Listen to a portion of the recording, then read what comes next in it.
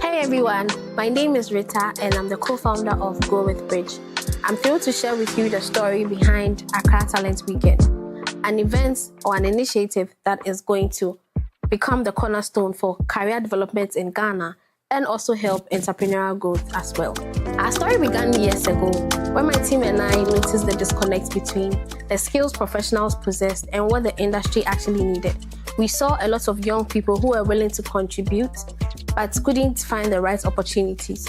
And also, some of them lacked the knowledge to help navigate their careers effectively. Accra Talent Weekend was born to help change this narrative. Together with my team at Go With Bridge, we envisioned a platform that would not only connect people to job opportunities, but also empower them through keynote speeches, workshops, and then panel discussion. Also, you get to meet industry experts and then learn from what is happening in the industry. It is not just about networking, but it is a community to help empower young individuals in the city of Accra. Each element of the event is designed to inspire, educate, and challenge attendees, from students who are looking to step into the world of work or seasoned professionals who are looking to build their careers or transition into different careers or looking to step into the world of entrepreneurship. Our goal is to ignite the spark that would help you grow professionally and in your community as well. Accra Talent Weekend is more than an event, it's a movement towards a brighter and more inclusive future where talents meet opportunities right in the heart of Accra and then Ghana at large. As we move towards the future, our commitment remains strong. We are expanding our reach, redefining our programs, and continuing to help build and serve the community. The Accra Talent Weekend is more than a conference. It is a launchpad for future leaders and future professionals to help grow. Thank you for joining us.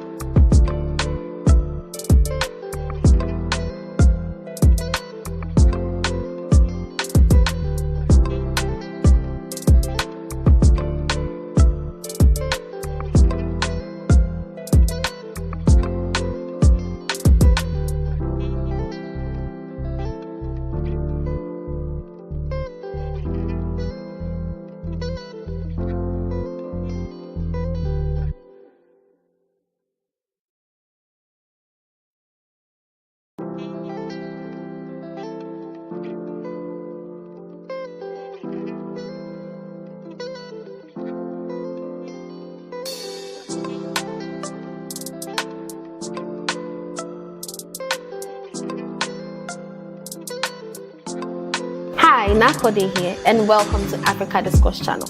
Imagine a place where ideas flow freely, like the great rivers of our great continent Africa, where stories about innovation, growth, and then ideas that are painting and shaping Africa are being told. From the Cape to the Sahara, and then from the tech startups happening in Lagos to Nairobi, where the tech innovations are, ADC brings you the stories that matter, the conversations that are inspiring our generation, and then ideas that are transforming Africa.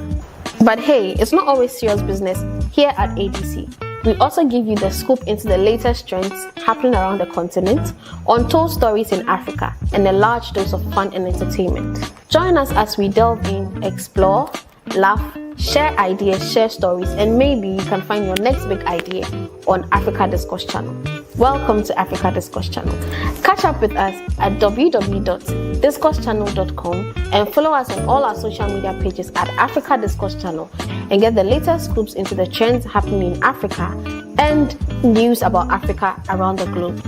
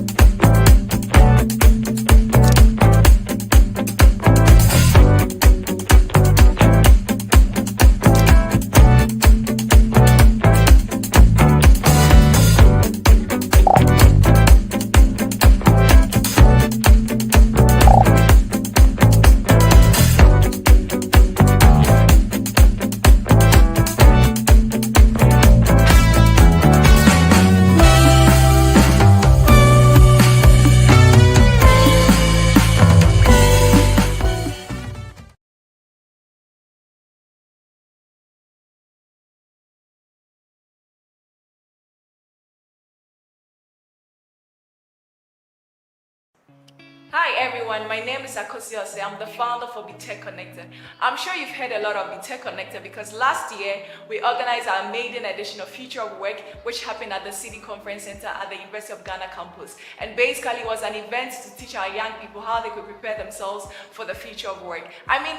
Watch out for next year's edition. It's coming up live in Cali. For this particular course, Be Tech Connected, what we basically do is to bridge the skills and the knowledge gap between academia and industry. We do that through talent development, which is through training, mentorship, and we come up with recreational activities to help our community members. Also, we are partnering with Accra Talent Weekend for their virtual conference because pretty much their goals align with ours as to helping young people to be positioned for the job market. And we look forward to a fruitful conference. Thank you.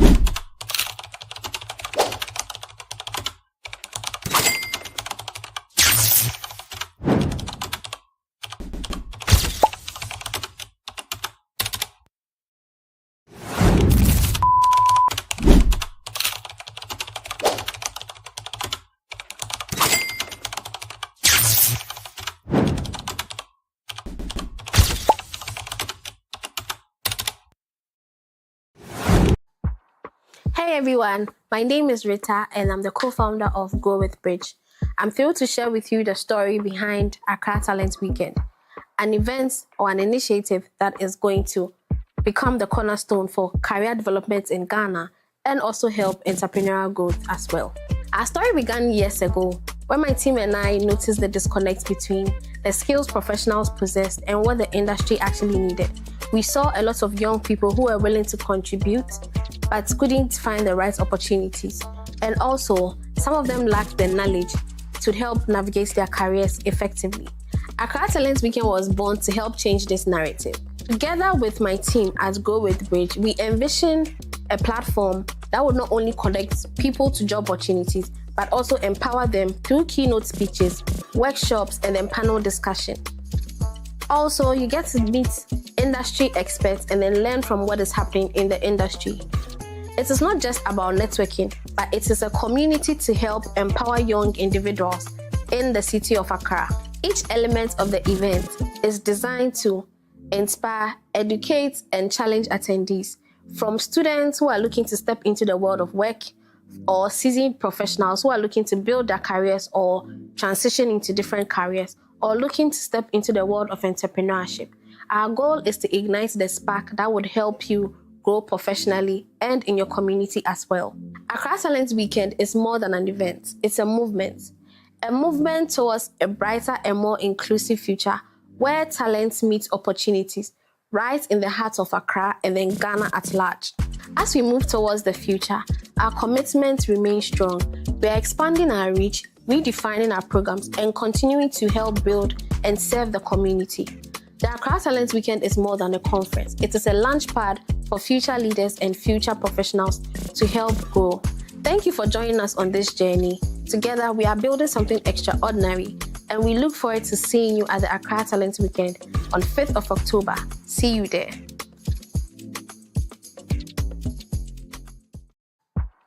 Hey everyone, my name is Rita and I'm the co-founder of Go With Bridge.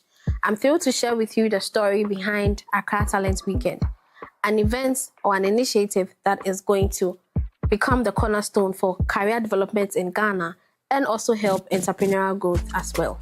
Our story began years ago when my team and I noticed the disconnect between the skills professionals possessed and what the industry actually needed.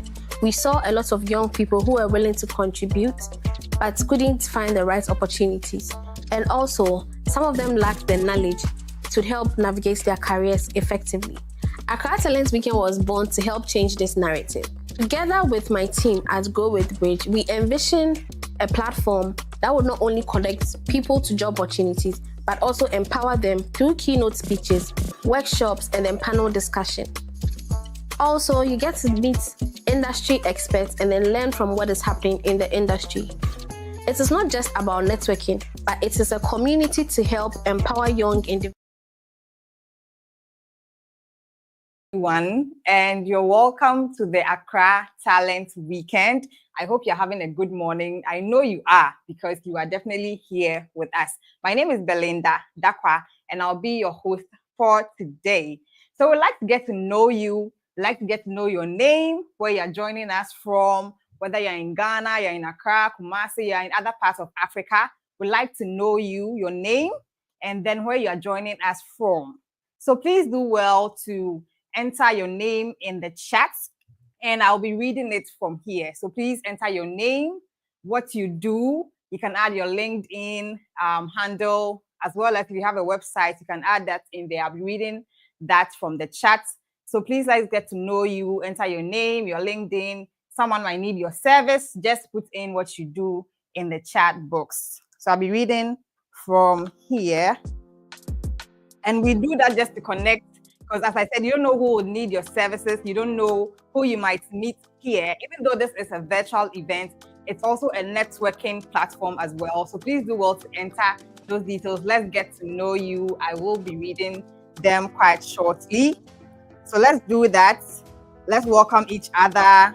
Let's get to know somebody in the chat. Let's follow somebody on LinkedIn as they drop their handles in there. Okay, all right. exciting. So I'm seeing Bolaji. Please forgive me if I don't mention your name right. So I'm seeing Bolaji Akangbe. He says he's from Nigeria. Awesome. It's good to have you here, Bolaji. We're excited to have you. We also have Maud Gladys Quay from USA. Excited to meet you, Maud. We hope that you have an exciting session here with us. Thank you so much for joining us. Okay, so we have a product designer. Okay, Bolaji says he's a product designer. Maud, we'd like to know what you do. So kindly put that in the chat and I'll read it out. We've seen a number of you joining us, so please do well to enter your name, where you're joining us from. Okay, so I'm seeing Claudia Chung. She says she's the founder of Studentpreneur Africa Network. Thank you so much for joining us, Claudia. It's an honor to have you here. Please do well to follow each other on LinkedIn. Let's connect, let's get to know each other. I'm also seeing here Comgo, Ajay Jan. He says he's an interpreter, he's a translator, and he's an upcoming product manager. You're welcome, Ajay. We are so excited to have you. I also see here Gloria from Ghana. Gloria says she's an HR professional. Thank you so much for joining us, Gloria. I also see here, once again, please, if I don't mention your name well, please forgive me. I'm seeing Temitope Somoye. She says she's an entertainer. Good to have you here. We're excited to have you on here. Please drop your LinkedIn. Someone might need your service and they'll need to reach out to you. So just drop your LinkedIn so that somebody can follow you. If you have a website as well, you can drop that in there so that we can follow you and get in touch with you. So I'm still going to be reading some of the individuals that have joined us in the comments. Let's also know how you are feeling this morning. How are you doing this morning? Are you excited to be here?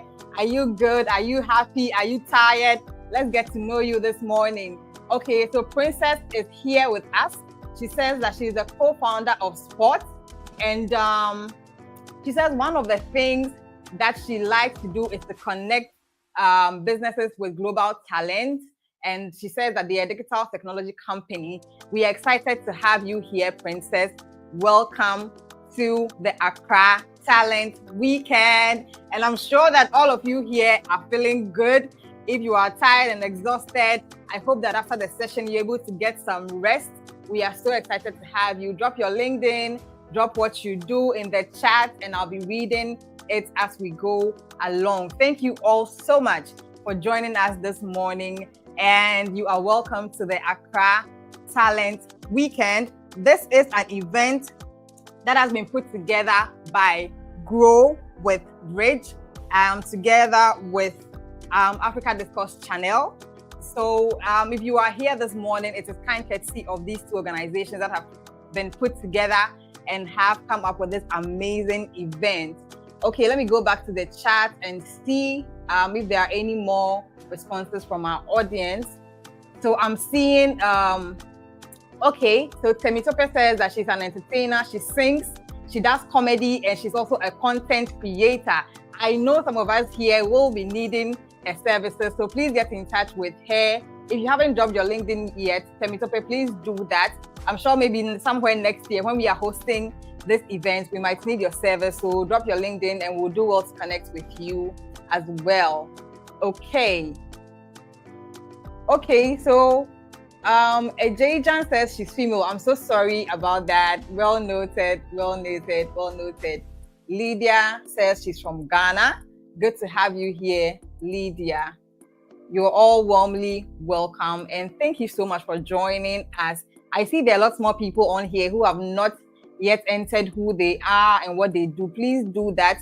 You know, the good thing about having virtual events is that you don't necessarily need to walk up to somebody and be feeling all shy, right? You just text what you do, your name and all of that in the chat, and somebody connects with you. So if you have been struggling to network when it comes to in-person events, this is an excellent opportunity for you to network in the chat box. So don't let this opportunity go away. Take advantage of it and be sure to enter your details on here so that we can get to know you better. Thank you so much once again for joining us. If you're just joining us, this is the Accra Talent Weekend.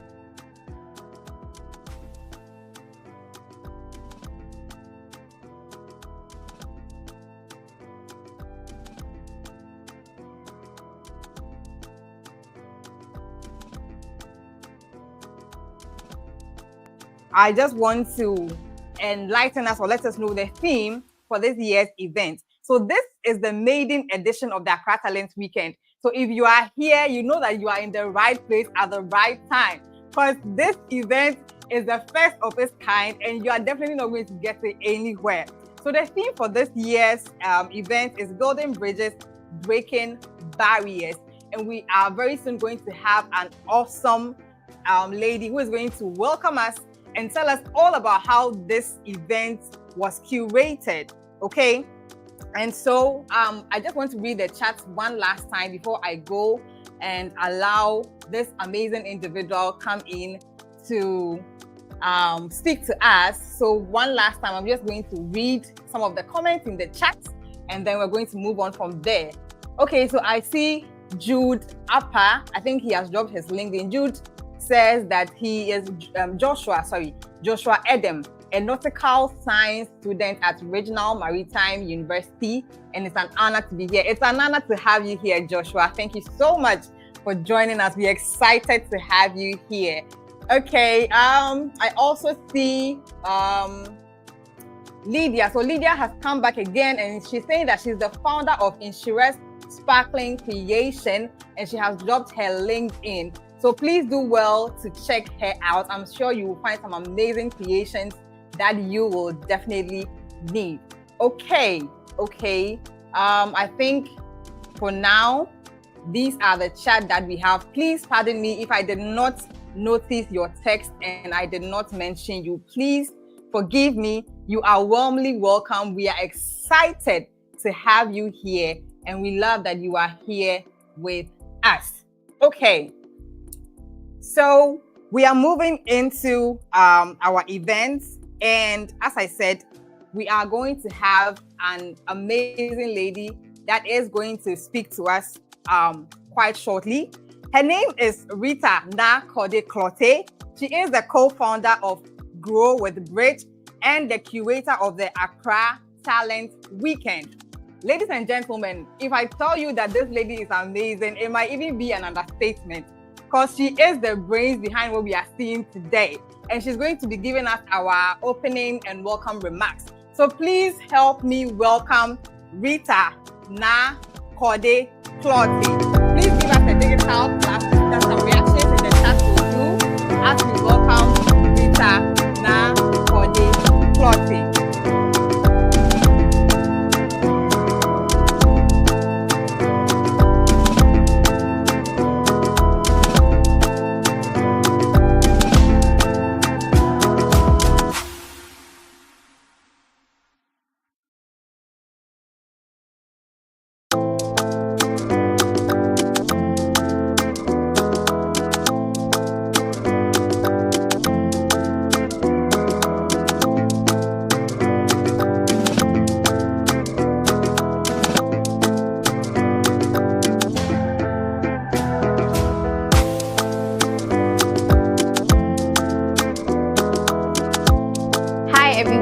Good morning, ladies and gentlemen.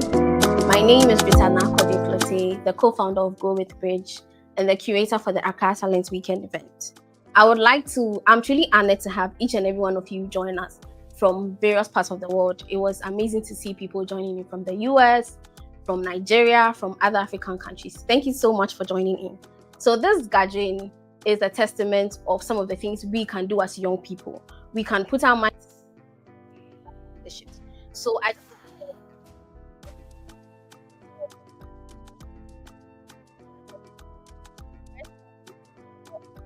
or someone who is already in the job market or is a seasoned industry person, you can also help us shape the future of work.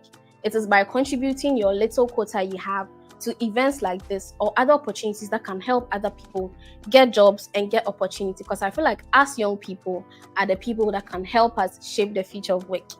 As we are about to start this event, I would like to say a very big thank you to all our partners, our sponsors, my team at Grow with Bridge, the team at Africa Discourse Channel, for helping us bring this vision to life. It hasn't been an easy journey. We just had a couple of months to bring this to life, but we were able to do it. And thank you so much, each and every one of you who has joined. I believe that you are going to get a lot of benefits from today's session. Like I always say, please have an open mind. Be ready to learn. There are so many opportunities that are going to be shared directly or indirectly today. Like Belinda said, share your LinkedIn. You don't know who you'll be connecting with. You don't know where the opportunities will be coming from. I don't want to say much. All I would say is, please do well. Like I said, have your pen, your notebooks. Be ready to jot things down. There are opportunities that are going to be shared from Ghana and other parts of the world. With that being said, thank you very much for joining Accra Talents Weekend. And you're officially welcome to Accra Talents Weekend. I hope you enjoy it. See you at the end of the event. Thank you.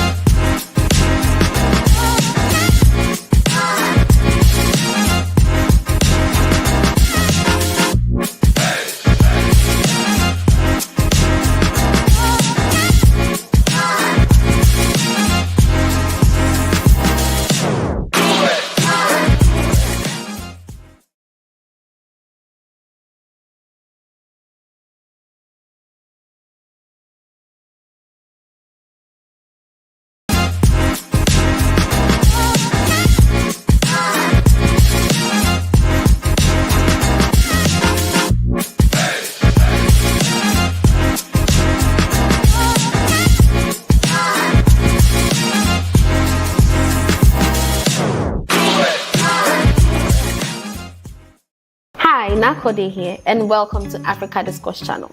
Imagine a place where ideas flow freely, like the great rivers of our great continent Africa, where stories about innovation, growth, and then ideas that are painting and shaping Africa are being told.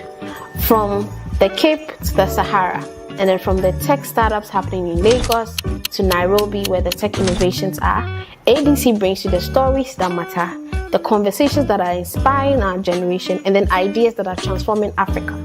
But hey, it's not always serious business here at ADC. We also give you the scoop into the latest trends happening around the continent, untold stories in Africa, and a large dose of fun and entertainment. Join us as we delve in, explore, laugh, share ideas, share stories, and maybe you can find your next big idea on Africa Discourse Channel. Welcome to Africa Discourse Channel.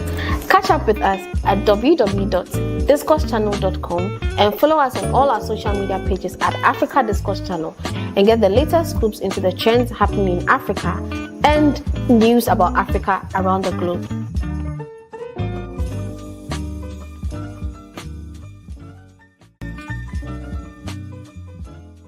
Hi, Nakode here, and welcome to Africa Discourse Channel.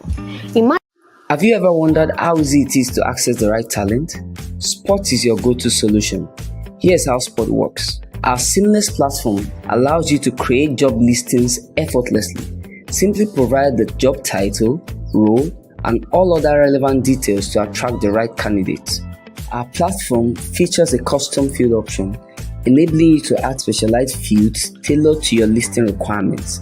This ensures you capture all the information you need from applicants. Spot also offers a test feature that you can activate when creating your job listing. This allows you to set up assessments for candidates to complete. You can choose between multiple choice questions and free-form responses. Once candidates have completed the form and the test, you will receive their results. You can then decide to extend an offer or reject the candidate based on their performance. Spot simplifies the process of finding the right talent for your organization. Start using Spot today and discover how easy recruitment can be. Have you ever wondered how easy it is to access the right talent? Spot is your go-to solution.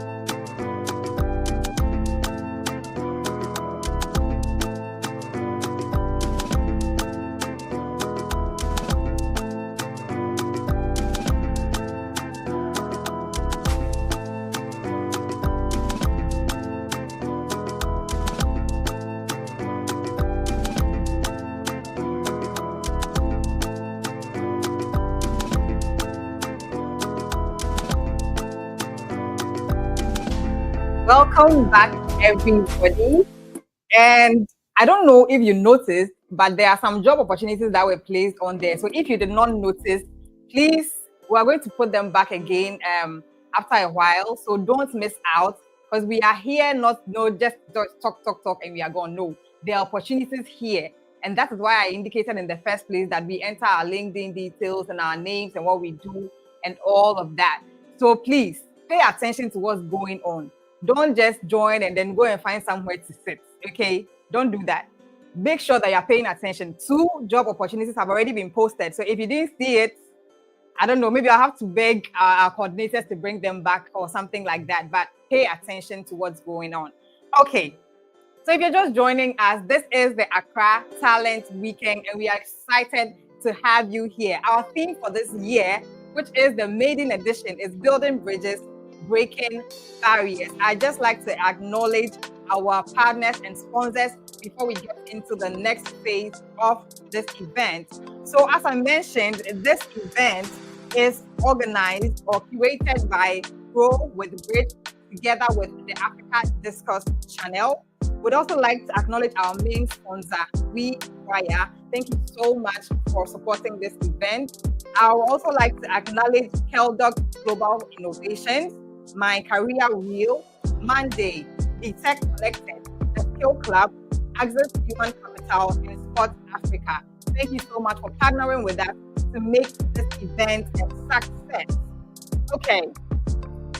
So if you're just joining us, I already mentioned that we'd like to get to know you. Kindly enter your name, your LinkedIn, what you do, so that we can get to know you. So I'm seeing Enoch Area from UCC Ghana. Okay. Thank you so much for joining us, Enoch. I'm also seeing Kenny Dr. Nu from Ghana. Thank you so much for joining us. I also see Richard Ode Sansa joining us. You're all warmly welcome. I see now Mali here. Okay. All right. Thank you so much. I see Raymond Smith, founder of Afrimas Network, a media sustainable company. Thank you so much for being here with us. I also see Michael from Ghana. Thank you so much, all of you, for joining us here. We are excited, super excited to have you here. And we know that you are going to learn so much from being here. Okay, so I'm moving on to the next thing, which is our keynotes. Okay, so for our keynotes, we have an awesome gentleman who is going to be giving us the keynote. His name is Adam Quentin, and he is the head of FinTech Business Development at CalBank PLC. We are so excited to have you here, Adam, and we know that all the insights he's going to share with us are going to be amazing. So as I said, do not just join and find a place to say no. Please focus, because Quentin is going to share so much that we need to know and learn. So I'm going to give Mr. Quentin the stage, and thank you so much for being here with us. It's an honor. Thanks so much, Belinda. Good morning, everyone. It's actually an honor to also be here. Just like Belinda mentioned, today's theme is actually building bridges and also breaking barriers. That's what I'll be speaking on today. But I want to thank everyone for making time for this session. It's good to have all of you here. You know, when we speak about building bridges and building barriers, this actually is something that's the moment I was told of this theme, I was having a conversation with Na, and then I was just asking her if this was the theme. However, this theme actually resonates deeply with anyone who is invested in shaping industries and fostering talent. Now, let's also talk about this. When we think about talent, we often think about skills and expertise, yet true talent extends beyond their skills. It's about the ability to connect with others, create opportunities, and envision the future. In today's interconnected world, when we speak about collaboration, it's just not a word, it's a necessity, especially in fields driven by rapid innovation like technology and finance. Reflecting on my own experience in fintech and leadership, I've seen firsthand how collaboration has driven change. When financial and technology intersect, we see tremendous potential for innovation. Building bridges between these sectors allows us to combine unique perspectives, harness strength, and fuel progress. However, collaboration alone doesn't solve all the challenges we face. Many talented individuals encounter barriers along the way. Now, this could be structural. We talk about a bit of people having a different mindset when it comes to work environment and all of that. It goes a long way to affect us. Now, in today's world, we see how tech and finance is actually changing all of this. It's actually breaking barriers and taking innovation beyond this growth. Now, for this in our career, particularly in fintech, I've witnessed how breaking down barriers by adopting a flexible mindset or by building an inclusive system can open doors for fresh talent and new ideas. Organizations, leaders play a crucial role in creating an environment where diverse talents not only survive but strive. By breaking down barriers, we pave the way for growth and success across sectors. Technology, especially in fintech, has proven to be both a bridge and a powerful tool for breaking barriers. Think about the transformative role fintech plays in connecting the unbanked population to financial services. At CalBank, we've worked to establish fintech collaboration that bridge the gap between the formal and the informal sector. Today, we see how we are able to have access to our funds directly from whatever devices we have, or so easily. Now, all of this were actually fostered by what? Collaboration. Now, creating access to financial solutions that once seemed what? Out of reach.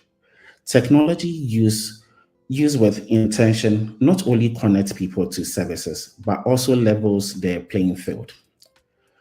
As I conclude, I want to encourage each of you to think about how you can build bridges in your own circles, whether that's through connecting with others, learning new skills, or actively participating in creating opportunities. Embrace the role of a barrier breaker, someone who sees obstacles as challenges to overcome and who is willing to drive change, both within and beyond that industry. Now, my vision for the future is a world where connection and innovation strive, where industry, people, and ideas are actually intertwined with ways that create lasting value. By focusing on collaboration and harnessing the power of talent, we can shape an inclusive and resilient future where bridges are built and barriers are continually broken. Today's session is going to speak more about this. I'd entreat everyone to pay close attention and let's get involved. It's actually going to have an impact on all of us. At the end, I want to say God bless you for joining the session. And it was nice meeting you all. Have a wonderful session.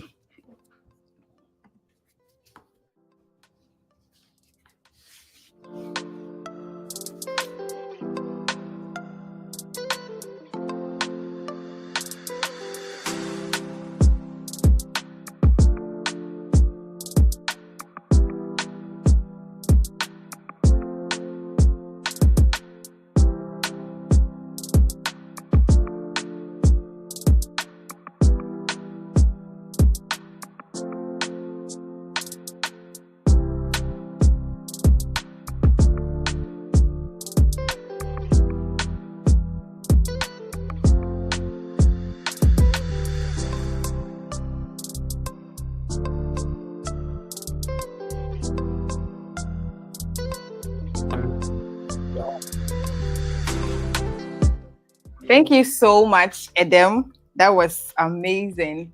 So, Adam, would like to spend a little bit more time with you.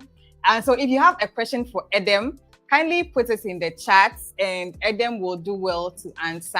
So, kindly drop any questions that you have for Adam in the chat, and I'll read it out so that he will answer. So, drop your questions in there. Thank you so much. Adam is the head of FinTech Business Development at CalBank PLC. So, Adam, whilst we wait for the questions from the audience, I would personally like to ask some questions. So, a little bit told me that there was a certain amount of money that you won. I want to ask, okay, especially for innovators that have joined us today. So for somebody who is, working on an innovation and is looking for funding, maybe you can share your experience, how you went through to be able to, win that fund. So please, I see Richmond Chris Coker's comments. He says he needs some of the money. Okay. So please, maybe you could share how the journey was like, and then, for some of the innovators here to learn from that. Yes, thank you. Sure. So my role at Carbon has to do with how to drive technology to regards to innovation, partnership, and to give a customer-centric solutions out to people. However, the money people are talking about has to do with the Maiden ECD hackathon, where I actually won with my team. We went to the name for Titans, and we won the 500,000 Ghana cedis, which had to do with an innovation for ECD. Recently, I saw the government speak about the fact that ECD will be rolled out next year. Now, in this case, one of the things that we see happening across Africa is that the adoption to digital payments is actually increasing. So we see this happening over time, where people are moving away from their hard cash to digital platforms, in this case, to perform transactions. So that's what the ECD was about.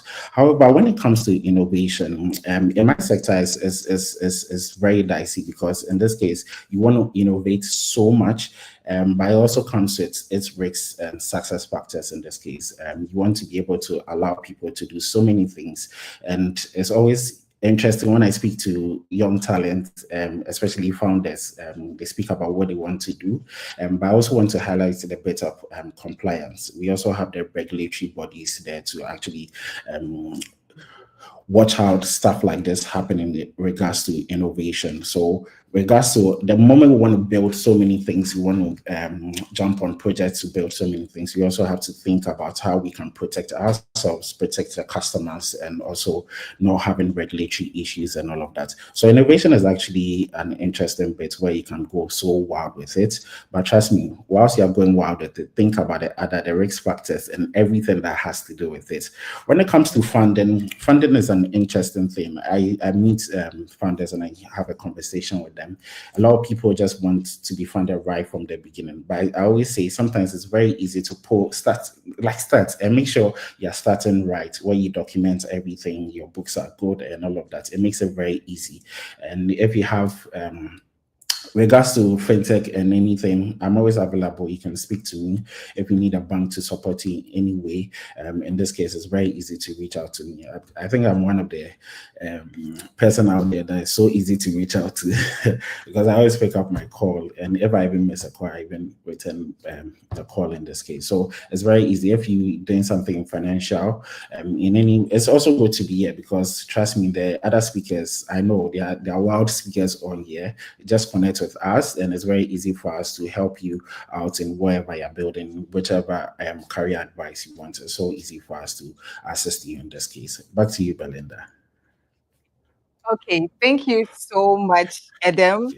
So for those of you that were wondering, I think Adam has shared enough information, and he says that he's always available. So Adam, would like for you to share your socials, your social media handles in the chat, so that easily reach out to you. He mentioned that if you need support, his bank is available to do that. But make sure that you have your stuff in order, and that you have everything in order, and then they can come in to support you. So please make sure that if you're going to him, don't just go to him and say, Eden, please, like someone said in the chat that they need some of their money. So please ensure that you are doing all that you need to do before you reach out in terms of support financially. Okay, so as I mentioned, if you have any questions for Eden, please do well to drop in the chat, and Eden will be more than happy to respond to them. I'd like to read some of the comments that are coming in.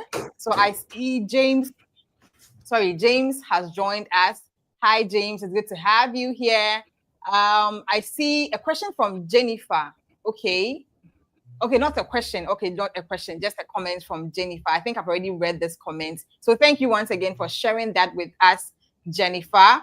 Okay, so I see that there are no questions in here for Adam, but Adam has dropped his LinkedIn in the comments. So if you need to reach out to Adam, you can just tap on the link and then it will take you right to Adam's profile and then you can engage with him. He says that he's open and available. So yes, he can do that as well. Now, my next question for you, Adam, is in terms of, right now you are in the banking sector. And even though we are here as innovators and entrepreneurs, there are also students who have, just come out of school. Some of them have been out of school for a while and they are looking for opportunities, work opportunities. So for somebody who wants to really enter into the banking sector, what is that key thing that you would tell the person to start doing or start looking out for to be able to build a career up to the stage that you have been able to do? So we'd like to know that as well. Thank you. Sure. Thanks very much for that question. It's actually interesting. Today, I was speaking with someone this morning while speaking about investment. When we speak about investing in wherever we want to get to, we first need to invest in ourselves, and it makes it easy for people to find the potential in what we have. I have an interesting story where for the early part of my career, for I think about 8 years, I didn't even have a certificate, but I was in roles that were high in this case because as my skills was actually putting me out there. And as an interesting story, I'm sure we'll get another space to speak more about it. You see, one of the things that I did right from the early part of my career is actually to invest in myself. So one of the things I did was to invest in myself and to learn from people. I didn't shy away from asking people how they were able to do A, B, C, D. In this case, it makes it very easy for you to add on to whatever you have. And you see, things change over time. So as things are changing today, we see the power of technology is actually affecting every sector in this case, and I'm sure Joel will speak more about that as he comes on to speak. But it just shows you that technology is actually changing a whole lot of things. You have to prepare yourself for that in this case, and then every room you enter, make sure you impress or you outdo yourself, because trust me, someone out there is also like you. And wherever, I always say, there's nothing new under the sun now. Wherever you think about, a million people are thinking about the same thing. So always go to that room and make sure you kill it. Just don't go there to just be mere. Don't be normal. Just make sure you kill every chance you get. And I always say life is like a stage where it has a lot of audience watching people on the stage. There's always going to get a time where you would also have your chance to be on that stage. Whilst you wait for your turn, you make sure you prepare for your time on the stage, so that the moment you get a chance to be on that stage, you actually deliver, and then the audience can clap for you. In this case, it makes it very easy for other doors to open in this case. So whilst you feel you're in a stage where you haven't gotten there, just invest in yourself. Make sure you grab every opportunity. Let people know who you are and let people know what you have to offer. And trust me, you go a long way in this case. Yeah. Amazing. Let people know what you have to offer. And I think that is very key. Everywhere you go, you have to be prepared. Everywhere you go, you have to make sure that you are thoroughly prepared so that you don't miss any opportunity that comes your way. Thank you so much for sharing that with us, Adam. So we are live on Discourse Channel Radio. We're also live on LinkedIn and YouTube and Twitch as well. So I'll also be taking comments from across all of our social media platforms and be reading them as we go on. Thank you so much, Adam. It's been really an insightful session with you, and we are grateful that you joined us. I think let me just check one last time if there are any questions in the chat before you go. Okay. Okay, I think I'm not seeing any questions in the chat.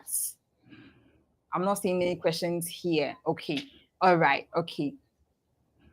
All right. Sure. So as I said, Adam has dropped his LinkedIn. So please do well to connect with him. It is very, very important that you connect with him. Even if you don't need his services now, you might need to connect with him in the future. So please do well to connect with Edem. Thank you so much, Edem. It's been amazing having you here, and we are grateful that you made the time to join us. Thank you so much. Thanks so much for having me, and great organization, everyone. Thanks so much, and have a wonderful session. Yeah. Thank you, Edem. Thank you so much. So if you're just joining us, this is the Accra Talent Weekend, and we are building bridges and breaking barriers. We just had our keynotes from Edem Quinton, who is the head of FinTech Business Development at CalBank PLC. So if you're just joining us, you are welcome. I see that there are a couple of new people that have joined us. You're all warmly welcome to the Accra Talent Weekend.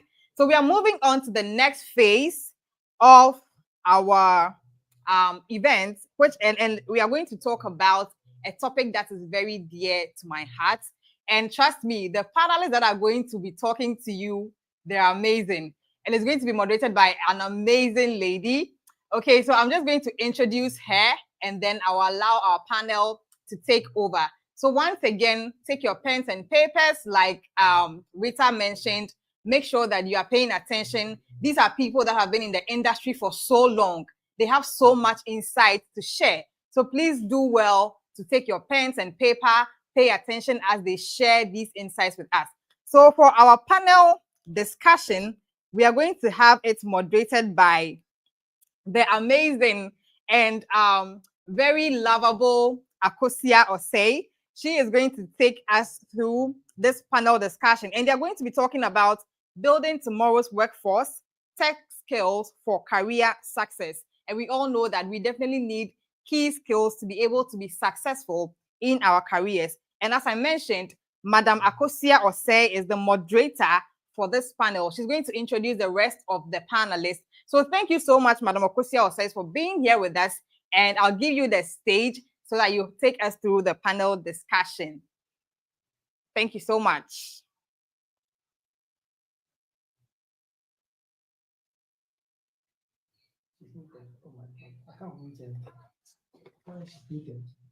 Hello, Akosia, you are muted, so kindly unmute yourself. We can't hear you. Can you hear me, please? Yes. Yes, okay, good morning, everyone. Pardon me for my background. I'm actually flying this morning, so my morning is a bit chaotic too. But I really wanted to be on. I didn't even see myself being here, but I told Rita that, I'll make sure that I moderate the conversation as we had planned. So my name is Akosia Osei. As Belinda has introduced me, I'm the founder for Be Tech Connected. Basically, what we do is we are bridging the skills and that knowledge gap between academia and industry. And we do that through training, mentorship, personal development, and also connecting our community members to global tech opportunities. So it's a pleasure to be on as the host for this session. I'll move on to introduce our speakers. Again, I'm sorry, but I'm not getting the documents for the profiles of our speakers. So please give me a minute.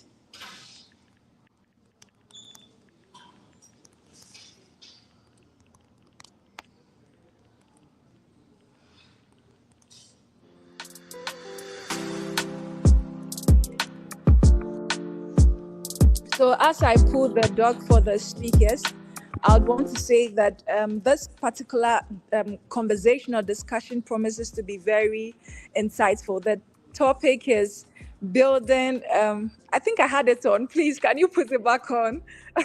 So building tomorrow's workforce, tech skills for career success. And so I would move on to introduce the speakers, and they'll give a brief introduction about themselves, then we'll zoom in into the conversation. So the first person on the panel is, we have Richmond Chris Coker, my very, very good friend, Richmond Chris Coker. So Chris, it's exciting to do this with you. The second person, we have Oforinyako Shilomet. Sorry if I'm pronouncing your name wrongly, but she's the trade analyst at WeWire. And then we also have Nicholas Amenin, talent manager at CalBank. Yes, so it's a pleasure to have these amazing guest or panel for this conversation. So we'll zoom in. Chris Coker, can you please introduce yourself? Thank you. Hi everyone, good morning to you all. My name is Richmond Kriskoka. I'm a senior product manager and at Irembo, based in Kigali.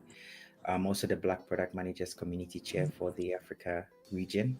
And what we do is we are trying to build a community of product managers to help them upskill and continue to grow. I started off my career as a data scientist. I've done a bit of consultancy and I moved into product management, and I'm happy to be here. Thank you. It's amazing to have you, Richmond. I can testify of the fact that you are a global talent. Okay, so let's move on to our lady. Is it Shilometh? Please introduce Hi, yourself. good Hi. morning, everyone. Yeah, it's Good Shilomit, morning. Okay. offering a trade analyst at WIWA, and WIWA is a cross-border payment that assists businesses in Africa to make their cross-border payments seamless and easy, secured also. So basically, I started my career about 2 years ago at WIWA and still going with them. Amazing. It's a pleasure to have you on, Shilometh. Pleasure for having me Okay. today. So we have our last speaker. Sir, please can you introduce yourself? Okay, my name is Nicholas Kwabena Ameni. I work with Bank in charge of talent management, resourcing, and succession planning. I have also been a tech recruiter in my past year with Vodafone, where I was in charge of technology recruitment, the whole of Vodafone Ghana. Before then, I had also worked with SGS as a recruitment manager for West Africa, for Ghana, Liberia, and Sierra Leone, and also a technical staffing services manager where I was recruiting specifically for the oil and gas sector and managing talent. So I've been very biased in terms of HR and headhunting executive search. I was also the country manager for Adexin Agency Services, an external recruitment agency services in both Ghana and Nigeria. I've trained a lot of training or recruitment consultants in Ghana. So I'm a consultant privately, and then currently I'm a banker as well with Car Bank, and I also a part-time lecturer with one of the private universities in Ghana. So basically, this is my profile. I've have over 15 years of experience in this space. Thank you very much. Amazing, amazing, amazing. Impressive profile, Mr. Ofori. Oh, sorry, Mr. Amenin.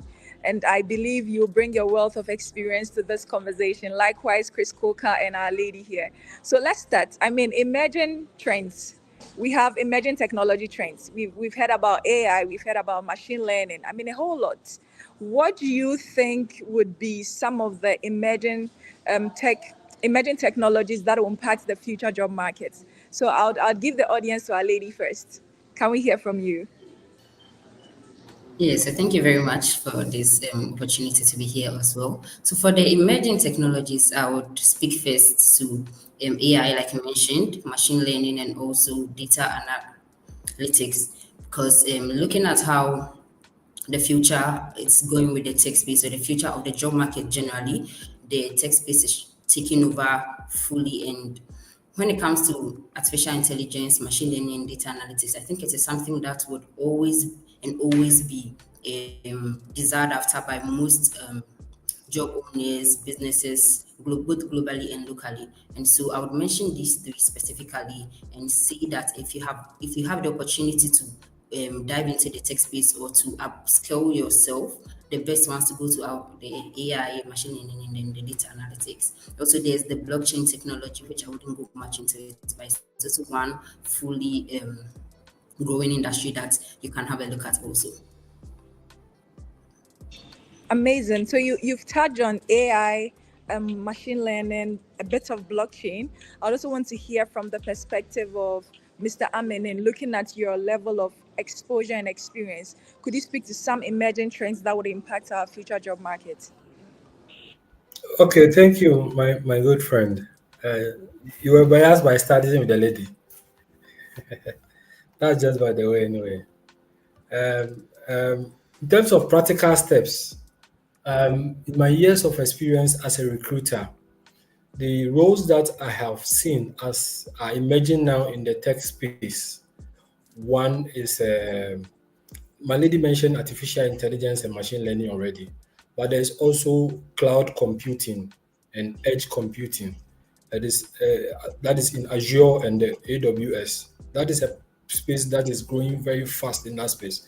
And currently, I'm in need of profiles for that space. I am not getting it.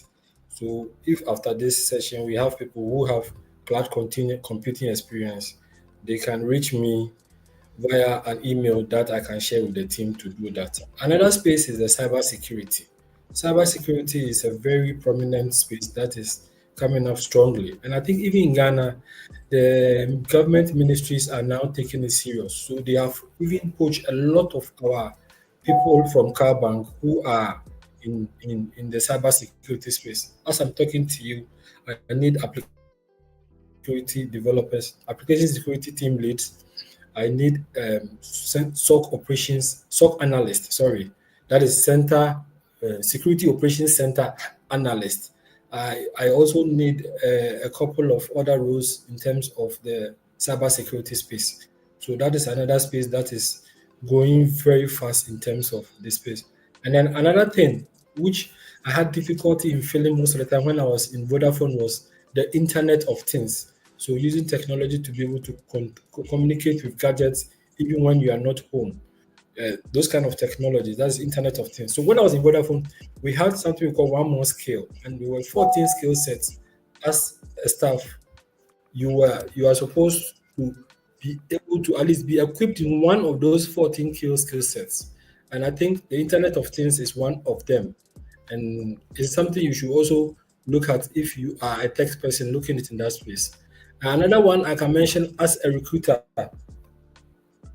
is extended reality. Forgive me, I had a call, so it's distracting me a little bit. I will call the person back. Another one is the extended reality. So we have different types of virtual reality as well. So you realize that when I am recruiting, especially during the COVID time, where you didn't have to be in the office to do a lot of interviews in person, you set people up on certain platforms and you use this extended reality to be able to gauge their skill sets, to be able to know whether they are fit for the role or not. So for me, practically, if you want to start, software development is another big area in terms of the AI and machine learning. You can start with Python programming. Python is becoming very big, and anybody who is a software developer who doesn't have any information. So currently, let me just chip this in.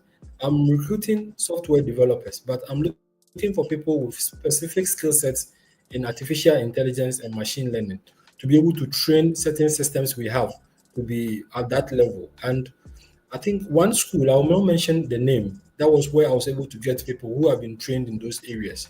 So please, if you are a software developer and you are developing, look at incorporating AI and machine learning in your skill sets, and also learn this technology of agile development. Agile development is where you are able to use a Scrum approach to be able to help in terms of your development.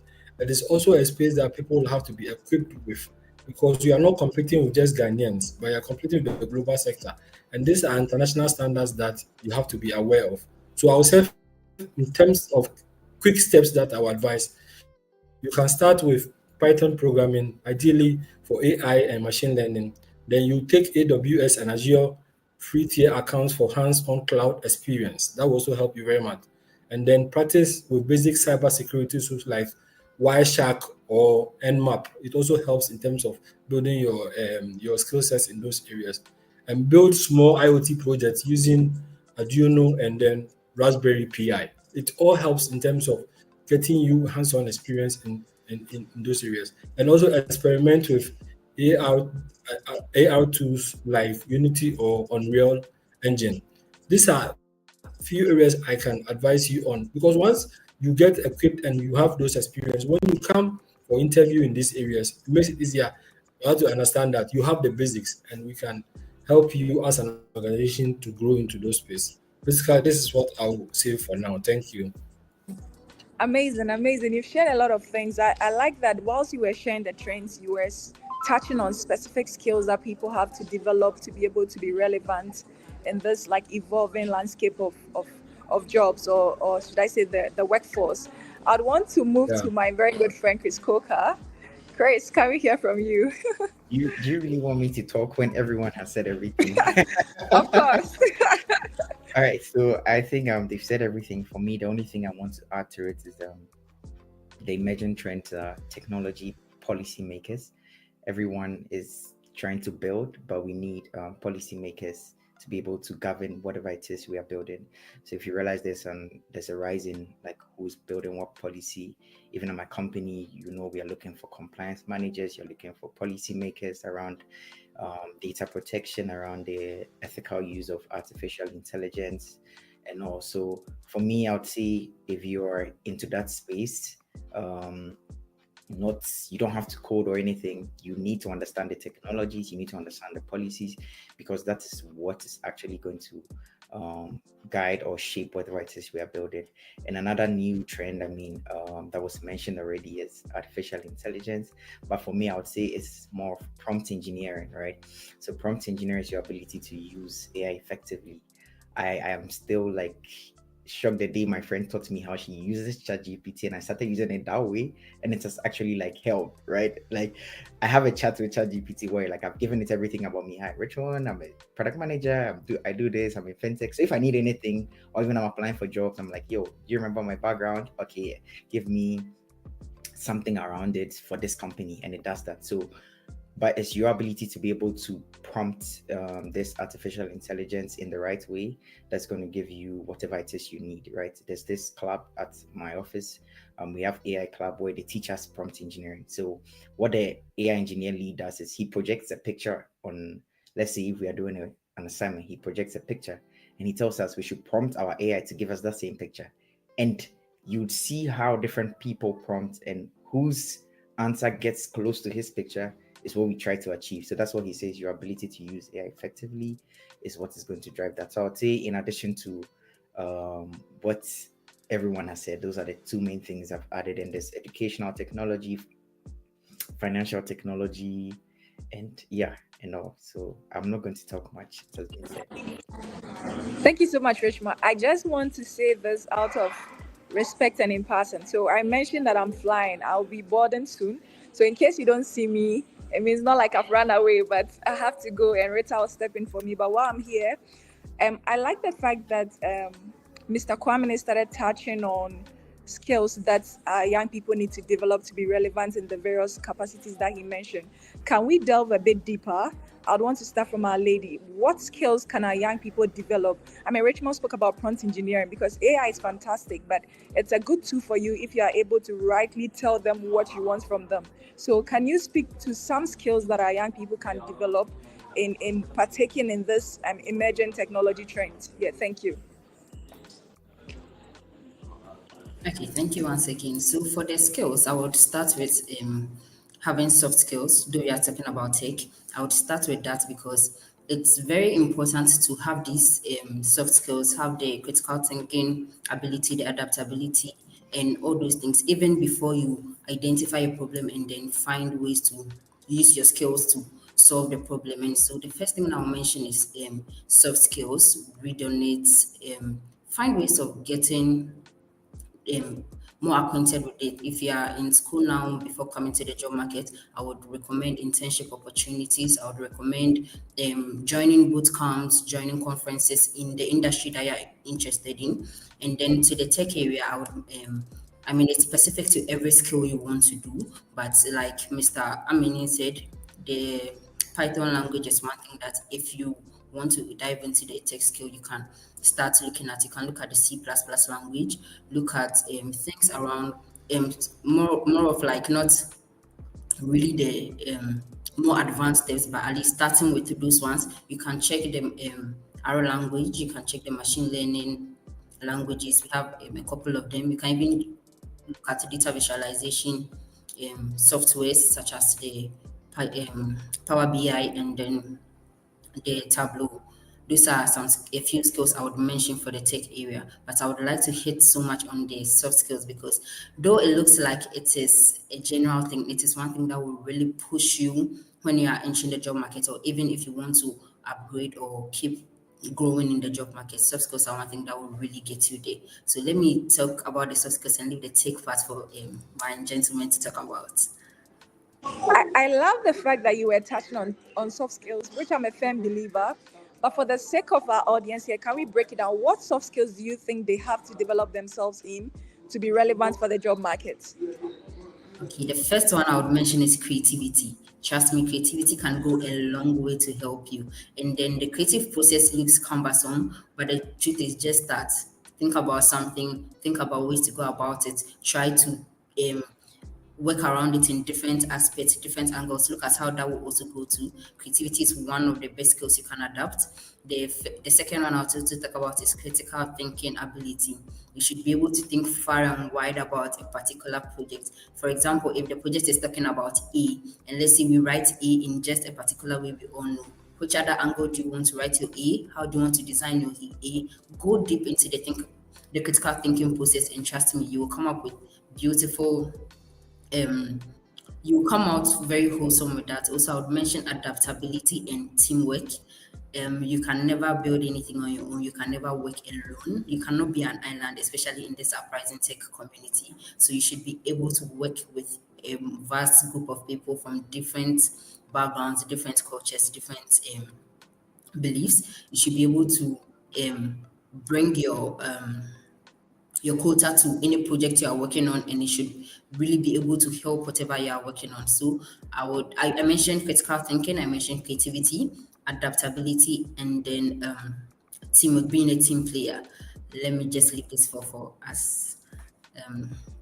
Thank you. Thank you too.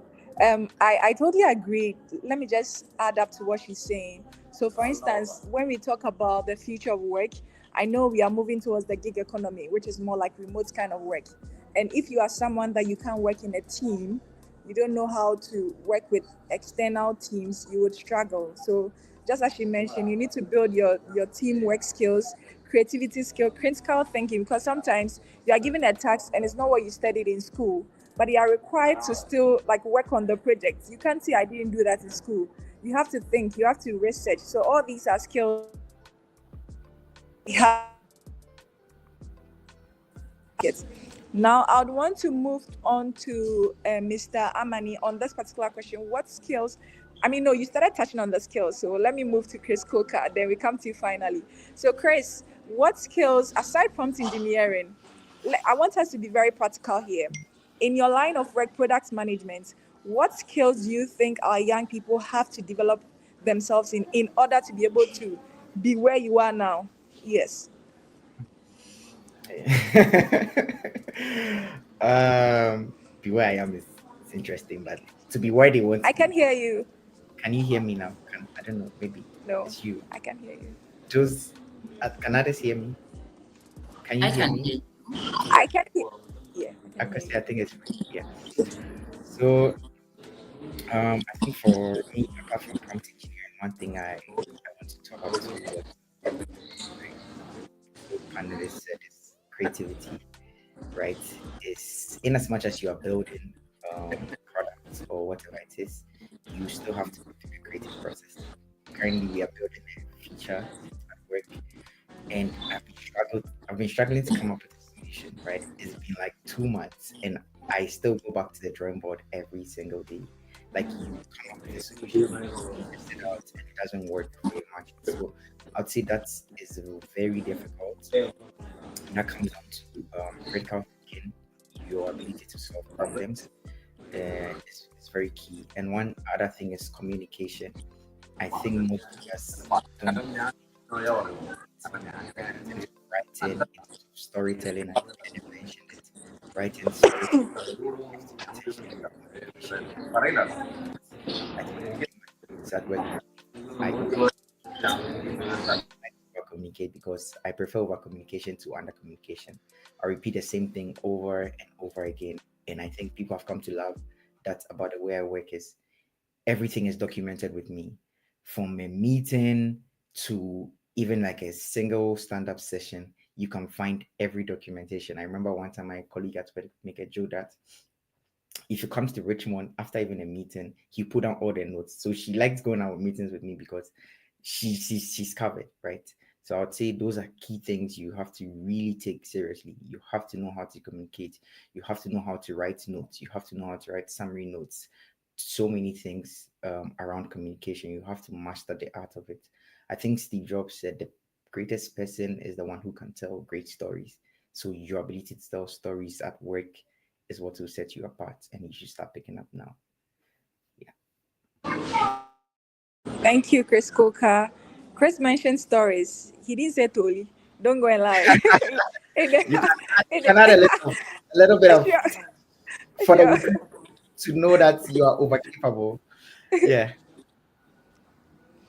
Sure. So, I mean, I remember there was I think it was one of ATW's Twitter spaces. Chris mentioned how he assessed himself for roles ahead of him, or maybe whether he will qualify for that role.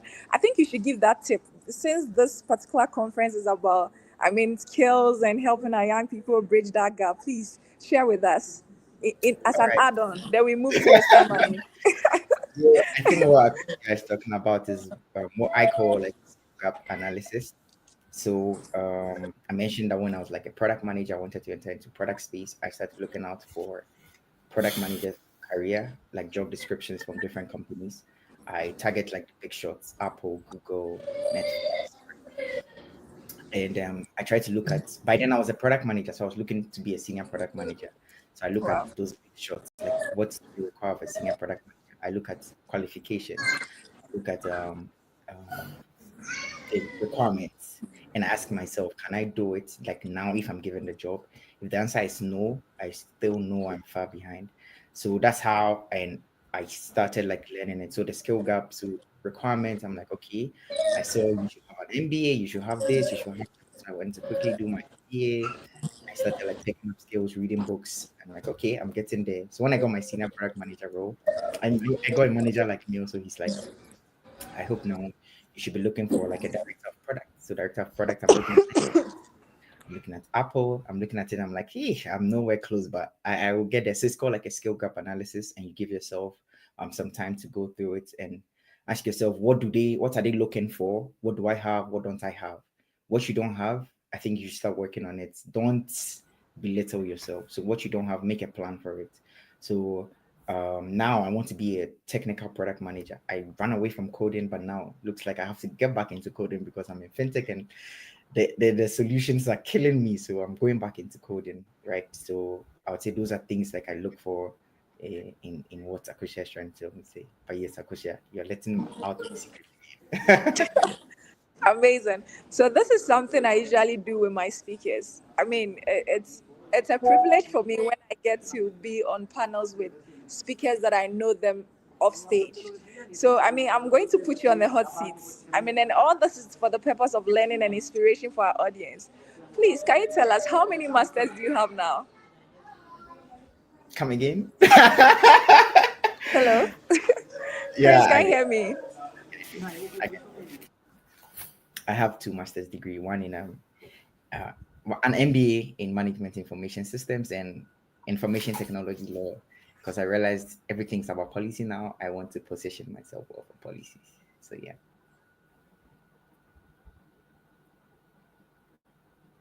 Can you hear me? Yeah, I'm done.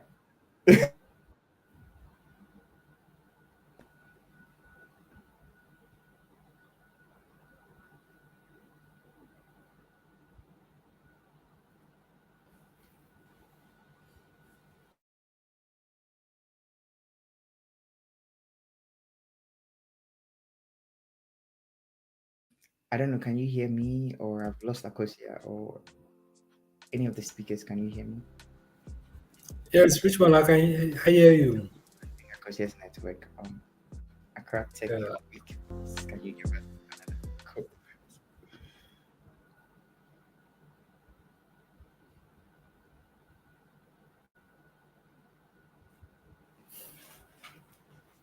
All right. So I think we've lost Akosia, so I'll be taking over from Akosia. I saw a comment that was asking where is Nakode. Please, I'm here. And it's lovely to have everybody on board. So I think in the early conversations, we're talking about technical skills, people in technical roles. But now we also have like a lot of non-technical roles that I think require a lot of some of the technical skills to be able to do that. So for people in non-technical roles, what are some of the technical skills you think they can pick up to be able to make their jobs efficient and also help them actually like upgrade their careers and move from probably step one to step two? I'm going to give probably one a non-technical role like maybe a personal assistant, an administrative assistant, or operation or other roles that do not really require a lot of technical skills. What are some of the technical skills you think they can be able to pick up to make their jobs better? So I'll start with Nicholas. Okay, thank you. I hope I can be heard. Yeah, Alex. Okay, so for non-technical roles, even before we come to the stages of the skill set, you would have to be recruited into the role. So one thing I advise everybody who is looking for a job is understanding how psychometric assessment works. So you realize that we do a lot of psychometric assessment for people, and they may be technically good, have all the technical and non-technical skills, but when it comes to the psychometric assessment, they fail abysmally. Both the personality test and then the speed test and the aptitude test and the other psychometric assessment. So having skills or qualification or understanding how psychometric assessments are done is very important for everybody Sorry, who is Nicholas, not to thinking cut of. you, but give like a brief explanation of what psychometric analysis is for those who don't understand what it is, because Okay, it's a so bit technical. Probably people don't understand it. psychometric psycho means your mind. And assessment means assessing you in terms of your mind or your state of mind. What basically it means is that as part of most of the roles that we recruit for, the selection process, you are supposed to take an assessment to take your cognitive. Is cognitive also a big word? So that I'll try and break it down. Your cognitive I think we have like ability. entry level students, so probably explaining it to them would help. Yeah, so we want to assess your state of mind and understand whether you have the mindset and the capabilities we are looking for the role. Mostly, we assess people in 5 key areas, and these are things people don't know. And the scoring too is such that sometimes it's punitive in nature. So, if you prevent people from guessing, so if you score a wrong answer, is deducted from the marks you have already earned. So there are different ways we score in terms of the psychometric assessment. So people have to understand that this is how the scoring is done. And we have 4 key areas I will mention briefly. We have the situational judgment test. That one basically tests if you are put in the role, how are you going to make your decisions? So give you real world scenarios in terms of that space. It is something as an entry level person looking for jobs, you should do as many situational judgment assessment or tests as possible so that when you are given such questions, you'll be able to do that. And it should be specific to your areas that you are trying to enter. Another one is verbal reasoning test to help understand whether if you are given simple English language, you can interpret it the way it's supposed to be intended to be interpreted. So that comes down to the communication skills. Then we have the numerical reasoning test. That basically tests your numbers and your figures understanding and ability as well. It is something you should also look serious. And then we have the logical reasoning. And the logical reasoning, we have a lot of them. So basically to see how you think logically. And if you are given a set of information, how you can interpret it and come to a logical conclusion. We even have spatial reasoning that talks about abstract objects and shapes and how you can be able to interpret it in your mind to make meaning out of this. These are very key skill sets you have to have as an entry level person as part of the selection process for most recruiters. If you don't, you'll be most brilliant person on the platform, but you may not get the job. Now, let me come to your question properly, talking about non-technical skills for non-technical professionals. So one, and which is very important, is project management skills. You realize that most of the activities or whatever you do is projectized. So if you don't have a very strong project management skills, and this you can take as a professional course and be able to get down with, you will have a lot of issues in terms of your ability to fit in. Because as a personal assistant, for instance, your MD or whoever's your director will be having a lot of projects. So if you don't know how to use the MS project or the Sigma 6 or the different project, Lean, I've forgotten the other one, but Lean, something, to be able to projectize and also ability to use the fishbone analysis for those gap analysis, you will have a lot of issues keeping up to date with your boss, and you will not be able to add value to your boss in that case. So project management skills and tools is very, very, very important. You realize that even in agile methodologies, they use what we call the Kanban board, and that is all part of project management they use in terms of doing their daily scrum meetings and all of that. They are all part of the project management spaces. So this is something everybody who is not even a technical person should be able to understand in terms of project management. Another one I can talk of is basic data analysis like Excel, PowerPoint. No, not PowerPoint, but Excel and then the others. Excel or data analysis, we have the front end and the back end. So we have the R, we have the W, and all of that. If you have basic understanding, because now data is almost everything in every organization. So once you are able to use those data and be able to churn it into meaningful information, it is like a gold mine for every organization. So data analysis is very, very, very important in this space. Then presentation skills are also very, very important. So it comes back to the PowerPoint. You realize that if you know how to use PowerPoint very well, and now with AI, you can get a lot of AI platforms that can help you to develop very beautiful PowerPoints and all of that. So you cannot get it wrong in terms of those things. So internet literacy and digital literacy are very key important skill sets you need to have as part of whatever technical skill sets you need to have. So based on your question, this is what I would want to say about those skill sets you need to have. Now, for the current high in demand skill sets for the tech guys, so far what I've seen in terms of full stack development is the Java, the Python, and then the React. We have the React Native and the others. These are areas that if you want to be a full stack developer, you should go into because that is what is in high demand now. Especially Python has a lot of usability that you can get from. And then, as I mentioned, the cloud platforms, MIS, Management Information System, they use a lot of cloud-based platforms like the AWS, the Azure, and the GCPs. So if you know how to do these things, it will help you a lot. I forgot the data analysis. You can also take out the SQL. People are able to use MySQL and SQL to be able to automate almost all their processes. And it's beautiful how they're able to do that. And it makes you work smarter than working hard. And then Power BI, that is basically what the data analyst guys in our organization use. It is a tool that if you know how to use, is going to help. And then in the developer space, we have this what we call the DevOps. You realize that development in operation is becoming very, very, very useful now. So most of the developers, if you don't know how to do it, try and add DevOps to your skill sets as an additional skill set. It is very, very handy and it will help you in a lot of spaces that you work in. I think this is what I'll say for now. Even though you didn't answer the technical, I've added some for the entry level as well for the tech guys. Thank you. All right. Thank you so much, Nicholas. So Nicholas has dropped a lot of gems.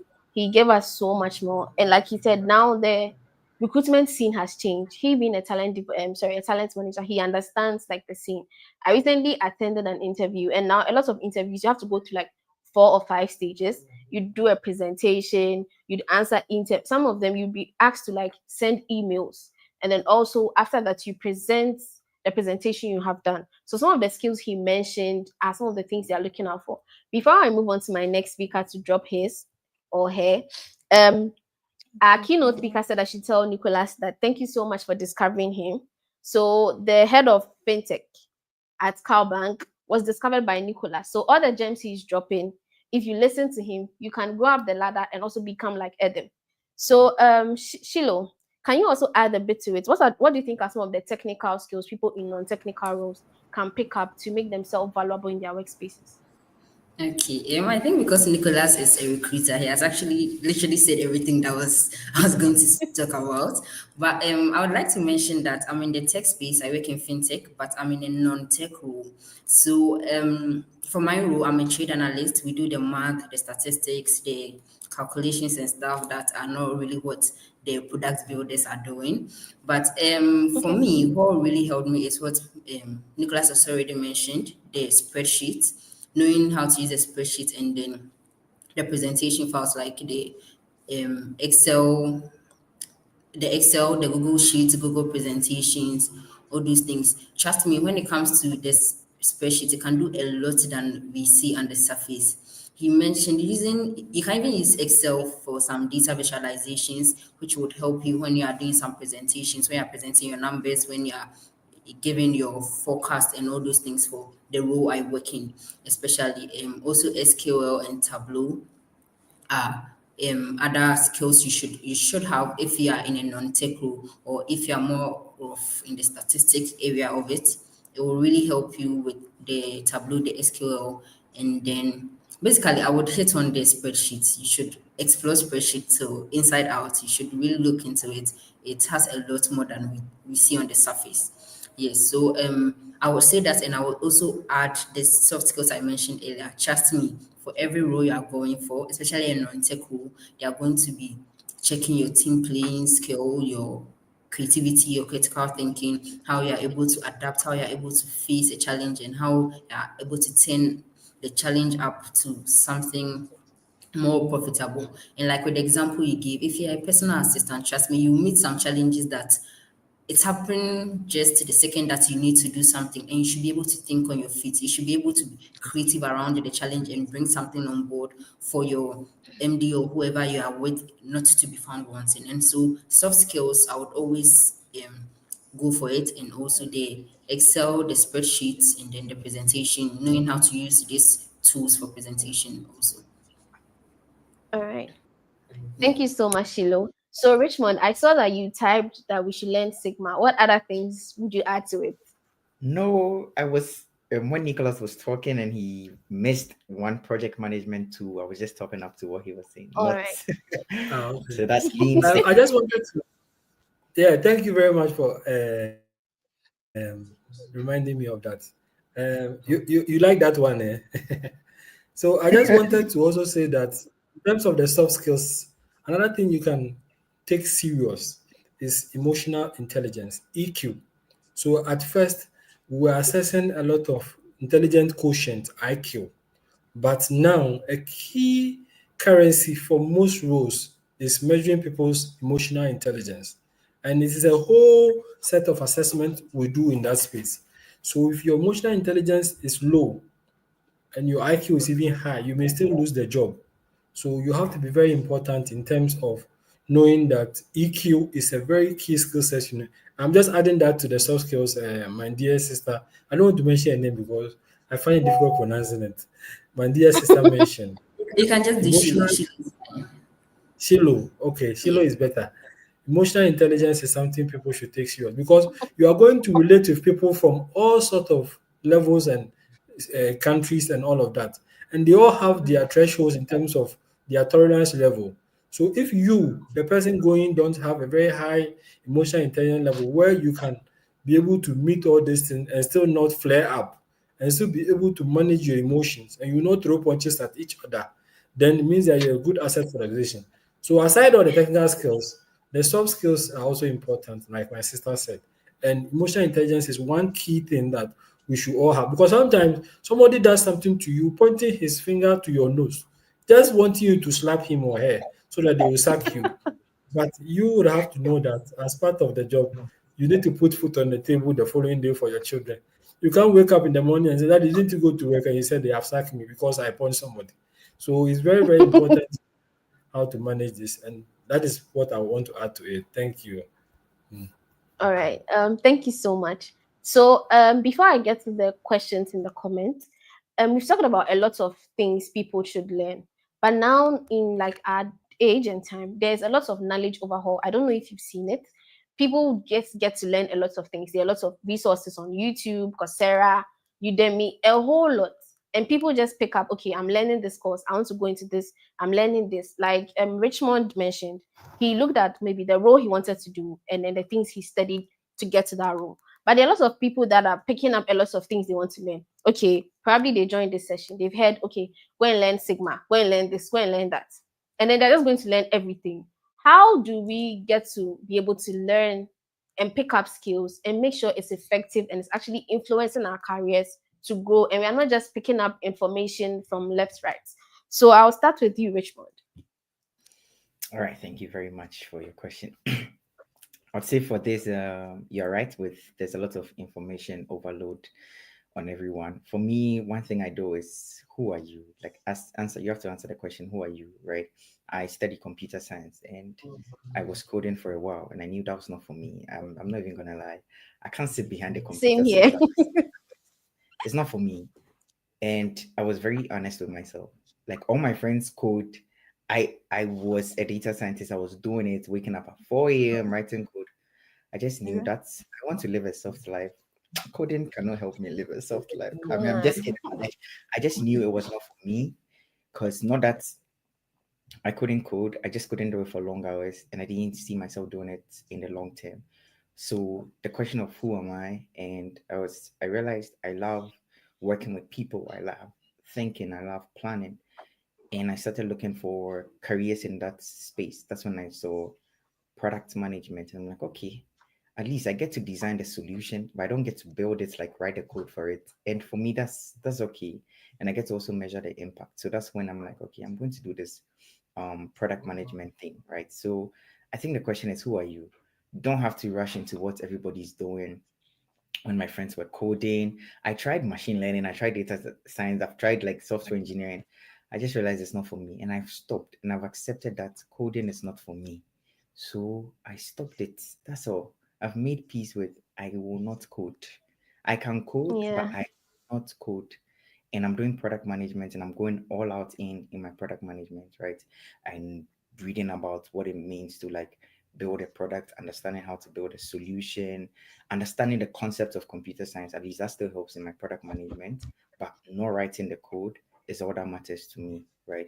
And still building and also measuring the impact and ensuring that the company achieves its revenue. That's why I did an MBA. That's why I did information technology law, because whatever it is, I know that I want to think around everything governing the product I build, but I don't want to hard code it.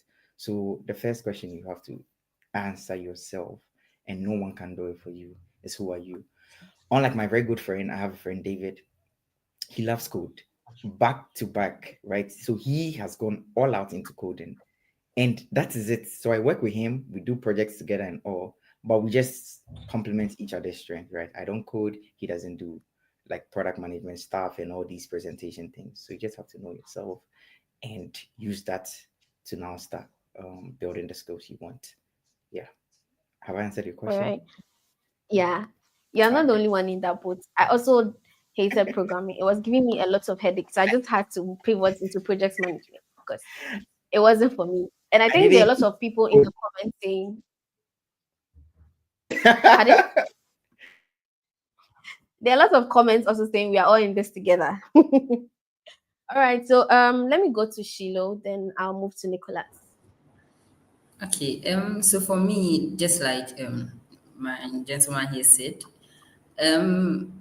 after answering the question of who you are, I think what you should go in for after getting your answer, who you are, what you want to do, you should be able to tailor down what exactly you want to do. So then, what skill do I want to do? Where do I want to get to with this skill? Where do I see myself in the next 5 or 10 years with this skill? Do I want to do it fully, or I'm doing it as a part of another skill? Once you find answers to those ones, you're able to tailor down your search. When you are probably on YouTube, you're able to tailor down your search and look for specific keywords in your search code that will help you look for the particular course that was going to help you. For Coursera, I think one thing they do really well is to break down the courses. Even after like a general course, they are able to break it down into smaller segments, and so you really know what to go in for when you type the particular one you're looking for the keyword. So I would mention Coursera, I would mention YouTube, because there are a lot of information on YouTube and there are also some really good information out of that lot of information. I would mention Udemy, you can try that out, and then Data Camp. Once you check them out, you see there are some courses that they've really broken down into smaller segments you can try out and see what works best for who you are and what you want to do, or the skill you want to acquire. Yeah. All right. Thank you so much. Nicholas. Okay, Hi, so Nicholas. Can you hear me? yes, I can hear you. First of all, the areas I think you can focus on. We have a platform. When I was in Vodafone, I was in charge of tech recruitment. So most people, if they don't know what they want to do, we have a website we call Future Job Finder, and there are similar ones like that, the Future Job Finders. What it does is that it is going to ask you a series of questions. So once you are answering, it's like a back-end AI model built inside that system. So once you're answering the questions, it is modeling your likely career direction you should follow. So at the end of this discussion, people can just go and search for future job finders former with Vodafone to be able to assess. It will now recommend based on how you have answered the questions you've been asked, which areas are likely or potential areas for you to be able to do well in those areas. So that is one area it can help you to direct your path in terms of that. And then most of the time, you need to get a mentor. A mentor is somebody who is going to guide you in terms of what you want to do, both now and in the future. These are people who have been there before and have seen it all. So guidance from people like that are able to help you to be able to do what you want to do. You also need to partner with tech companies for internships and then externship. Now, I say externship because most people only know of internship. Externship is where you don't need to physically be present in the office to do your training on a particular area you're looking at. But then, remotely or from anywhere in the world, the company decides to still train you through a virtual platform of other teams or anything like that. So that in that case, they won't say that they don't have spaces for people in a certain place. So externship is not very new, but people don't know much about it. So we'll take a lot of internships and companies who are willing to have an externship. Once you go into the role and you're doing the job, you realize that whether you have the love for it or not. Sometimes you learn everything. You start the job and you realize that no, this is not what I want to do. So practicalizing it by having this intention and strategy helps you to get a proper feel of what you want to do. And if that is the area you want to do, you get a mentor to help guide you on which areas and courses you need to study to be able to be better in those spaces. In my next world, even though I still want to be HR, I think tech is something I'll take serious, especially the coding aspect, because I've seen how I'm struggling to recruit a lot of people who mostly when they come, they don't want to stay for long and they are getting a lot of gigs and remote jobs and they want to sit in the comfort of your home. I'm currently looking for a UX and UI person for my car bank app. I get the people, they're asking you, is it going to be a hybrid or remote or is going to be in office? The moment you tell them it's only in office, they are not willing to join because we are now not competing just in Ghana, but the whole global community. So you realize that some of these skill sets will help in terms of getting a mentor, in terms of getting internships and externships. And your CV too, make sure you are doing a proper work by tailoring the CV for the particular roles you are looking for. That is something we need to talk about, and it will take us a whole day on just CV writing because I realized that people just put in their CVs applications. Every role they get, they put in the same kind of CV. You don't do that because now there is applicant tracking system compliant or AI compliant CVs where I recruiter will only come in at the tail end. So I don't do most of the shortlisting myself. It is a system that does that all of that. So being able to do that is also, and then you should also be able to network. Networking helps you to get to know a lot of professionals and a lot of people who are experienced in areas that you didn't even know. In that way, you're able to adapt to whatever you have, and it will be able to help you and make an informed decision on the career path you want to do. So basically, these are some of the things. So basically, you can join coding boot camps to learn and take online courses like my sister said, Udemy and all of that, and then continue to be learning for a lot of things, and be open to things. Now, if you want to grow your career very well, this is what I advise. Be very skilled in one key area, very deep in that area, but then have a very broad mindset about a lot of other related areas in the space that you work in. So it's more like a T-shaped approach. Once you are like that, you'll be able to fit in most places. And now, like a utility player in a football, most companies, organizations want somebody who can play so many positions at the same time. So as much as you specialize, generalize as well to help you in your space. That's what I'll add to it. Okay, All right. and I would also Thank you so much, like, Nicola. yeah, I'd also like Pardon? to add to, I would also like to add to the boot camp you mentioned. You can try joining some X spaces in this tech field. They have some really good information on those spaces. So there are some podcasts you can check out in the tech space that will give you some will point you in the right direction, especially when you're looking for a particular skill to learn. There are some resource persons who Okay. come on this podcast and then X spaces to talk about it. So you can find out about them, join them, and then these online conferences, a lot happens around, especially like this one we are doing. Anytime you get the opportunity, just join in. You might that will be your first step to your career building. So yeah, I would advise that also. All right, thank you so much. So speaking of podcasts, Go with Bridge has podcast we have. It's called the Hide Plus. So we started with the X series, which we did before the event. So there are some of the recordings on our X space you can look out for. We will be bringing up more episodes in the near future, and it's talking about career development, talent development, and how to get opportunities. We have eating into our time a lot. So I'm just going to take last words from each speaker, and then you also share with us how people can connect with you. Because people really want to ask questions. People want to get to speak to you, to also learn from you. So with your last words, then also share with us how we can connect with you. You can share your LinkedIn, any of your social media handles in the chat area as well, so that our participants can connect with you. So let me start with Richmond. All right, thank you. For me, what I'll say is there are no shortcuts. Don't mind anybody who tells you get into tech in 3 weeks, 2 weeks, 1 month, whatever it is. Those are lies. I want you to be willing to put in the work. 6 months, 1 year, 1.5 years, you have to go through it and put in the work. I'm not a fan of getting to tech in 1 week, 2 weeks, boot camps and all. I want you to know that it's going to take time, but if you are committed and if you put in the work, there's clearly going to be an opportunity for you. So whatever it is you do, just know that you have to put in the work. And we are entering a new year. If you're not into tech, tell yourself in the next 12 months, you're going to put in all the work it takes, right? From learning to internships to externships, something I've learned right now. Yeah, from and all, just tell yourself you're going to put in the work. Don't look for a shortcut. Don't look for a shortcut. The time has passed for the shortcuts in tech.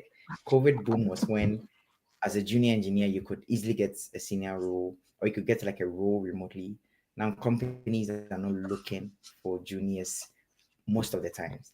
If you speak to Nicholas right now, the people on his team is looking for, it's not looking for someone who entered tech 3 months ago. I'm not even gonna lie to you. So you have to commit to putting in the work. And trust me, I know most of my friends, like I've guided them through. One of my friends, he resigned from his job. He put in for like a year or two. Now he's in. And like I've seen people go through that phase. So I'm not into short hacks. I'm into put in the work and enjoy the ride, and you definitely make a way. Yeah. Thank you.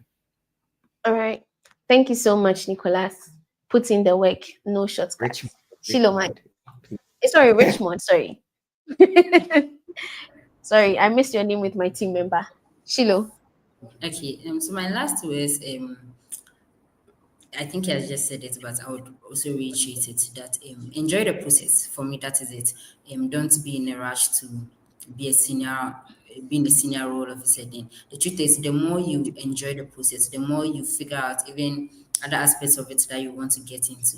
And also, first of all, figure out what you want to do, know who you are, know what's best for you, and then devote your time, your energy, everything to it. But most importantly, make sure you're enjoying it because that is your life now. And you should enjoy life. So enjoy it as you go. I've dropped my LinkedIn in the channel, and also you can check WeWire out. I work with WeWire. I'm a trade analyst today. You can check us out on LinkedIn, Instagram, and yeah, we can work together sometime. You know she's looking at the TV. Thank you very much, Shiloh. Nicholas. So we wrap up with you. Please, I have a question. Nicholas, seems you are muted. On the thing they are discussing. I have a question. Okay. Can you hear me now? Yeah, I can hear you now. Yes, so I'm saying that each and everyone here started small, but you have to start now. So start small, start now. Create a unique, simple project using any new technology that you are interested in. I remember currently most of the software developers you're recruiting, you need to bring your laptop. If you're on GitHub, if you're on Stack Overflow, wherever you are, you need to show us the project you have done and then walk us through what you have done. We'll go to back end and then look at it. So document the projects and the things you do. Keep it in a cloud profile that you can easily show us when we ask you for them. And then build something tangible. Don't wait to be recruited before you do it, because the solution you are building may be the one the organization is. And once you come and you're able to sell yourself well of it, remember that every expert started as a beginner. So believe in yourself. 4 key areas I'm going to give you is now be able to add value to yourself. Each day, learn one more skill. Add value to yourself in terms of the space you are, and one day it will pay for this. So one person said, I'll prepare and my time will come. If you don't prepare, your time comes, you will not be the right person picked for the job. You know the number of candidates who come out from the University of Ghana alone. Over 100,000 graduates are churned out every year. The job market only accommodates about maybe 20,000. The rest of the 80,000, what do they do? So make sure you are adding value to yourself so that you be that needle in the haystack that we are looking for will be able to fall on you and choose you. Because most of them have the same skill sets. What is differentiating you from the others? So make sure you are always getting that unique skill set by adding value to yourself. Also, network like a pro. LinkedIn, Stack Overflow, wherever your peers and colleagues are, make sure you are also there, learning and understanding what they do. And then make sure your CV is on point and it's like a pro.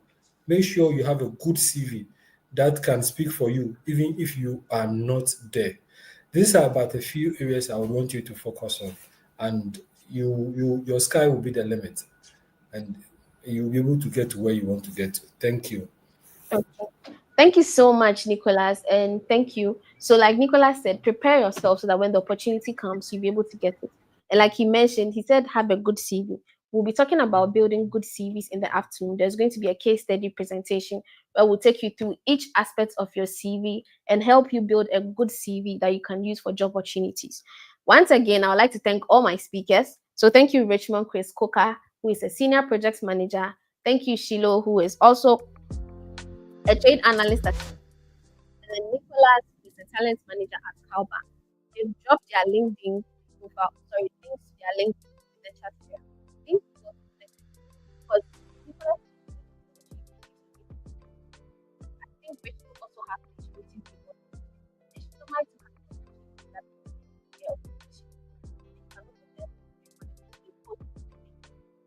once again.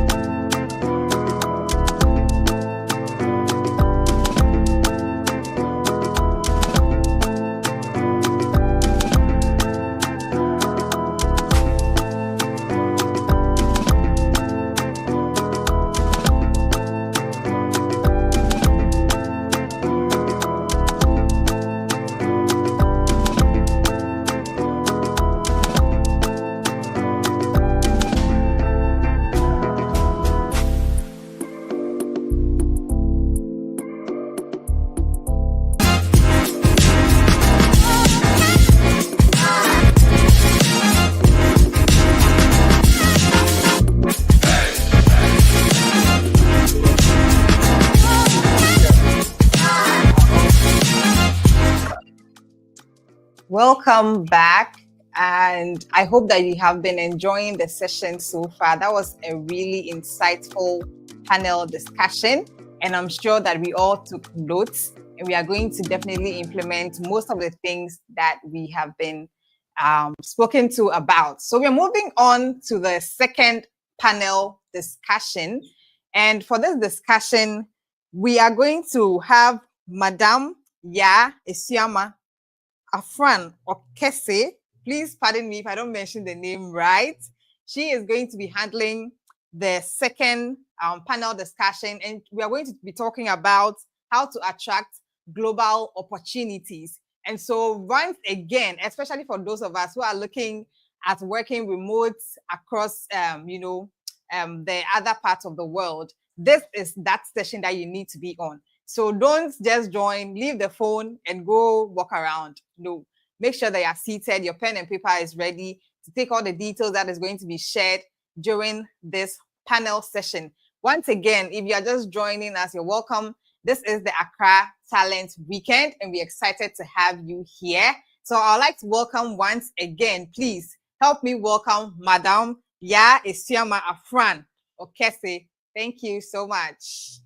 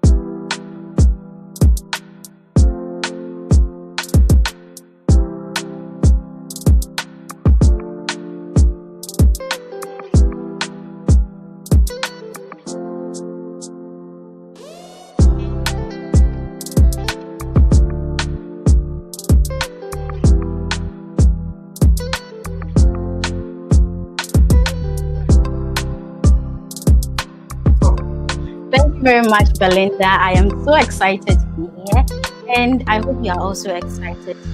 My name is Ya. I'm the social media manager for Africa Discourse Channel, and I want to welcome all of you to the second panel discussion, which will be talking about how to attract global opportunities. I would like to introduce. No, I'm going to let them introduce themselves, and then we can move on from there. We'll start with Michael. Michelle, can you introduce yourself for us? Yeah, of course I can. Hi, everyone. Good morning or afternoon, wherever you are in the world. My name is Michelle, and I'm a senior product manager at Dentons, the world's largest law firm. And I'm also the founder of Legal Tech Lounge, which is a community for legal enthusiasts in Africa. We popularly host Accra Law Tech Hangout. My background is primarily product management, but I was trained to be a lawyer, but I never practiced the law. So I've mainly been in tech in the last decade and been working remotely in the last 6 or 7 years. So looking forward to the conversation today.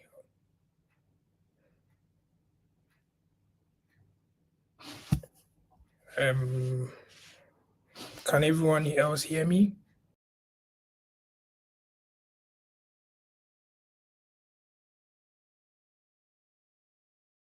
You hear us? Welcome very much, Princess. Can you introduce yourself to us? Can you see me? No.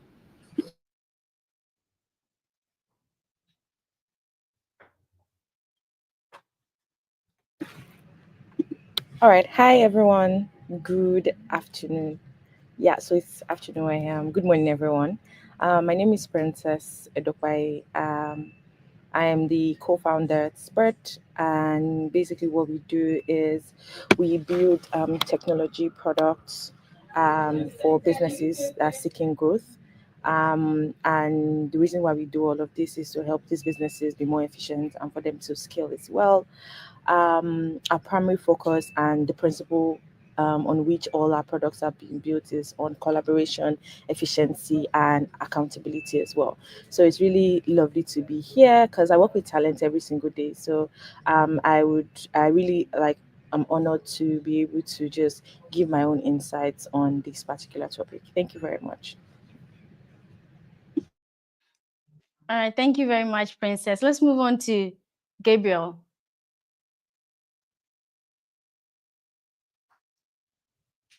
Hello, can you hear me? Yes. Yes, so my name is Gabriel Kwashe. I currently lead the education portfolio here at the British Council Ghana.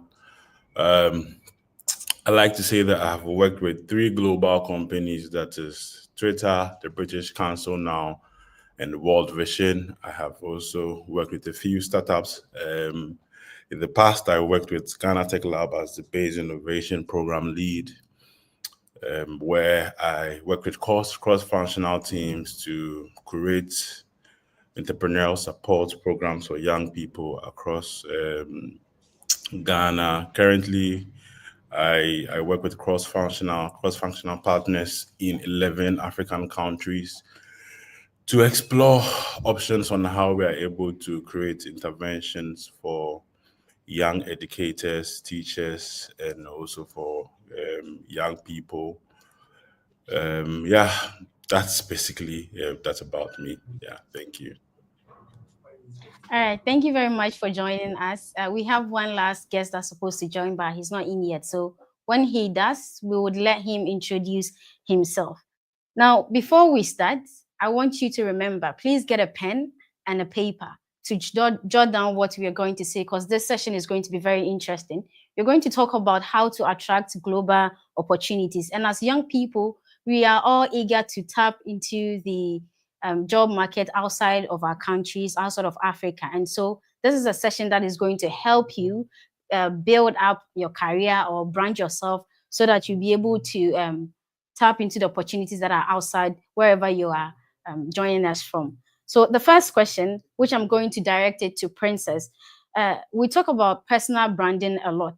And I know that it is something that we hear a lot, but we also struggle with it. How effectively or how crucial do you think personal branding is when we are seeking opportunities outside Ghana? Can you hear me now? Hi everyone. Once again, it's lovely to be here. So personal branding is very, very important. I always like to talk from personal experience or like experiences from people that I have worked with.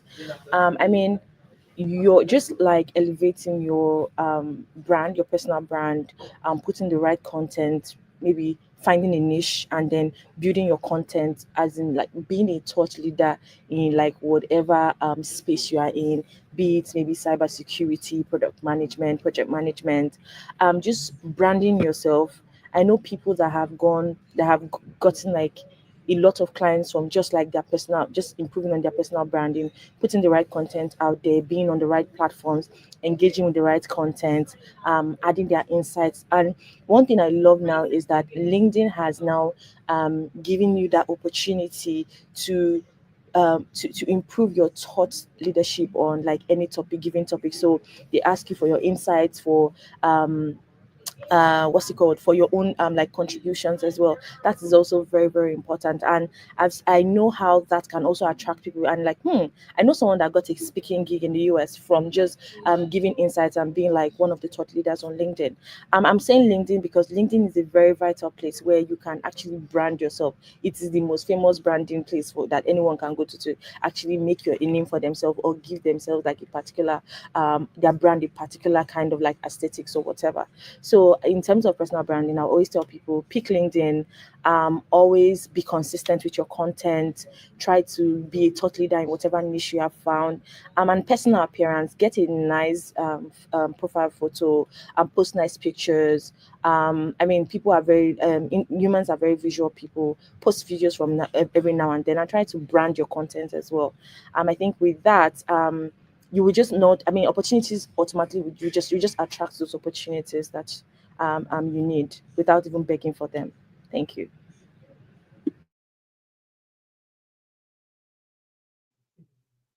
Thank you very much, Princess. Michelle. Yeah, I think there are so many ways to look at personal branding. So the market is quite saturated now, especially on LinkedIn. I totally agree with Princess, but I also have a few to add to that. So I started my career benefiting from the LinkedIn branding. So I don't think I have applied for any job that I have done within the last 10 years. I was either poached or cold messaged by somebody or a referral. And I've worked in Ghana for maybe 3 to 4 years before working with some law firms in Nigeria. I've worked with a few companies in Kenya, and I moved to the UK. And even in the UK, that existed. So I've benefited from the LinkedIn personal branding.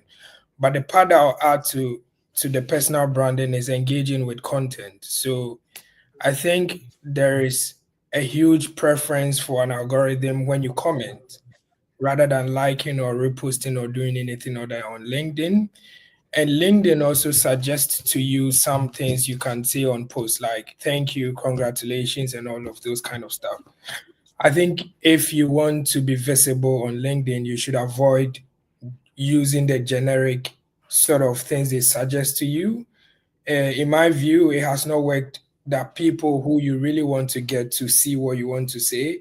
So within a few 2 or 3 minutes, if you go onto someone's profile, you can have a fair view of what they do or what they are saying or what they are talking about. Try and add a personal touch to what you are commenting about. I think that will make you stand out if you are trying to engage with people on LinkedIn rather than going the suggested content that they give you. Moving away from LinkedIn, I think there are a few, depending on what tech career you are pursuing or background that you have, there are a few tech platforms or communities. So if you're a designer, there's Behance. If you're a developer, there's a GitHub community and so on and so forth. You can have a profile there, but don't just have a profile without contributing to the community. Because I've seen people who are extremely good, but they have not been getting the opportunities that they needed to get because they are not contributing to those communities. So having a personal presence on Behance community is even more important than having a portfolio, design portfolio, which you have uploaded on the Behance community. And the last thing on personal branding for me is Medium. I think a lot of people know Medium as a blog or a writing platform, but that is probably one of the best SEOs you can ever find in terms of if you put a content out there. So if you put a LinkedIn post out there, it does not need to be a page or an essay. You can basically put the same thing on a Medium post and share it or post it on Medium. I have been on so many like interviewing or recruitment platforms where all we had to do is a Google search, and the first three things that come up on you is a Medium or LinkedIn. So being consistent with LinkedIn is not enough in this saturated market. I think you have to take whatever personal branding you are doing beyond that to other platforms. Yeah, that's it for me. All right. Thank you very much, Michelle. Gabriel. Yes, I think Michelle and Princess have covered it all, but I would just want to share an experience. So I remember some few months ago, I was supporting a few of my colleagues in Southern Africa to do a recruitment, and immediately we pick the CV. The first place we go to is LinkedIn to go and verify the information or check what's happening. And I realized that a lot of people are not authentic with themselves, right? You did a free online course on Coursera with Harvard, and you put it in your LinkedIn caption that you are a Harvard graduate, my guy.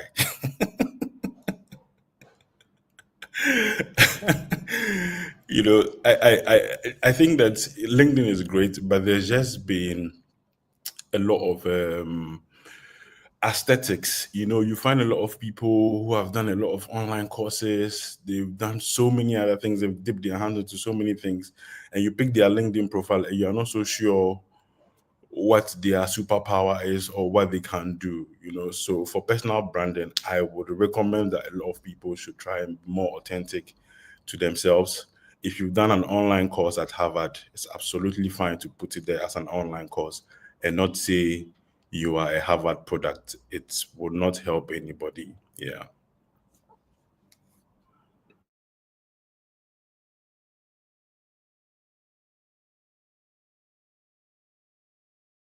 are looking to create a brand that resonates with global level, what steps should they focus on? And I'm talking to you directly as a founder of a fintech. Michelle. Sorry, I didn't catch the first part. I think you were on mute. So I was asking, as a founder, for those looking to create a brand that resonates with the global level, what steps should they focus on? Yeah. So to correct, my organization is not a fintech; it's a legal tech organization, right? So just Thank you very much. And also to make it clear that I have that separately. I'm not just the founder. I run it as a separate project. So it's a little bit complicated, but I'll explain it as we go. But if you want to have a very good presence as a leader or a founder of a project, because I've done quite a number in the past, I think you should engage more with the markets that you have identified you want to sell to, rather than sitting with a lot of people within a team building a product. So I've been to a lot of conferences where I think now they say the CEO is now the chief marketing officer, because you don't necessarily have to be sitting on a team or a product team building a product, but you should be out there selling the product yourself. And selling in these days is you cannot sell without doing content creation. I've had a few people crack jokes that I'm sure everybody on the call will know Tony Elumelu in Nigeria, who will not need an Instagram account or a TikTok account for anything, because he does not need to do anything. But it's turned out that he's probably one of the best content creators. The point I'm trying to make is that the world is changing. So you cannot build a product, or you cannot be a founder without having a proper content creation plan. If you do not put out content, nobody's going to find out about your product. I'll give you an example. I've seen so many founders. I've seen like people build incredible products, and I literally couldn't find it anywhere because the algorithms were not favoring them. And I had to refer somebody to a VC who was almost closing a deal with that person. But I met another person whose product was way better than the person I referred, that I wish I should have done the other one. But the reason why the other person got a referral was because of the online presence that they've had. So there's also, I think Sam Altman said somewhere that people are now even marketing more than they are doing, like building better products. We cannot run away from the fact that that will be happening a lot. But if you have to do both, you have to know that you cannot write a good team message and do all of that and come back to your team and come and act different. You have to be very consistent. I've seen, and this is me trying to not mention names, I've seen so many founders put out a lot of good message on LinkedIn and all of that, but there's a very toxic culture within their team or wherever they are working, or the group of people that they are working with. So being consistent with your online brand, trying to market or put out your product properly and translating that with your audience, I think that will separate you from everybody, because I'm sure you are trying to get some funding, and if you don't have a good online presence, you wouldn't get that anyway. All right, thank you very much, Michelle. Princess, are there any particular strategies that you personally have used that it has really worked for you?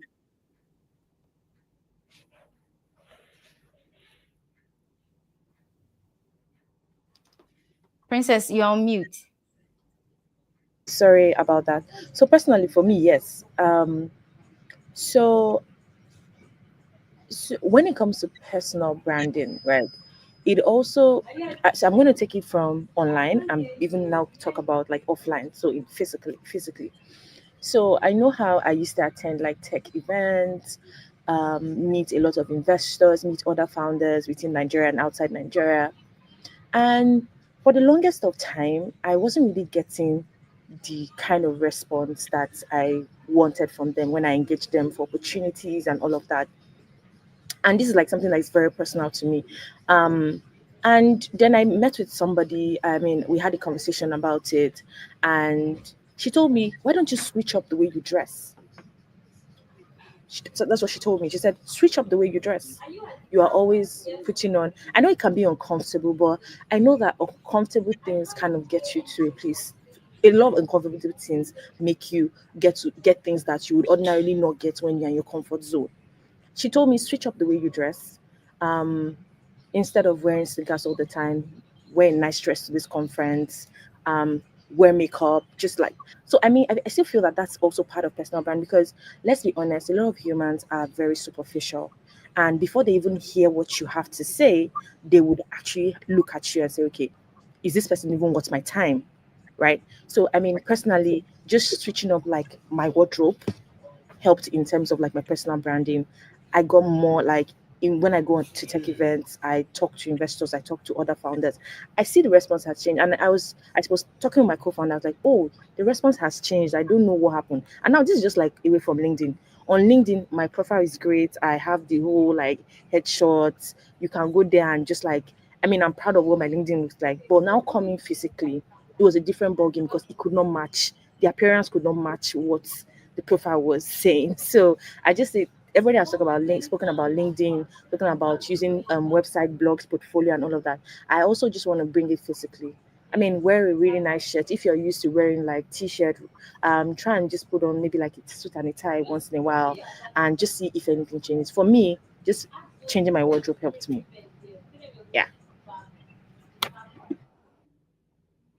Before we go on, Emmanuel has joined us, and I would like him to introduce himself to us and our viewers. Emmanuel, you're welcome. Thank you so much. Sorry, I was just enthralled by everything that was being shared, and I was like almost going into people's LinkedIn profiles that were being shared just to grasp and get the perspective of what was being shared. So everyone here, Emmanuel usually go by Gamal, and I think my perspective on personal branding is quite interesting because I currently work with MTN.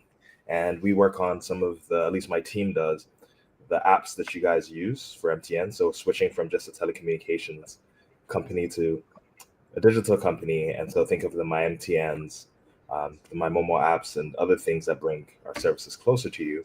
I also teach digital transformation at Stellenbosch Business School. I've been doing that for 5 years. And prior to that, there was a course that I helped curate called Digital You, which is how then do you put your best foot forward online. And then I've gotten the chance to work with Meta or Facebook, previously known in South African Brighton, and then YouTube and Google Ghana. It's almost been 10 years now. It seems like a while. The reason I shared this is because LinkedIn almost became a tool when I was graduating from college. So I did an honors program at the University of Florida in 2009. And to see the platform evolve and how people use it is quite interesting. So the conversation about people either quote unquote packaging, or people representing Harvard, but it's an online program, or people understanding what physical space looks like, but people actually research you digitally before they meet is quite interesting. I think just as part of my introduction, I'll just share that every touch point or data point, whether physical or digital, helps in creating the impression of who you are as a person, but your execution helps solidify what you're able and capable of doing as a professional. So every touch point, physical and digital, help almost give the impression of who you are as a person, but actually, again, it's execution that can help. So happy to engage in the conversation. Looking forward to contributing more. We are happy. We are happy to have you, Gamo. Right? Yeah. Anyway, so Princess touched on your appearance as a brand. I remember one of my first interviews. I was really exhausted, so it showed in my face. And then when I got there after the interview, I was interviewing as a social media manager, and the lady after the interview was like, "We are looking for someone who is bubbly. You look like you're very timid, very calm." Honestly, I was just very tired. And so I do agree with her on how we appear. Apart from the branding that we put on social media, I think that whatever we are giving off in real life should also tell others of how our brand is and how they should, look at us in terms of whatever career that we are in. Now, moving on, We are moving on to skills.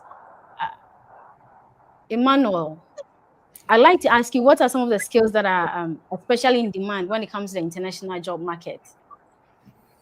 Cool. So I'll tie my response into what you just said. So a couple of years ago, there's a Ghanaian lady, Ajua. She's based in the States, and she helped the Biden administration pass the Crown Act. And the Crown Act allows for people or businesses not to judge, especially Black, colored, minority people, how we look like at the workplace or your hair. So I actually have braids on, but I said this because in my interview with MTN Ghana, towards the end of the second interview, I remember HR was like, "Mr. Gilmore, I can see that you have beads in your hair. We'll be pleased to tell you that we accept all hair types and others because we're an international company, right?" So colleagues in MTN, our chairman Ralph, and then our former CEO Salam Adadibod, they all wear kaftans. They don't wear suits, and I'll tie that into skills and appearance in a bit. When you're working in a global company or global companies that have maybe different sets of values, because in some industries like banks and others, you need to be in a suit if you're an accountant. You have to have the skill set of authenticity. Who are you authentically as a person? Who are you authentically as a professional? Because if then in a space where there's liberty for you to represent yourself, you've not done that self-work. You've not identified how you want to show up. You've not identified that. For me, I don't think I've worn a suit in like 3-4 years, but I've been in boardrooms and investor meetings, stakeholder meetings, and. But there's a professional touch that has to come from you doing that, right? I would extend that also to the type of work. So I talked about apps. I manage a team of UI UX designers. And one of the challenges we have is that most of the platforms that or app experiences people have are brought from somewhere else, either developed world or Asia or US, because that's where tech lives. So how do we bring authentic African experiences into that? And the reason why I say that is because you're in Ghana, whether you're Coda, UIX, designer, and you want experiences that your counterparts, like there are over 1 billion people in China who are potentially in the job market. There are over hundreds of million people also in the continental US, whether it's Canada and US and Mexico, who want the same positions and may have same basic skill set. What is your differentiator, right? And sometimes that comes from language, sometimes that comes from culture. And so for a lot of us, when you get to the point where you're working with different people from different spaces, it's no longer, oh, how good was your SAT scores? Oh, how's the English? How good are your computation skills? Those are basic facts. You're one of the best of many best people now. So now it's your authenticity. How does your opinion and or your contribution and or your output add flavor and value to what we're building together? So those are the kind of skill sets that I hope if your listeners are thinking about. It's not just about the Harvard certification program and or your CSS or PMP certification, because everybody who's made it at that level and has been accepted in the global company has that. Now there's that authentic contribution that differentiates you and makes them go, oh, wow, we didn't think about that inclusion and or acceptance and or perspective. All right, thank you very much, Emmanuel. Now moving on to Gabriel. How do young professionals, what advice would you give to them to staying up to date with these skills that Emmanuel mentioned? Yeah, I remember the first time Rita asked me to be on this panel. One of the thoughts I was getting was that hard work in Ghana is the same as hard work in Mumbai. Good work ethic in Nairobi is the same as good work ethic in Kampala. It's not different. It's not magic. If you don't have a good work ethic, if you're not building good work ethic here, it will be very difficult for you to sustain the global market, because even the demands are different. If you are if you are if you apply for it, I remember recently I was in Nigeria, and we were working on a recruitment process, and we put out a role, and within 2 hours we had close to 15,000 people applying for just one role. And that's because of the magnitude of the market. And that same role, we put it out here in Ghana, and we get that 15,000 or less than that in a month or two. So you realize that in different markets the demands are different. But in keeping up, I think that the young people have to be more consistent and more authentic. I can't say less about authenticity. Recently, I was speaking to a musician, and I was telling them that you are rapping, right? And Kendrick Lamar is also rapping, right? Why would a record label come and poach you and leave Kendrick Lamar in the US? What exactly are you bringing on board? What is the authenticity that you as an individual are bringing on board? And I think that's the same thing that young professionals have been looking at. What's authentic about you? Why do you dress the way you dress? Why do you do what you do? What do you bring apart from the basic critical thinking and problem solving and all the soft skills that we've talked about? Because at the end of the day, everybody that has schooled in any part of the world at least can think critically and solve problems at least. So if an organization decides that they want to recruit in Africa or they want to recruit in Asia, what is it that you are bringing on board? I remember when we I finally got into Twitter 3 years ago. There were just as high expectations of of the recruits from Ghana because they had understood that we're very hardworking and we get things done. So aside the basic interviews that we have passed, the skill sets that we have checked, they are expecting that Nigerian or West African energy of getting things done, and that's what they were looking for as recruiters. So I think consistency is very, very, very important. And you need to be consistent with what you are doing. You need to be consistent with what you are putting out, and you need to be authentic with what you are putting out. Make sure that what you are putting out is exactly what it is. I remember Michelle saying that there are a lot of founders on LinkedIn writing very nice stories, but it is horrible stories in their organizations. And it is very sad. So I think that authenticity and consistency is very key. And lastly, I would want to repeat, hard work in Ghana is the same as hard work in Mumbai. Hard work in California is the same as hard work in Kampala. You choose. All right, thank you very much. So we've mentioned a couple of social media platforms, and almost all our talks has been on how to brand ourselves on social media platforms. Princess, can you tell us some of the do's and don'ts on LinkedIn, especially? Okay. So I wouldn't say like I mean I'm still getting there, but there's just some general do's and don'ts, right? When it comes to LinkedIn, you see all those like personally, I don't think you should be using a selfie as a. I see that a lot, especially for the young like people I mean like the guys that are just like early job seekers, right? I see them using selfies as LinkedIn profiles. Please don't do that. Um, just try and have like a headline on your LinkedIn profile, right? So your headline can be maybe something you're interested in. It could be maybe talking about, let's say maybe a skill set that you have, but just it could also help you when people are looking for keywords, right? So that's why I always tell people when you are using your headline, that's just under your profile. Just make sure it's something that resonates or talks about maybe your skill or something that you're currently doing. um Now it's just some same thing with CVs, right? When you're stating like what you've done in your role, different roles, try and state it based on achievements, right? Don't say don't add generic responsibilities. For example, oh, I worked as a this where I helped.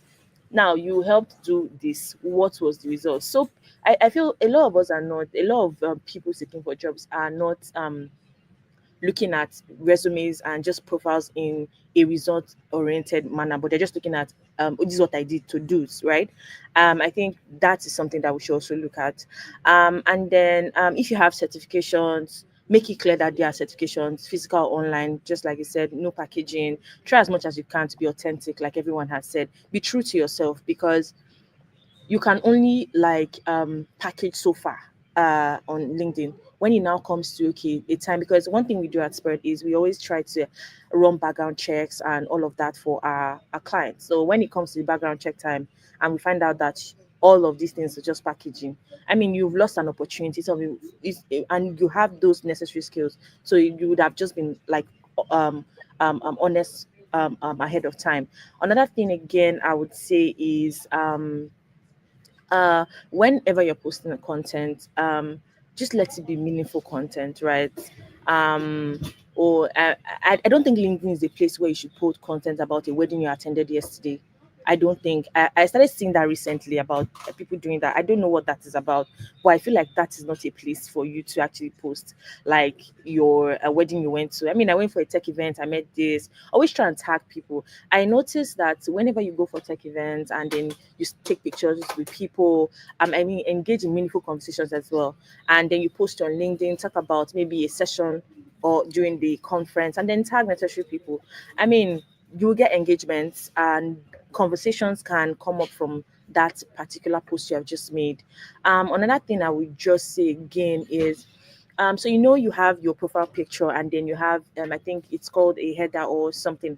Um, I recently I started seeing people put again word images there. So I mean that place would typically be a place for maybe like your signature. It could be maybe an email signature. It might not really be an email signature. Maybe it's maybe okay. For example, Princess Edopai, talent manager. So people kind of understand at a glance what you do. So I don't need to read your entire profile to clearly understand what you do. And if you're on LinkedIn to search for a job, I always because I headhunt a lot. I always recommend you to just looking for. I think there's a frame. I'm looking for a job or something. I can't really remember Open that. to work, open to job or Yeah, yeah, something. yeah. So I would always Open to advise work. people to do that if you're in the market, right? I know a lot of people are in the market, but they don't want to really do that. That's fine. But if you're actively searching and you don't mind, I always advise people to do that as well. And I think Gabriel said those generic responses on LinkedIn, please, you guys should stop it. Awesome, looks good. Why? I don't understand those things. Like, so I mean, just be creative, right? Just be more creative with your responses and your engagement. And I mean, definitely you will get like the necessary like sort of like engagement and interaction that you want. Like I said, I'm still navigating mine. Just put the right words. So keywords when I'm searching for accountant or accounting or finance. If you're in that space, I should be able to see you because that keyword is in your profile or your LinkedIn stuff. So that's just like my take on that particular question you asked. Thank you. All right. Thank you very much, Princess. So Princess touched on a bit of networking, and I would like to ask you, Michelle. We know that networking is key, especially for if you want to get international opportunities. What advice do you have on building and sustaining networks that can, open doors for us as young professionals? Before I go into networking, I think I had a lot to say about the LinkedIn and the personal branding stuff. Can I have like 30 seconds to talk about that? Yeah, sure. Go ahead. Yeah, so just straight to the point about your appearance. So like I introduced myself, I trained to be a lawyer, but never worked. I've been in tech for almost a decade now. So obviously I was trained to be wearing suits and all those kind of stuff, but then I never like wearing them. So I have all of them. But one of the things that people have worked with online is I'm always in a t-shirt, jumper, hoodie, and all of that. So they had that impression that if I show up anywhere else again, that's how I look like. And about the point that you have to show up looking great, that's what I'm trying to say, that I've been to a place where they were shocked with my appearance. They thought I was coming to show up in a hoodie or a t-shirt because I'm a tech person and I look like, but I knew where I was going. And also, I work in a law firm. I can't show up in my HQ wearing a hoodie or a t-shirt, but I can be leading my teams in the house doing that. So it's very important to have a very good appearance. And just the last thing on the LinkedIn before I go to the networking is that if you are very early in your career, you probably have not worked anywhere or had enough experience. So you've done some few internships or volunteering and all of that. And I saw Joel Anaman speaking on your events later on. He'll probably have a lot to share about LinkedIn. Please don't put your volunteering under LinkedIn volunteering. I think the algorithms do not pick anything there on volunteering. So if you've done some work, it is work experience. Try and put that in your work experience section. Try avoiding using the volunteering. I think Joel will share more about that. And on the headline part, the headline, please be succinct as possible. Don't write a whole passage or essay on the headline. Some people write a lot of messages. You see somebody is a TEDx speaker, he's an innovator, he's this. Please be as simple as you can. And also on picture, I said 30 seconds, but I think I'm going beyond before I go to the network. Also on picture, and this one, if you're a law person or a legal person in the background, this one is for you. I've seen so many lawyers put a profile picture on LinkedIn with them holding their wig or robe or wherever. Please don't do that on LinkedIn. Have a very professional shot for your picture. That's me talking about the selfies and all those kind of things. So I can talk about LinkedIn on and on. I've seen it work for people in a different. I also have a different view with from what Princess said about the open to work. I don't know about what Gamo and you guys think, but I don't think you having the open to work badge actually helps you when you're hunting for a job. In terms of what I've heard from a lot of recruiters, when you have the open to work badge, there's a whole analogy behind that, but maybe that's a conversation for another day. But in terms of networking, I think for me, it is two ways. If you work in a physical space, I don't know, because I've worked in various places in the world, and I'm sure the other panelists have done so much. There's a huge benefit in after work social drinks. And that is something that I have seen it evolve in different ways on the Ghanaian tech scene in most recent years. Please try as much as possible to stay for work socials. Don't be the person who wants to go home because it's 5 p.m. because the work ends at 5 p.m. If you are doing an internship at a place, try your possible best to stay for work socials. And just on the back of work socials, don't be the one who just attends. Try and take the initiative to organize it. Because when you organize these things, people then see you in different ways in terms of your interpersonal skills or your relationships with them. You are probably not doing anything. You're probably just coordinating a few contributions here and there to order pizza for them. But just doing that alone, people see you differently from your line of work. So I think in-person connection is very key in networking. I can go on and talk about events. This is an online event. I'm sure there is a platform for people interacting in the background or how you see other people. When you comment or you see somebody's name pop up, I think I've seen a few people contributing on this chat whilst we speak it. That is brilliant. If I am an attendee, what I'll do is that after the event, I will go and connect to the person who posted there and try and message them to build, oh, what did you think about the event? I think that's a great way to connect with people online. In a physical space, when you're going to some of these events, I'm sure most people on this call will know about the LinkedIn QR code thing. Try and it's on the search bar if you don't know what the LinkedIn QR code is. So you can just basically get a QR code of your profile. Try and just know how to use it. If you meet someone, if you want to connect quickly, the person can just scan that. In terms of you working remotely with a global company from Ghana, I'm not sure how many people know about Airbnb social event, but there is a lot around Airbnb social events that you can take initiative if you are working remotely for global companies so that you can be felt or be known or be seen within the organization. I think the last thing I'll mention is the person who spoke before me. Sorry if I missed your name. He was talking about working hard, or we are known to be working hard as Africans or West Africans. We are known for that, but we don't shout about our work.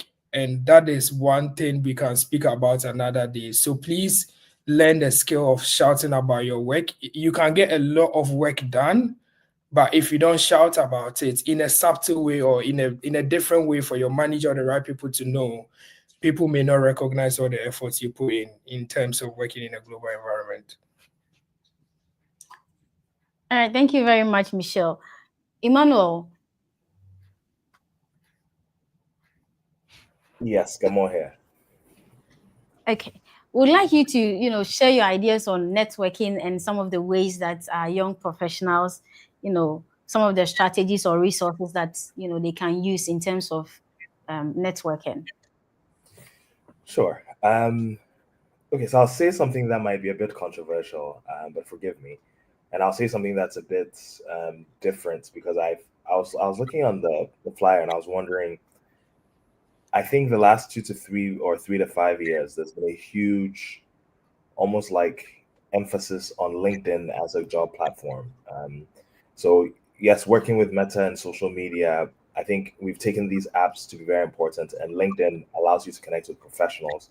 It's one of the only social media platforms that does that. But I think networking starts before people meet you in person, and LinkedIn is only one of the tools. So I've been hiring people since 2013. What is it, 12, 13 years now? Or 11 years now, 2014.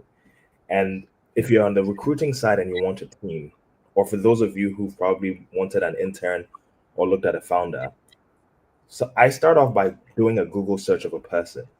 And LinkedIn is one of the things that show up. So I want to remove the conversation. I know LinkedIn is helpful, but I think I see a lot of people curating a lot on LinkedIn without curating their digital profile, right?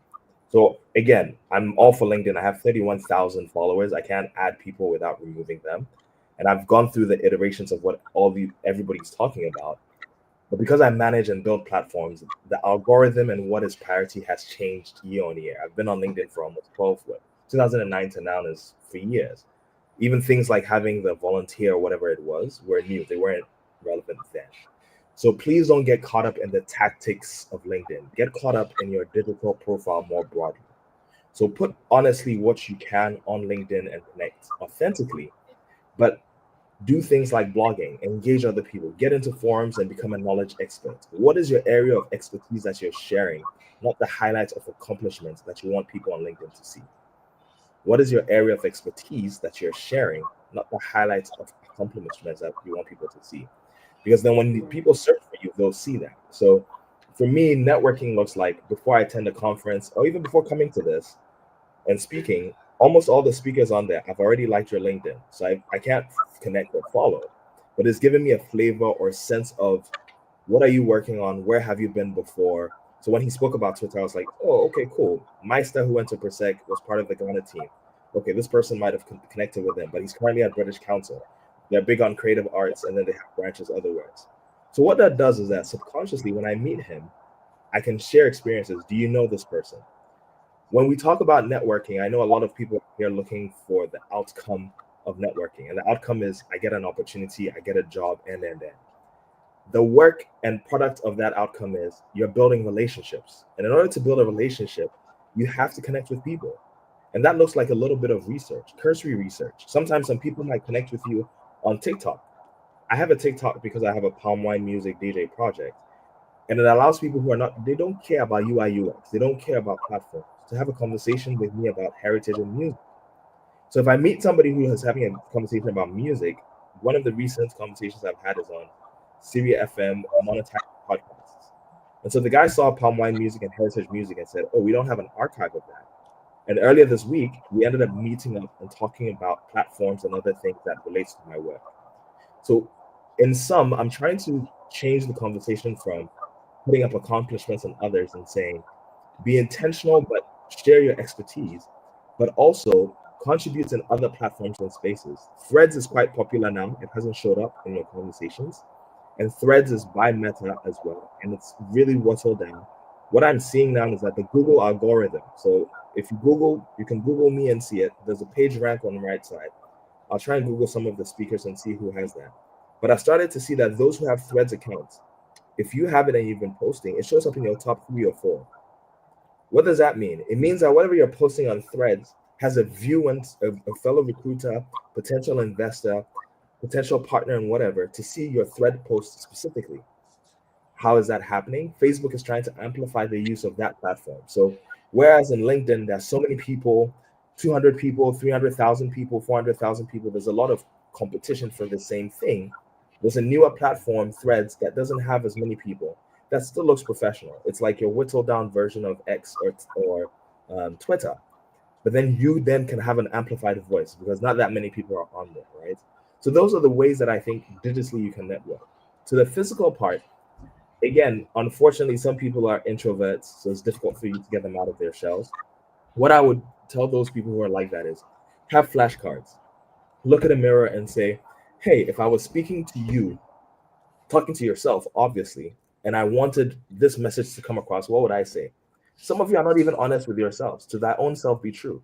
And then give yourself feedback. Hi, my name is XXX. Some of you talk and you squeeze your face. Some of you talking are thinking about what you should have eaten or not. It's subconscious. But with practice, you can get a chance to be able to say, oh wow, this is how I'm coming across. And you have flashcards, so you write it down.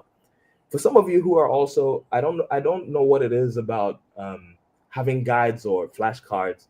When I did in college, I did theater and public speaking. It's okay to go to a network event and have your top 5 or 3 things that are quick introductions. Some people call it an elevator speech, an opening line. Know your capacity and be humble and use the tools to support you. Because then when you meet people, you have a consistent story. And then know that it's not everybody that's going to relate to your story, right? Some people can think on their feet and speak. Some people have to go prepared. So by doing this reflection, let that come true and then practice. So over time, when you've practiced who you are, what you like, it opens the door for what you do. I don't know what level you're at. Maybe at the beginning stage, you have to show that, okay, this is what I do. I'm doing a cool augmented reality thing, and I'm looking to invest with your business and. At the stage of my life, nobody really cares what I do. If I say I work at MTN, it's not that part. They're like, oh, the intersections that come in as like, hey, I was part of the corporate basketball league. Did you see LeBron and his kid? They're like, oh, wow, I have a kid who's trying to do basketball, right? And you'd be so surprised. Then later on, they're like, let's get drinks. And then the next question becomes, well, we've raised this amount of money. How can MTN or Momo work with XYZ? So think about when I started off saying being authentic, it carries through a lot of my responses. How does your authenticity show up in your digital profiles across different apps? Because typically people are going to Google you, whether it's Yahoo, Bing first, and then LinkedIn is going to be one of the relevant sources. So you have to have a broad footprint. And then in person, you should practice speaking, not just to people who are close to you. I think the gentleman mentioned different ways. I think there's Meetup, Airbnb meetups. Sometimes you guys complicate things. Go to meetups from your own alumni school. You'll be surprised at how far people have grown. And what I love about alumni reunions, people know you when you were nothing. You grew up with them, took the same showers with them. So if you're now trying to finesse that you're on LinkedIn, they'll tell you about yourself. And sometimes that honest reflection or feedback is good. And those who love you and carry your story, they'll be the ones to encourage you. There's nothing more better than the people you've grown up with and say, oh, wow, I see you're doing amazing. I like this, right? Then you take your flashcard or notebook and then you write it down. So all I'm saying is, yes, be authentic, but be intentional in how that authenticity carries over across different platforms. And then practice before you meet people in person, because first impressions really count. And don't let your every interaction seem transactional or about a job or about an opportunity. Know what your interests are and share your interests authentically with others. And that is what will relate to the next opportunity. All right, thank you very much. So coming from the recruiting side, are there, any specific people that any of you have recruited that, their profile stood out to you? What did they do different from the rest of the people that were applying for the job? I'm going to start with Gabriel. Wow, their profile, yes. I remember recently I was recruiting for an entry level role, and one of the people that applied for the role has been interning ever since, even before he went to the university.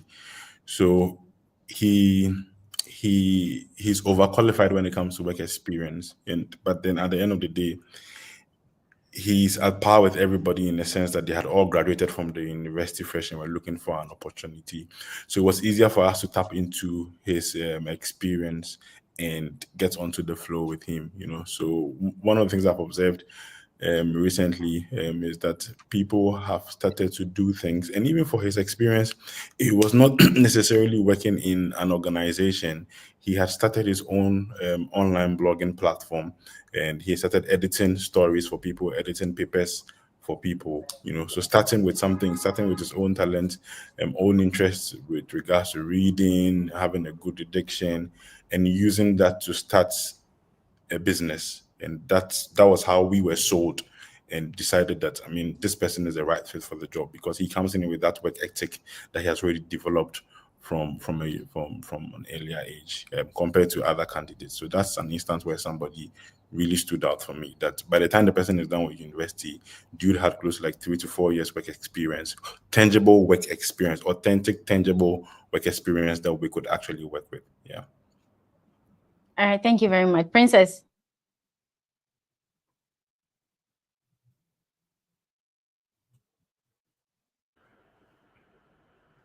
She I may be think off. Princess is. Yeah. So we'll move on to Emmanuel. What as a recruiter, is there any candidate that you recruited that really stood out apart from from the others? So to be fair, we've in the last 2 years I've recruited for 3 roles. The first UI UX manager at MTN, and then 2 other roles for a product manager and product coordinator. I think there have been some people who have understood the buzzwords and algorithm of LinkedIn, so they look great on LinkedIn. But then when you give them assignment-based interview questions to come back, then you can see the gaps in how then their expertise can apply to different scenarios, right? So there are people who, yes, you know that, oh, we need project development. You add all the keywords, Scrum, Agile, and. But when it comes to stitching it together, how then do you employ Scrum or Agile to different scenarios, especially in this part of the continent where we have limited resources? Then you find out that people break. I've also found people who have not spent that much time updating their online information, but they have great work. So it's difficult for me to say that plus or minus. I found amazing candidates. I think what I've started to see is, and I like this, a lot of more people are prioritizing what they've done and they're putting it up on LinkedIn. But then there's still quite a few people who, especially if they're in the tech field, where I've been recruiting recently, they just don't have time to do it, or in telecoms or in specialized fields. What I would say though is the people that I've interviewed that I know immediately are going to do great work are people who, when they give examples of the work they've done, it's not just textbook examples. You can see that they're passionate about their work. They've authentically engaged with the work. And when they do that, they've been the ones that have rewarded me taking the chance and hiring them. Because you realize that the problem that we were solving for when we were hiring the person, that problem has changed 3-4 months later. So think about it. Like you probably now, Rita, are going to hire somebody to join your team, and you're thinking, oh my gosh, I'm hiring them because I need more social media help, and. The moment they come and they solve that problem, now you need these people to be thinking about tomorrow's problem. How then do they have multiple conferences or multiple engagements or consult with people? So if you don't have somebody who's passionate about and authentic about the work that they've done, you're going to have people with yesterday's skills or need for yesterday's skills, but then you have tomorrow's problems to solve for. So the people that I've met who are expansive thinkers, sometimes they look even creative, sometimes they speak creatively. Those are the ones that genuinely I'm like, okay, cool. I know we don't know what problem you're going to solve, but the way you think, the way you approach problems and responses shows that you have that agility, flexibility, and then we can carry you forward so that you can be part of the Avengers on my team. So that's more the group of people that have been helpful than an individual person. Okay, thank you very much. Michelle? Yeah, I think they've covered almost all, but I'll try and keep it brief because I've recruited on various levels, early careers, mid-level, and different industries. So I think what stands out for me, I would use like a legal angle to speak about, which it would be very cliche, but I don't think anyone in any role, whatever role you are trying to apply for, you should have some good prompt engineering skills, because what the world is turning into is probably in the next 5 years, we will not be able to do without all these AI platforms. So one impressive one I have seen recently was that we were recruiting for somebody who was going to be basically a legal engineer. But then, like Gamo was saying, the problem that we were thinking about already, he had already solved it on his own time with his own case study. And I don't know how many of you know about the STAR approach in answering question in an interview, situation, task, action and results. By the time the guy finished explaining the situation and the kind of scenarios he finished to get to why he built that app, we knew he was the best candidate. And I think he's been there for 6 months. He's done like incredible work. So my point is, you cannot get into any role now without prompt engineering skills. There are so many tons courses out there to learn prompt engineering in different ways. But I think if you really want to stand out in this market, you shouldn't be just a person using ChatGPT like how everybody uses it. You should understand how some of these tools work, and I think it will make you stand out in the masses. All right, thank you very much.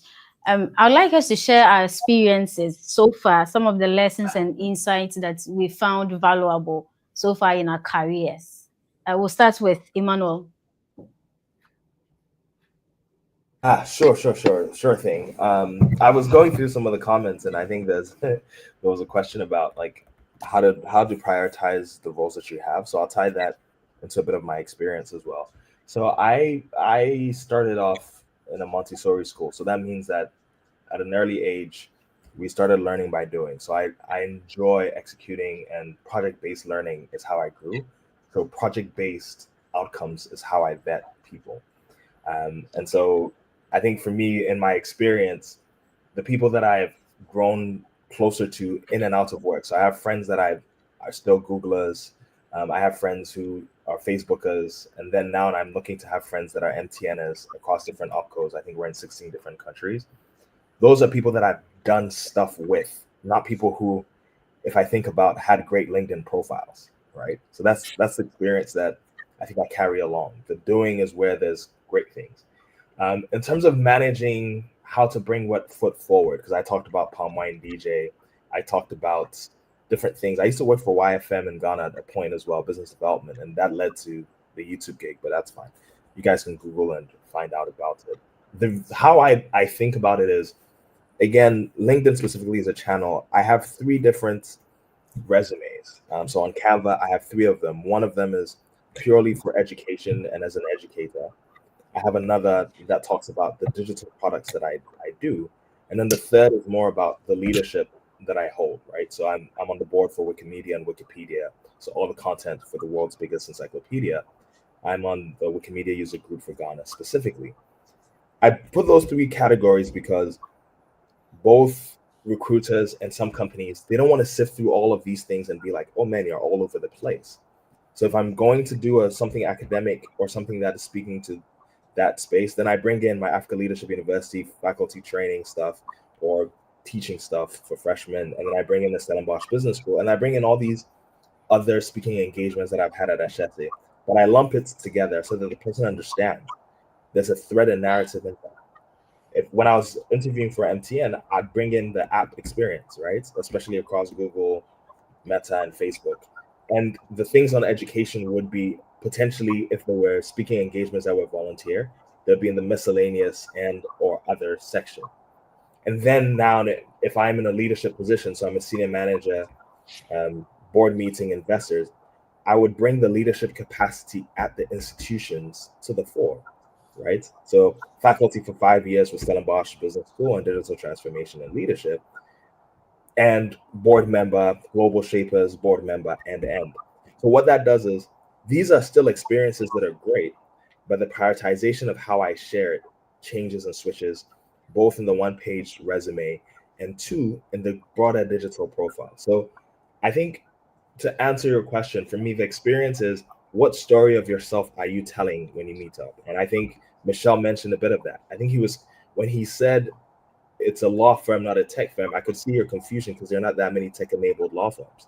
So if he's hiring for somebody who's done that, your receiving of his message is a bit more nuanced. So when he's pitching himself, he has to be a bit more intentional, both to investors and partners, that, hey, we cover this intersection of both legal and tech and AI that very few people are, so we're special. So it can't just be the regular narrative, oh, and I worked at Betty Echola Channel Kuma and I did my courtship. However, tada, I can do AI. No, it has to be tailor-made. Yes, I have courtship experience. Yes, I have legal experience, but we also enable that legal experience with artificial intelligence, with data, and that makes it. So storytelling is incredibly important. Take that time to know that if you're charting a different path, your storytelling should be contextualized, and you should have different samples to engage with the right people so that they receive the message you're trying to give them. All right, thank you very much, Emmanuel. I'd like to ask a quick question before I let you go. You said that you are an educator, right? That's what happens when you're on faculty. I'd like to know how the transition was like. Transition. So again? Sure. So the problem with not the problem. The thing about how my mind works is, I was really good in school, so I didn't do fifth grade. Then when I went to the States, I was a National Merit Scholar, National Achievement Scholar, and Presidential Scholar in university. So I did research in undergrad before doing Masters in Innovation. So I think for me, I like learning. So whilst I was doing that, I was always tutoring or mentoring. Where I took it serious was I took a year off to teach at African Leadership University. But to be fair, like, even when I'm not working, I give free trainings and free sessions, right? So for YouTube, we used to do free sessions at iSpace. And then at Impact Hub Accra, I used to do so many free sessions and with Wikimedia. And that's how come I know about some of the LinkedIn algorithm and changes over time. I think that is not difficult for me, but for some people, and I've worked with very brilliant people who are terrible managers, teaching is not their calling. The patience to be able to say, or ability to explain why I'm good at something is not a strong suit for. So please, if it is not your calling, we beg you, you be in your calling, because you can actually traumatize people who may not understand or you don't have patience for. And I remember having a French teacher. So my dad spoke fluent French, and he was terrible at teaching. He would use a ruler to hit my hand, and I just decided I won't learn French. Not because I'm not capable. If my fathers could speak it properly, probably I'm biologically even more susceptible to learning. But that experience of bad teaching practice was terrible. I also think that for all of us, we do have a responsibility to pass on knowledge. It might not be in a formal way of teaching like I do, but even the panelists on here, listening to everybody share their points, Princess, she's teaching from her previous experience and sharing, right? And I think that's what maybe social media and online allows, that we can have snippets of teaching opportunities. So some of the TikTok channels that I follow are more on people teaching with their own perspective, little things in different ways. So you can actually search for so many things from peers that they've done videos on TikTok. And I'm hearing that people are using that more than even Google algorithm than anything else. So if you're listening and watching, that's a teaching opportunity. What you guys are doing, teaching us your perspective. So don't look at teaching in the conventional space like you have to be in faculty like I do, or you have to make time and be in a classroom with a whiteboard. But look at it as sharing knowledge, and then different platforms can allow you to do that. And I think the panelists are doing an amazing job with that too. All right, thank you very much. Michelle. Which one do you want me to share? Do you want me to share the latter question you asked, Gamo, or the first question? Yeah, the unexpected lessons, the insights you've had so far in your career coming up. Well, I could use a whole hour to talk about this, but my career is legal career. So I was trained to be a lawyer. I did my first degree, did my master's in international law. I didn't do anything tech. Nobody taught me anything about tech in a classroom. I learned everything from YouTube. So when I was doing my first degree, I learned how to code. I built a very basic search engine. I don't know how many of you who know Dennis Law, but Dennis Law is probably the biggest law tech startup in Ghana. So I was the first product manager there. So that was my first law tech job. Then that sort of experience in trying to do something by myself is what has brought me in the last 7 or 8 years working across so many companies and organizations. So I would say that try and do something by yourself without necessarily working for any company or organization, because a lot of you listening to us are at different stages in your career. Some of you have a job, some of you don't have a job. Even when you have a job, please try and do something by yourself. So I'll give you an example. I work for Dentons. Dentons is the largest law firm in the world. I'm a senior product manager. I handle 3 different regions, Europe, UK, and the Middle East. But I still find time to do a new project, which has nothing to do with my full-time job. What I'm trying to say is that if an opportunity comes up in the near future, which I am not looking for any opportunity at the moment, that experience in doing that project is going to come up, and I'm going to be able to use that experience to solve that problem that is going to come up. I'll use the last point I made about hiring somebody who we had to see who could build something with, like GPT and all of that. So I got into where I am like 6 or 7 months ago. So I'm currently very new in dentist. Before that, I was working with the Ministry of Justice in the UK. I got into that role because 2 years ago, I built a contract management software And that was the case study that was given to me at my third stage for this job. I had no idea that I was going to be given that case study. I had to just look into my Google Drive and just pull all the files and everything I did and brought it back to do what I was doing right now. So I'm a big fan of people doing stuff just for fun. And that's why I've enjoyed being in tech, because the open source community is one of the things you will not find illegal. We just keep stuff by ourselves. No lawyer will share templates with you. No lawyer will share anything with you. We don't share anything illegal. So being in tech, please take very good advantages of trying to do stuff by yourself. And so I've seen a lot of benefits with these case studies people share on platforms. So for example, designers, UI UX, like I don't use a CV to hire any UI UX designer. I don't think I've ever done that. I think you first go to Behance to see, oh, how do you place these stuff? How do you do these icons? What do you think about this? That's more interesting to me than a CV. So I'm not really a big fan of CVs in terms of recruiting. So trying to do stuff that are outside what you are doing is one of the experiences that has helped me get to my role now. So I'm just hoping that people enjoy doing stuff which are not related to their. It's quite difficult, but if you do enjoy it, it comes with benefits at some point along the line. All right, thank you very much, Michelle. And now, Gabriel, looking into the Yes. future, what are some areas, some regions that you feel like it is growing and young professionals should look forward to? Man, I wanted to answer the question that Gamo and Michael answered actually. Oh yes, you can. But You let me can. let me do that and come to your question. I remember I started my career fortunately in an international organization that was spread across 90 countries, right? So, and this is one of the biggest nonprofits you can ever find in the world. I walk into the organization and it's a hot texting environment. Everybody's seated everywhere talking, everybody's doing everything. You don't even know people's roles until you're introduced to them. And I quickly realized that the only way I could move on the ladder was purely based on merit and just putting in the work. There was a time I was introduced to a guy called Moses Anibaba. Moses currently was the Sub-Saharan African lead for the organization, but at that time, he was the global lead for partnerships. I consciously made sure that I would always sit next to Moses and just listen to how he presents his thoughts. Because the thing about Moses was that he looked exactly like me. He was a black person that had risen through the ranks, been country directors in close to 8 other countries, and now a global lead. And I realized that there's something that I need to learn from Moses to ensure that I'm able to move through my career. In that same organization, I realized that I had to build the foundation for my skill sets now, because I don't wait. It would be very unfortunate that you get to 35 and you realize that, okay, you should have learned project management, but you didn't learn project management. And that is the reason why you are not getting the job that you have to get. And at that point, you feel a little bit complacent to go and do it, right? So I decided I was going to learn that from the grassroots.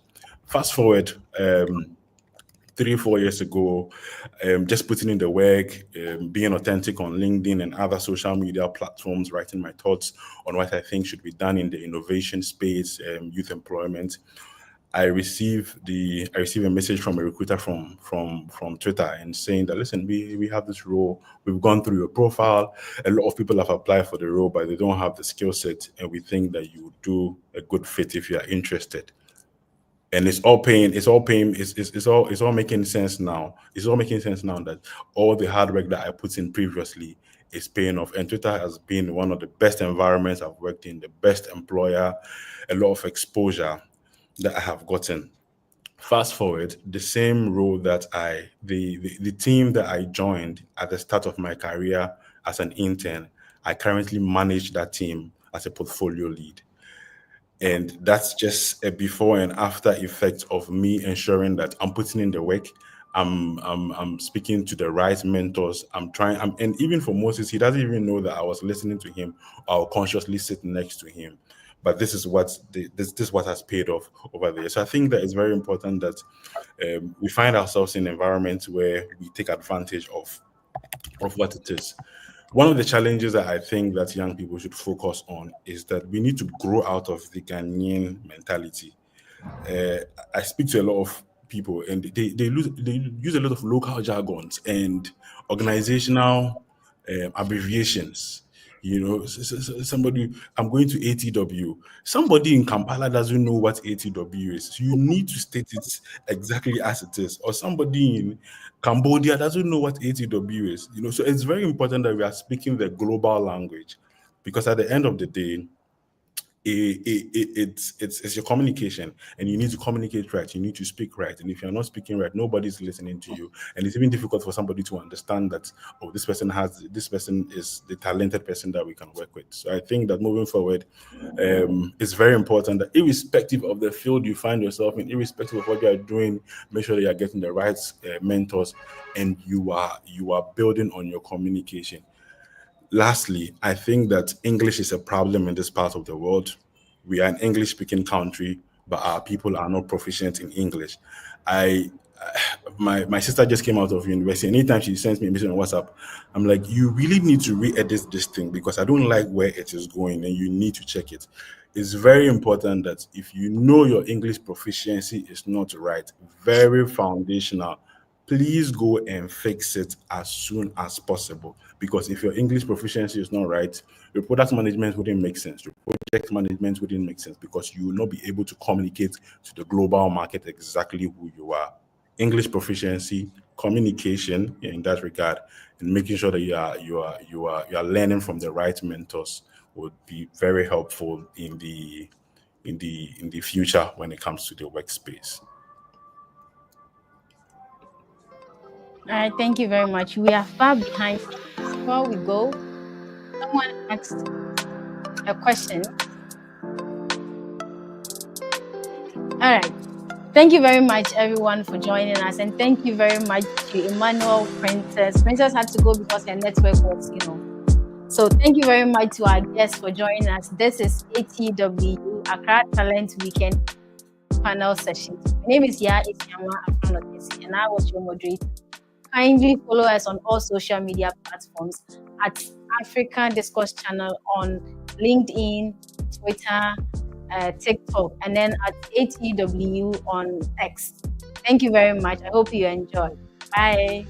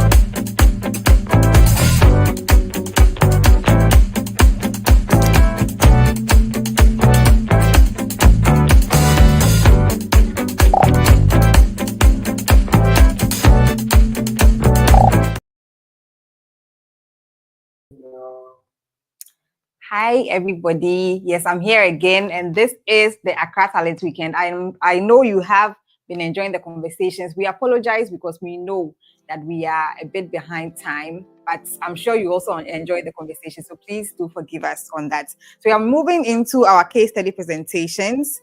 And as we've already spoken about personal branding and LinkedIn, we're going to have a practical session on how you could actually revamp your LinkedIn and then how you can also brand yourself as well. So we are going into our personal branding and LinkedIn, which is going to be led by Felix Kusi, who is from Be Tech Connected.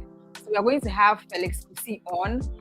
Hi, sir. It's an honor to have you here. Thank you so much for joining us.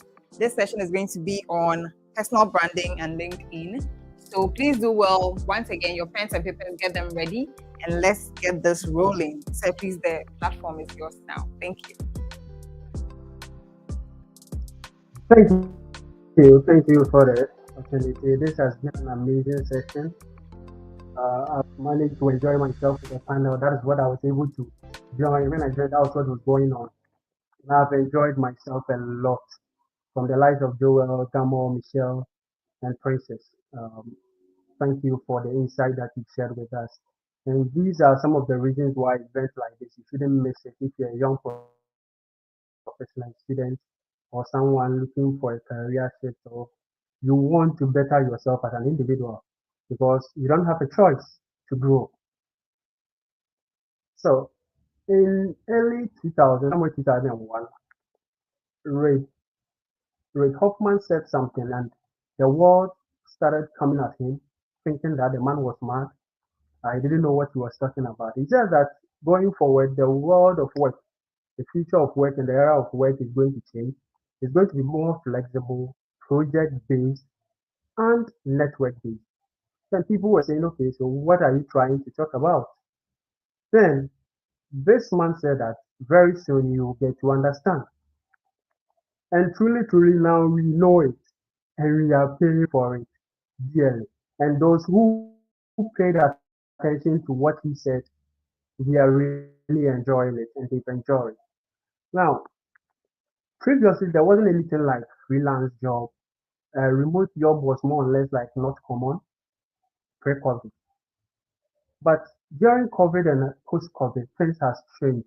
The world took a shifting, more or less like a flip of a coin, just an opposite direction to what we used to know about work and how people get jobs. And how people get jobs has become very interesting these days. That someone will be there, might not even go for an interview, just a chit chat session with someone, just a communication with someone on a platform, and they can even jump the application stage and go straight away to the interview stage. And the application stage has been one stage that people find it very difficult to get through with the likes of the ATS scanner and other stuffs and so many other reasons that sometimes not all recruiters can even go through the applications that you've provided. Hence, there are other ways that you can be ahead of this curve. Sometimes I think that probably maybe I'm cheating, but it's not my fault because I find myself in a situation whereby through events like this, I managed to understand the power of personal branding. And then I took it upon myself to position myself properly. And from 2021 till date, I've gotten different opportunities. Some I didn't even go for an interview. Why? Because I was able to build my brand. Now the question is, what is a brand? A brand is what people see about you when you're not in the room.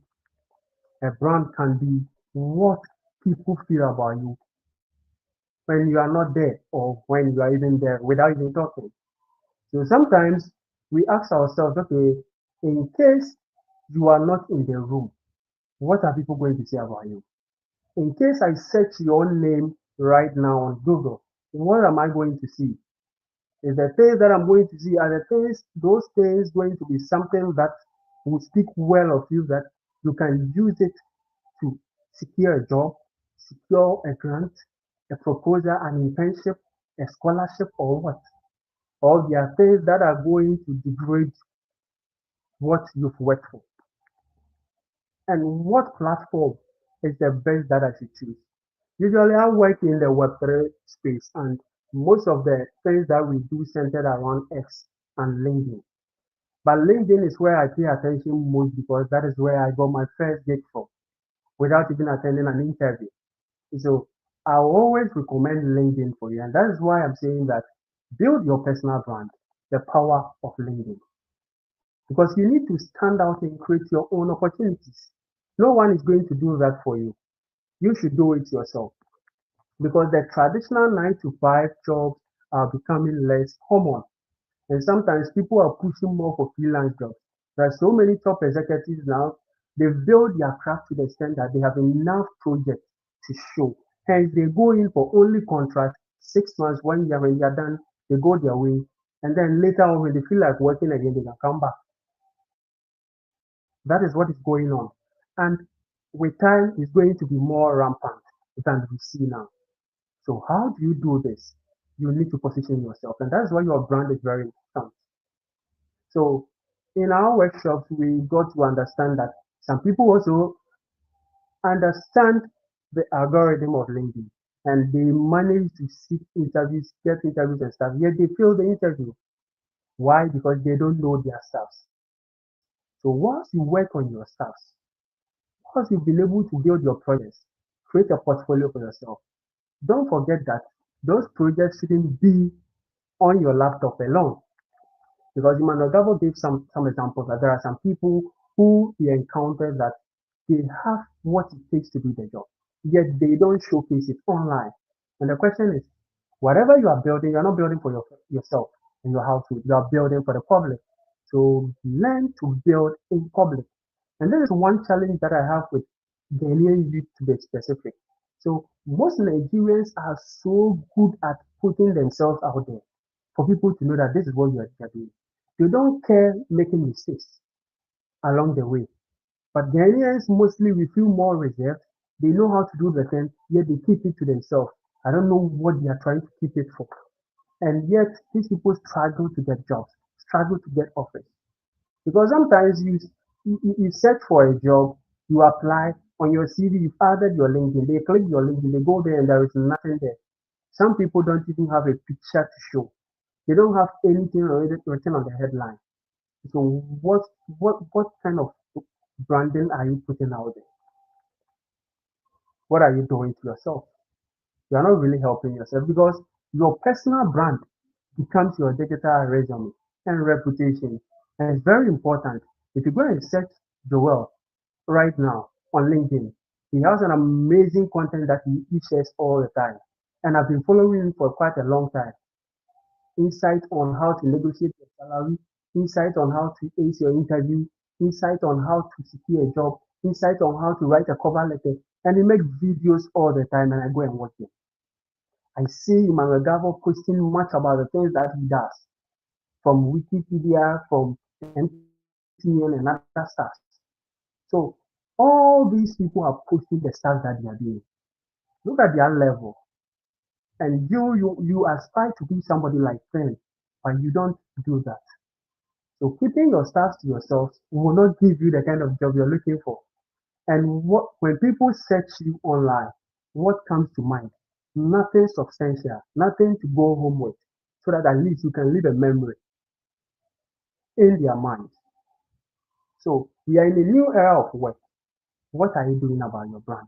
What does people say when you're not in the room? What does people say when they search your name? Is it that, oh, this guy is doing great here? Okay, let's call you for this opportunity. Or let's pass by, he don't qualify. Or you give them a second thought whether they should consider or not.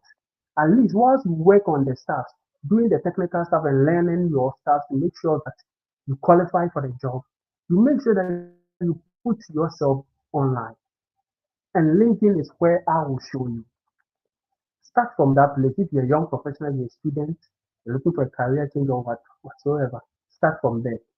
There are challenges problems you solve all the time at work. Craft a story around it. How you solve that problem as a post and see what this can do for you. And all these will come together to form that brand that you're looking for. Because the future is not here to wait for you. Now, why is it that we are talking about LinkedIn?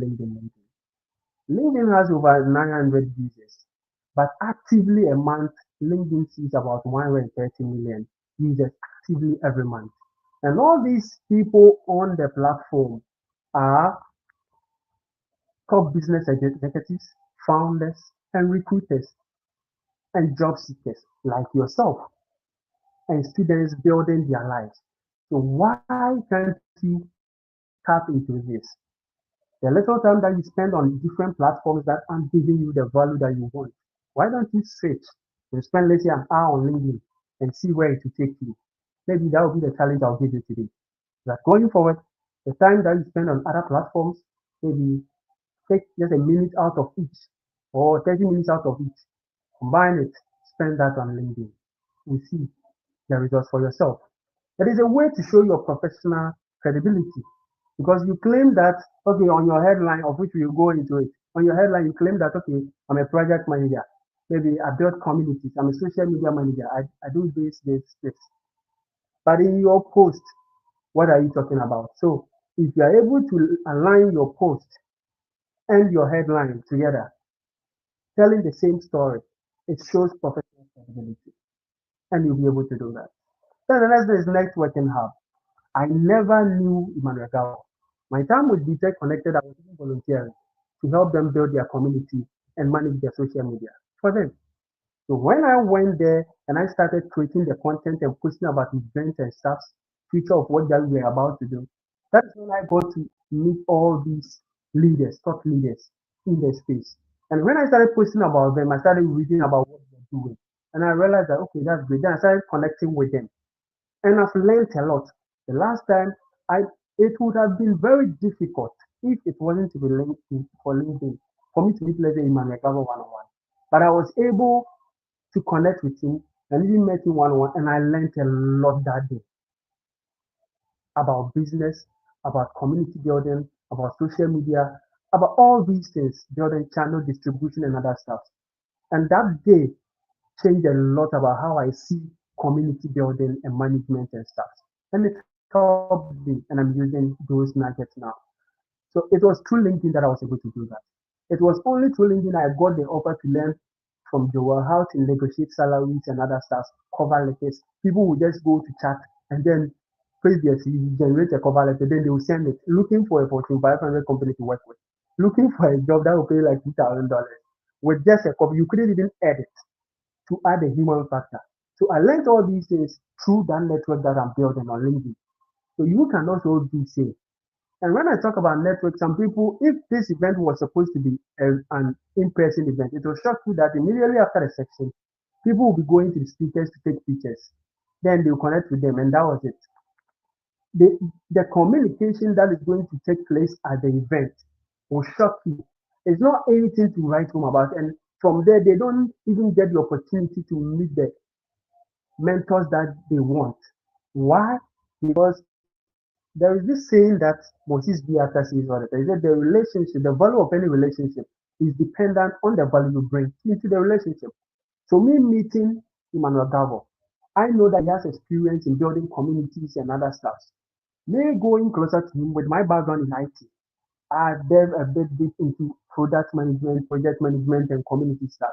I can have a fruitful conversation. All I need to do additional research, and the conversation will be very good and productive. And he will love to continue talking. But you go there and you don't know anything, and whatever he says is wow, wow, wow, like an ambulance. Definitely, the conversation will be boring because his time is very precious that he doesn't have time for such conversations. So build network. You can build that through LinkedIn. And my success story is I got 2 jobs from LinkedIn without even an interview. And one of the job was to manage a Twitter account for a company. And I had never managed Twitter by then. I had never done that. But because of what I was doing on LinkedIn, they saw that it was transferable and I could do it. And I got the job. And last year I got an interview with Algo Marketing, a recruiting company for Google, to interview for a community lead for Google Ghana. I didn't pass the interview because much of the attention was centered around AI and how I can contribute to build the AI community and other stuff. But I wasn't able to showcase my skill set when it comes to AI and other stuff. Hence, I didn't get the job. But it was a sign that I was doing something great, that when I put in more work, it's going to pay off. So this is why it matters. In a world moving away from traditional employment systems, a strong LinkedIn presence sets you apart. And there is no two ways about this. Now, how do you craft it? You need a professional photo. There are some people who will send you a connection on LinkedIn and there is no even image there, no headline, nothing. But remember, a professional photo helps. You don't come to LinkedIn with that Instagram kind of photo to come and post over there. It doesn't work like that. At least a professional headshot will do, whether a round neck, whatever, depending on your field of study.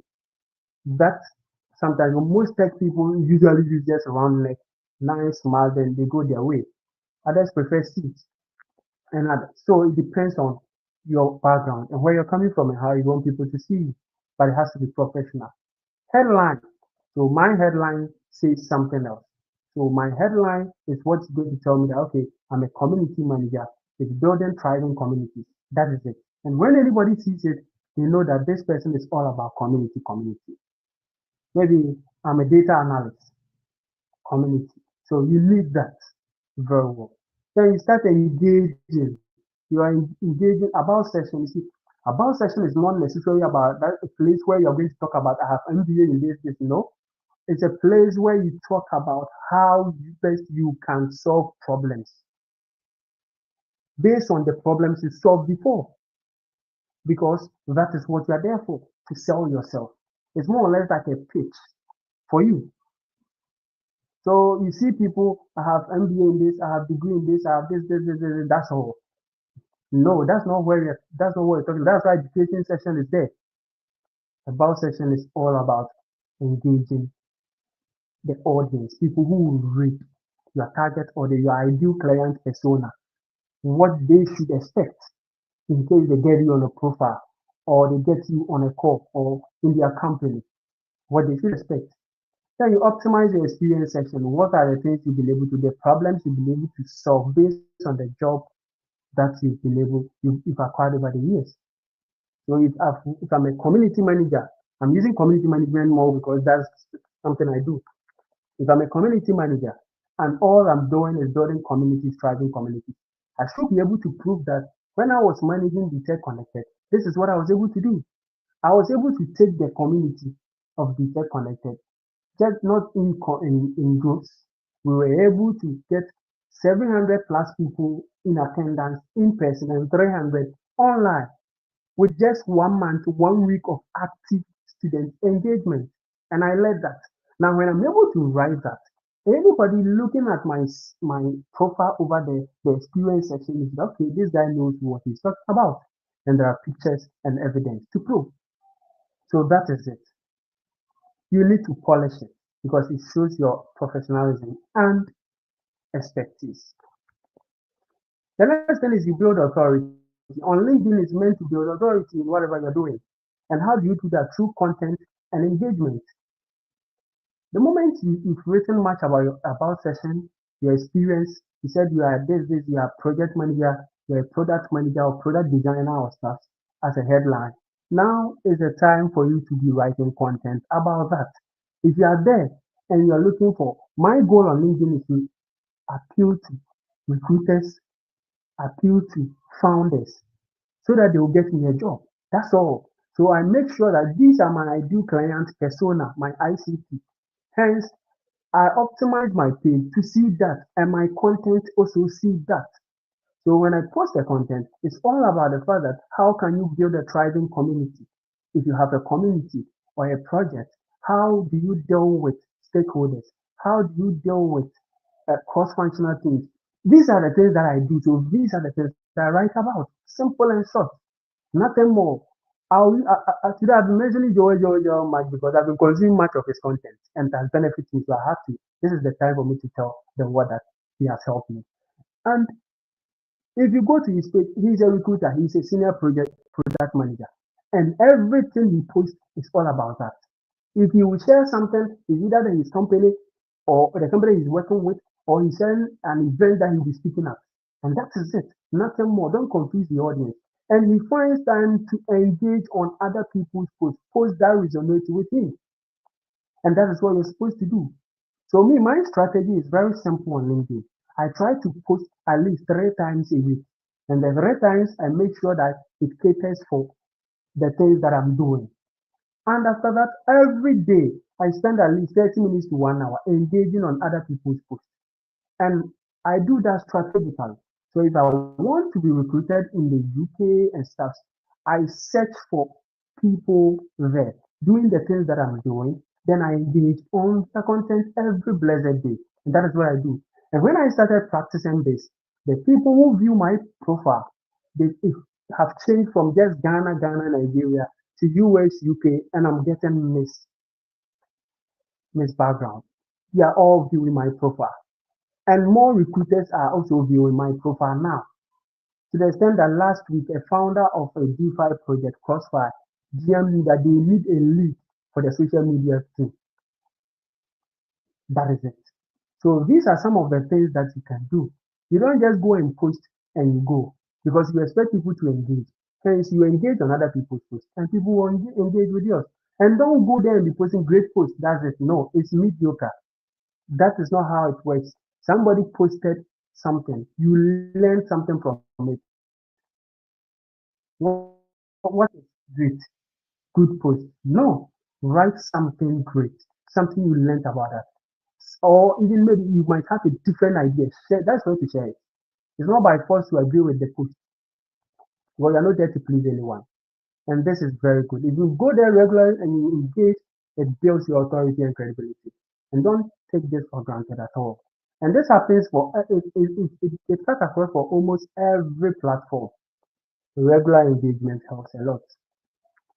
So you've been doing all this. So how do you go about it? Network smartly. If you are there for a job, you start networking. At first, I was there for internship, so I started networking, and I prefer remote set work more than anything.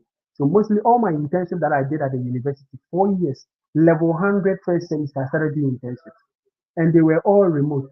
So these are some of the things that we talked about, and there is no other way that you can do this except this. So this is it. There is no option that you have that you can use here.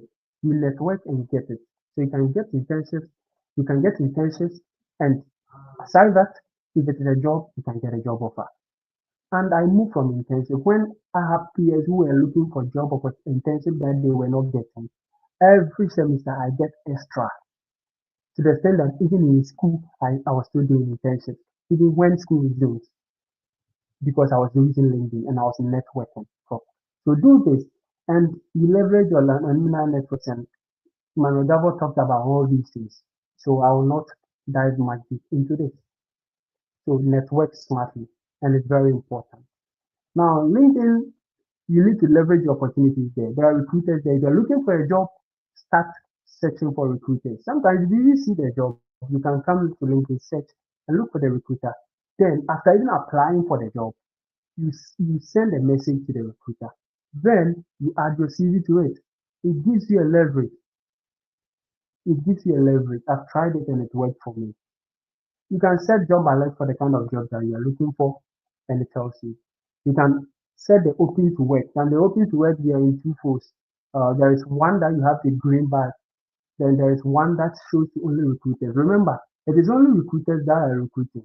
So I will always advise that take that green badge out of your profile and leave it to the recruiters because that green badge sounds like more desperate. You're desperate. This shouldn't be the case. Take your time. You get the job if you do it right. My personal branding has helped me and has given me a lot of opportunities, and I won't lie about it. And I've shared some with you.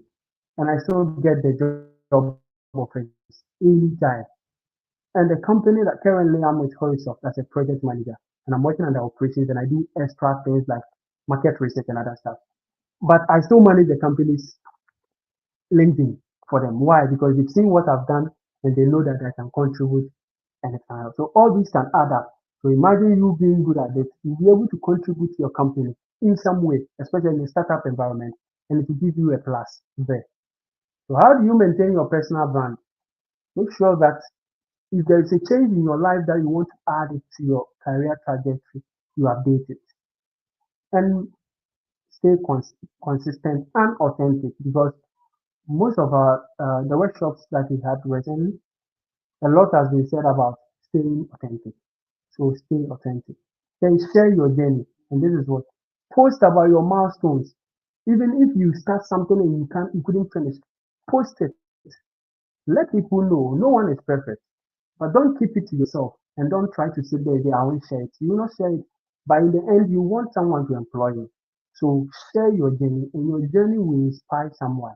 Your journey can lead you to a mega breakthrough when it comes to job search and other opportunities.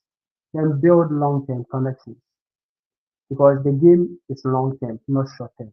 It's a marathon, not a sprint.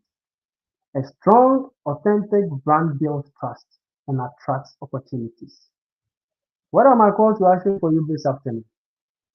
As you are here now, if you haven't updated your any section of your profile, or you've been procrastinating that, okay, today I will do this, today I'll work on the headshot, today I'll work on the banner, please go and do it.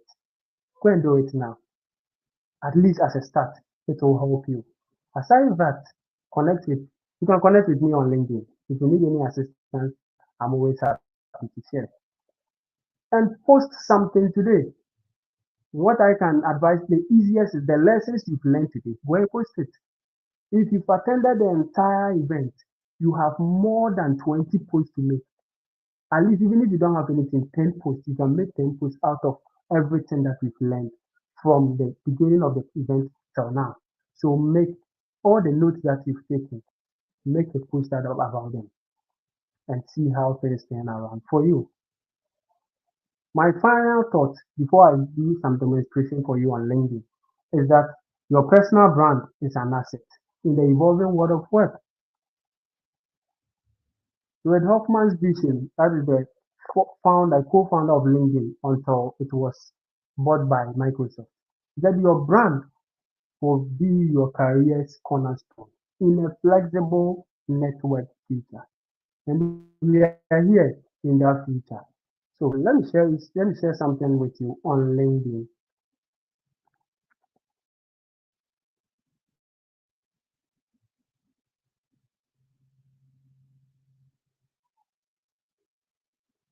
So this is my LinkedIn profile, and this is my banner. And this banner, I did it myself. You can use Canva to do it yourself.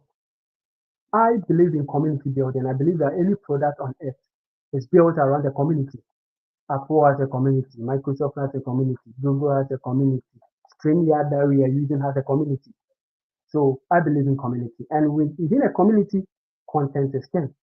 You need to provide value to your community members. So that is it. And that's my call to action on my banner. Simple as that.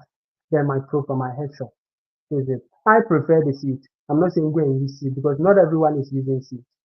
You can use anything. Look, Shadrach, someone is not using suit and it's okay. Let me show you my boss. My boss on. It's not a suit and it's fits. And there is a banner. That's what she does, which is great. So you can do that too. And now I'm into project management because of the current job that I'm doing. But I do community management and stuff. So that is what I have as a headline. Project manager, building engaged and thriving communities, especially in social media and event management. That's what I do. And the things that I do are the things that I talk about it as well. It's simple as that. Aside that, this is my about section. It's not about the certifications that I have. No, it's about the fact that expertise, where I've been able to do it, how I grew a community, a Telegram community by 5K members in 3 months, organic, how I did it from scratch. This is it. So I show you that this is what I can do for you if you're a founder or a recruiter and you chance on my profile. Then the services, so speaking engagement and other stuff. Some certifications that I've done in tech as data privacy and other stuff. You are managing a community and data is very important. So I felt it's necessary for me to acquire those certifications. Then my post. Then my experience, the things that I do. in the various places that I've worked with. So this is what we are talking about. That go and do it. Then my education section 2, where I've schooled and other certifications that I have in the tech space that can help me propel the growth of my career. So these are the things that you need to do. And you need to learn how to write and write well. Remember, LinkedIn is a professional platform, but it doesn't mean that come and write a TV statement over here. Post in a way that people will love to read. Some people will just write more or less like a TV statement, and when you open it on mobile, it looks so confusing to read.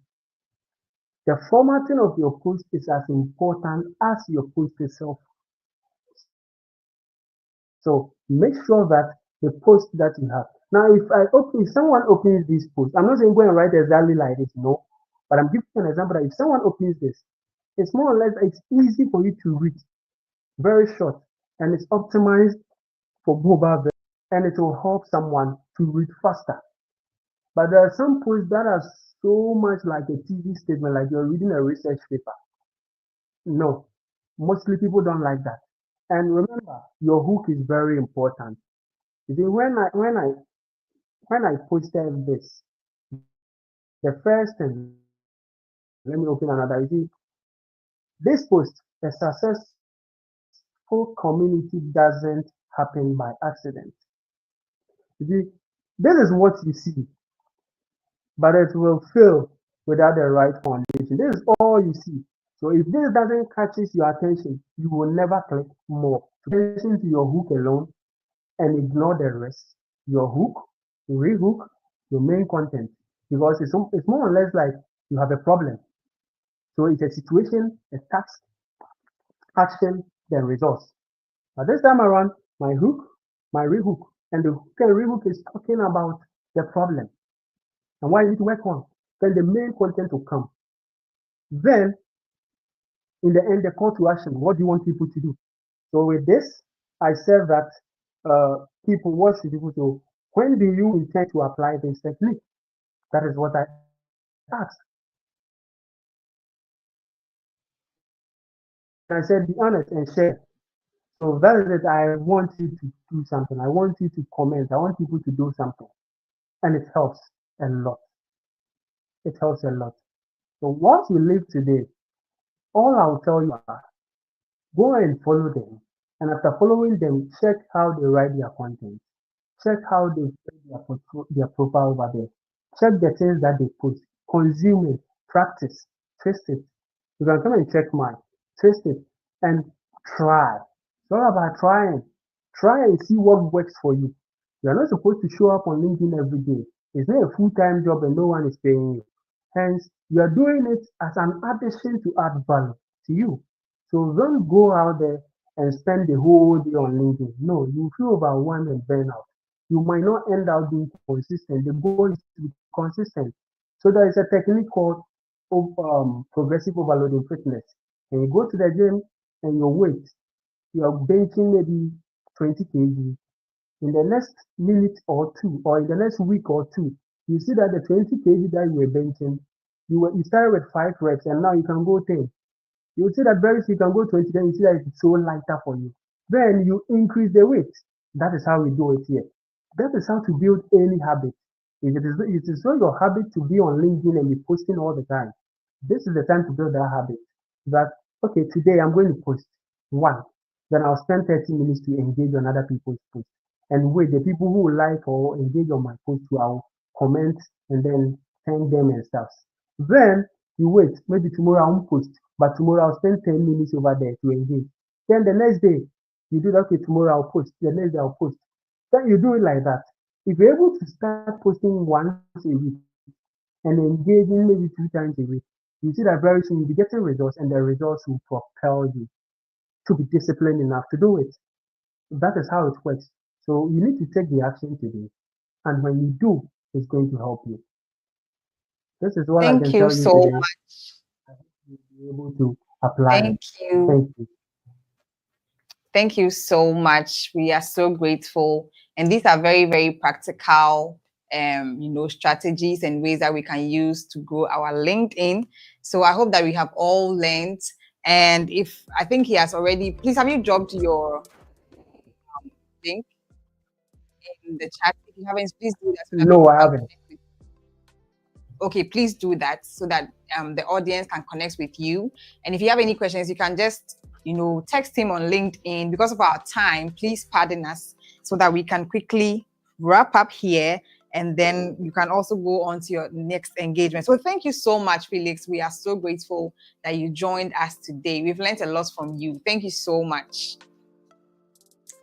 Okay, so we are moving on to the next session, and this is also a case study presentation. It is going to be on resume, or it's going to be a resume workshop, pardon me, or a CV clinic. So for those of you that are looking to, learn how to properly structure your CV, this is the session for you. And it's going to be handled by Joseph Ni Ankra. He is from Access Human Capital, and he is the one who's going to be taking us through this session. So if you are here, Joseph, you're welcome, and we're excited to have you here. Thank you so much for joining us. Thank you very much. So if you can hear me, kindly unmute. Okay. Can you hear me, please? All right, Joseph, we can hear you. Can you hear me? Can you? Yes, we can hear you now. Thank you so much for joining us. You have the stage now. Thank you very much for having me. So to all participants for this session, I would want you to get your pens, papers ready. It's going to be a very brief session. And in this session, I would want you to have a few myths in your heads or in your minds well taken care of. And one of these is the fact that CVs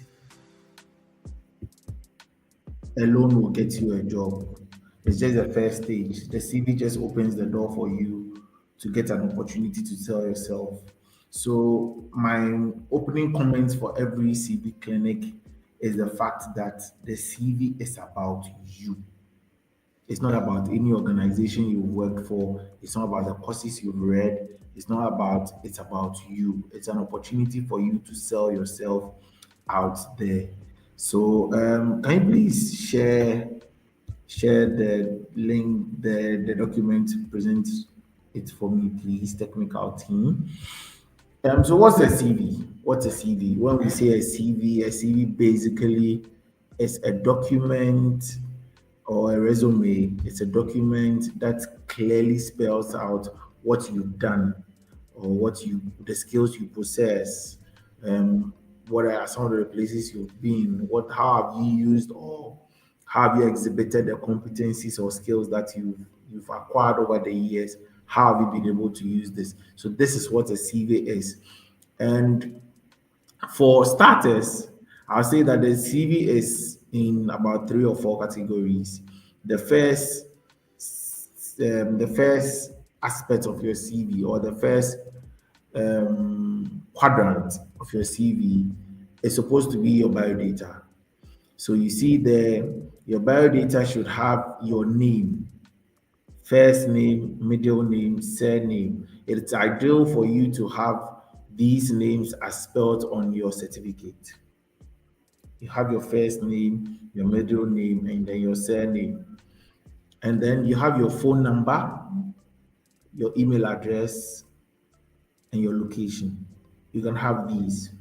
Now, with the increase in LinkedIn and other portfolios that you may have, you would want to share the links to these portfolios in this biodata column.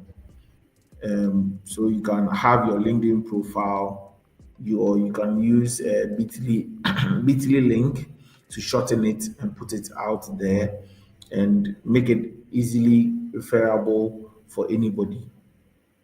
Your address should be very, very as much as possible discreet. So if you are in Accra, you just say Accra, Ghana. If you're in Kumasi, you just say Kumasi, Ghana.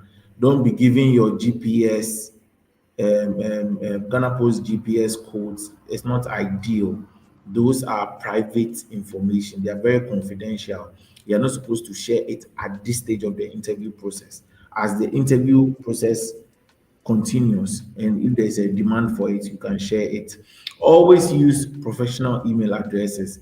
So the sexy gong and the nwakadb at gmail.com. You stop using all those kind of fancy names. This is a professional one. And most of the time, we recommend that you use either the first abbreviation of your first name and your surname at Gmail, at Yahoo, at whatever the domain you want to use. You maintain that and you share that for your use.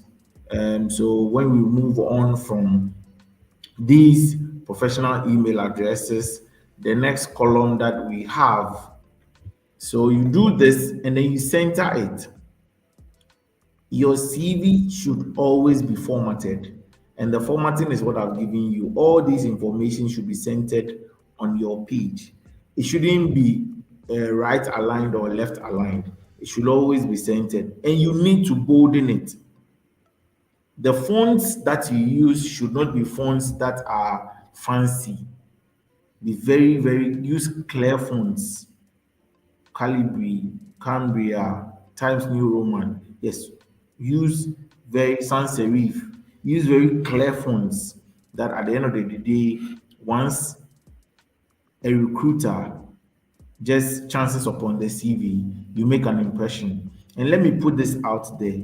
It takes 7 seconds for you to leave an impression in the head of a recruiter.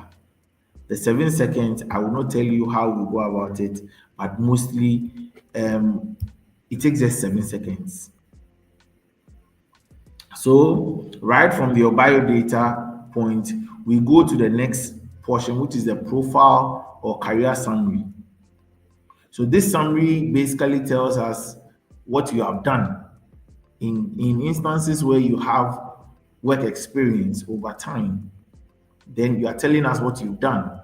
If you don't have work experience and you are now about to enter into the world of work as an entry-level person, then we are looking at you projecting the skills or your career objective or your professional objective. So an example of a professional objective for somebody who just finished accounting will be I'm a bilingual person with experience in Sage, with experience in bookkeeping, with experience in petty cash management. Then that's how you go about it. That's how you project it. Unlike me, who has over 5 years work experience in HR and business development, my career summary will basically speak to the things that I've done.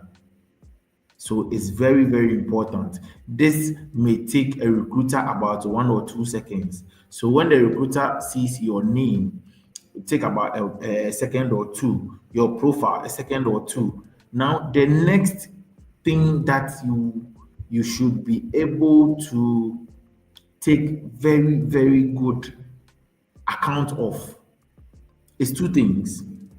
For somebody who's worked a lot, who has a lot of years of experience, then we are doing your work experience against your educational qualification. Again, I say, this is the advice I give to people. For me, who has 2 degrees, a professional certification, and some other courses, my strength will be in obviously the years of experience I have. So when I'm drafting a CV, I will project the years of experience than that. However, somebody who is 25 or 26 years or 28 years or maximum 30 and has a master's degree or a PhD will feel that, oh, okay, I have PhD, but I don't have as much as 5 years experience. So let me rather project the PhD or the MSc or the MBA over my work experience. So in this case, whatever sells you best is what you do. Don't forget, in on your CV, you always put your best foot forward. So an example of how you capture education or work experience will be like this. Always project the course that you studied. Always project it. So for instance, you did BSc Political Science, Kwame Nkrumah University of Science and Technology, Kumasi, during the period May 2022 to June 2026. This is how you go about it. In some instances, people put their thesis in these columns. I would encourage you to do that because now a lot of organizations are going into sustainable projects. And if your thesis happens to be one that would fetch you an extra mark or two in the shortlisting process, I would recommend you do that. So for instance, if your thesis is to the importance of AI in shortlisting, a case study of tech graduates.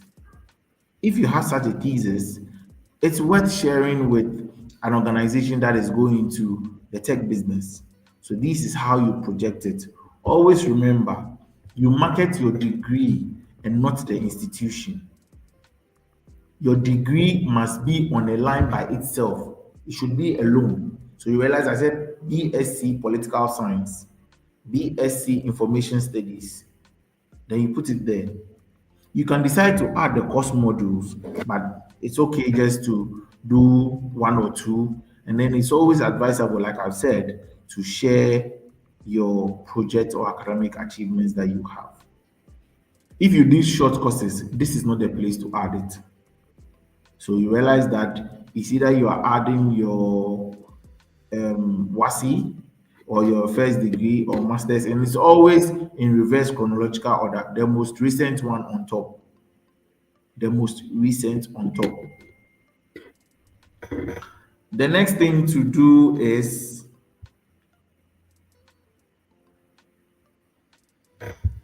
the next thing to do after the educational experience is the work experience. Again, here, take very, very good cognizance of what we are about to say here. When you start your educational or your work experience with the name of the organization rather than what you did in the organization, you are telling them to look at the organization, pay attention to the organization. And for instance, if you don't go and work for a big organization, you shoot yourself in the foot. So here we recommend and we advise candidates that it's always advisable to put your role, market the role. So if you were an admin assistant during your national service, you just put admin assistant into bracket national service. And then what were some of the organizations that you worked with? So for instance, you worked at Access Human Capital. So you realize that just like we did for the educational experience, the work experience bit also has the role on it on a line by itself. And then the name of the organization and the period also on the same line. Now, this is where the meat is. When you are listing your activities that you performed, do that with quantities, quantify your activities. So for instance, for me who was into business development, I was able to improve or grow the client portfolio from 3 clients a month to 10 clients in a quarter or in a month. That is how you quantify what you did. So if you were drafting proposals, I was able to draft 4 proposals a month. Always quantify your activities or your duties that you perform. So an example is I prepared the PowerPoint presentations for the marketing team. I was able to design the company brochure for the sales team. These are all things that you do, and then you quantify them. Caution here, or take note, do not copy and paste a JD. Well, a lot of us do it. We copy and then we paste the JD because we think that it's going to come out similar. Your CV may come out, but you may not get the job. You may be shortlisted, but you will not pass the interview. So always be very strategic enough.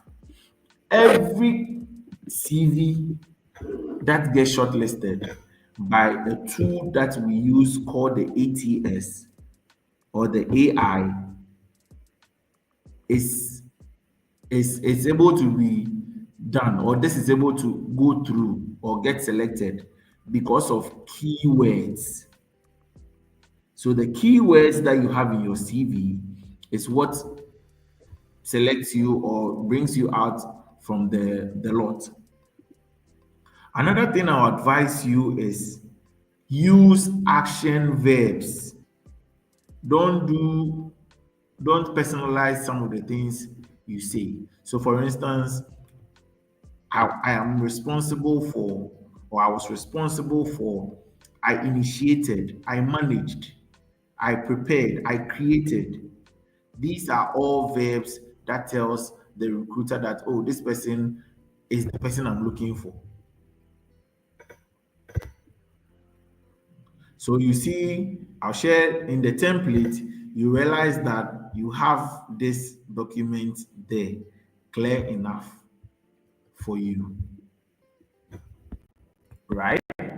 And then when we move from this, we are going into the professional development column. And this is where I tell people that from the customize section, yeah, this is a customize section. This is a free for all. You can say professional development, and then under it you have leadership and volunteer experience. So for instance, Vice President, Ghana Union of Students. You can say that I was a treasurer, SU. Do you understand? When you tell these or when you spell these out, it tells us that, oh, okay, so the person did not just attend school. Even whilst in school, the person was able to hold leadership positions. And these leadership positions tells me as a recruiter that this person can grow in an organization. And I can depend on this person to and groom this person to become a senior member in the organization. So how you couch this is very, very important.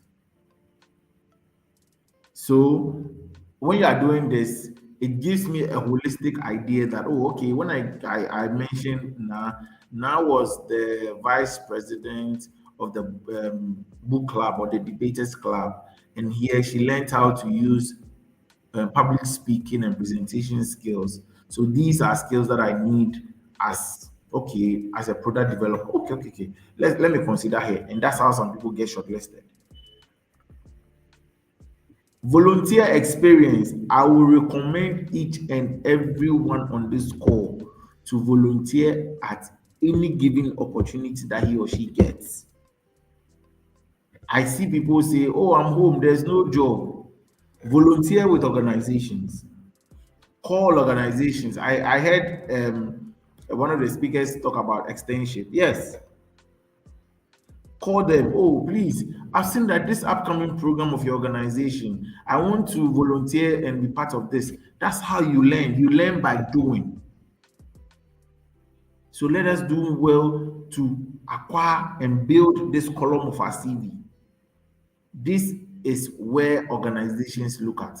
Now, just like I mentioned earlier, with the sustainability rules coming up in organizations, this is where organizations are looking at.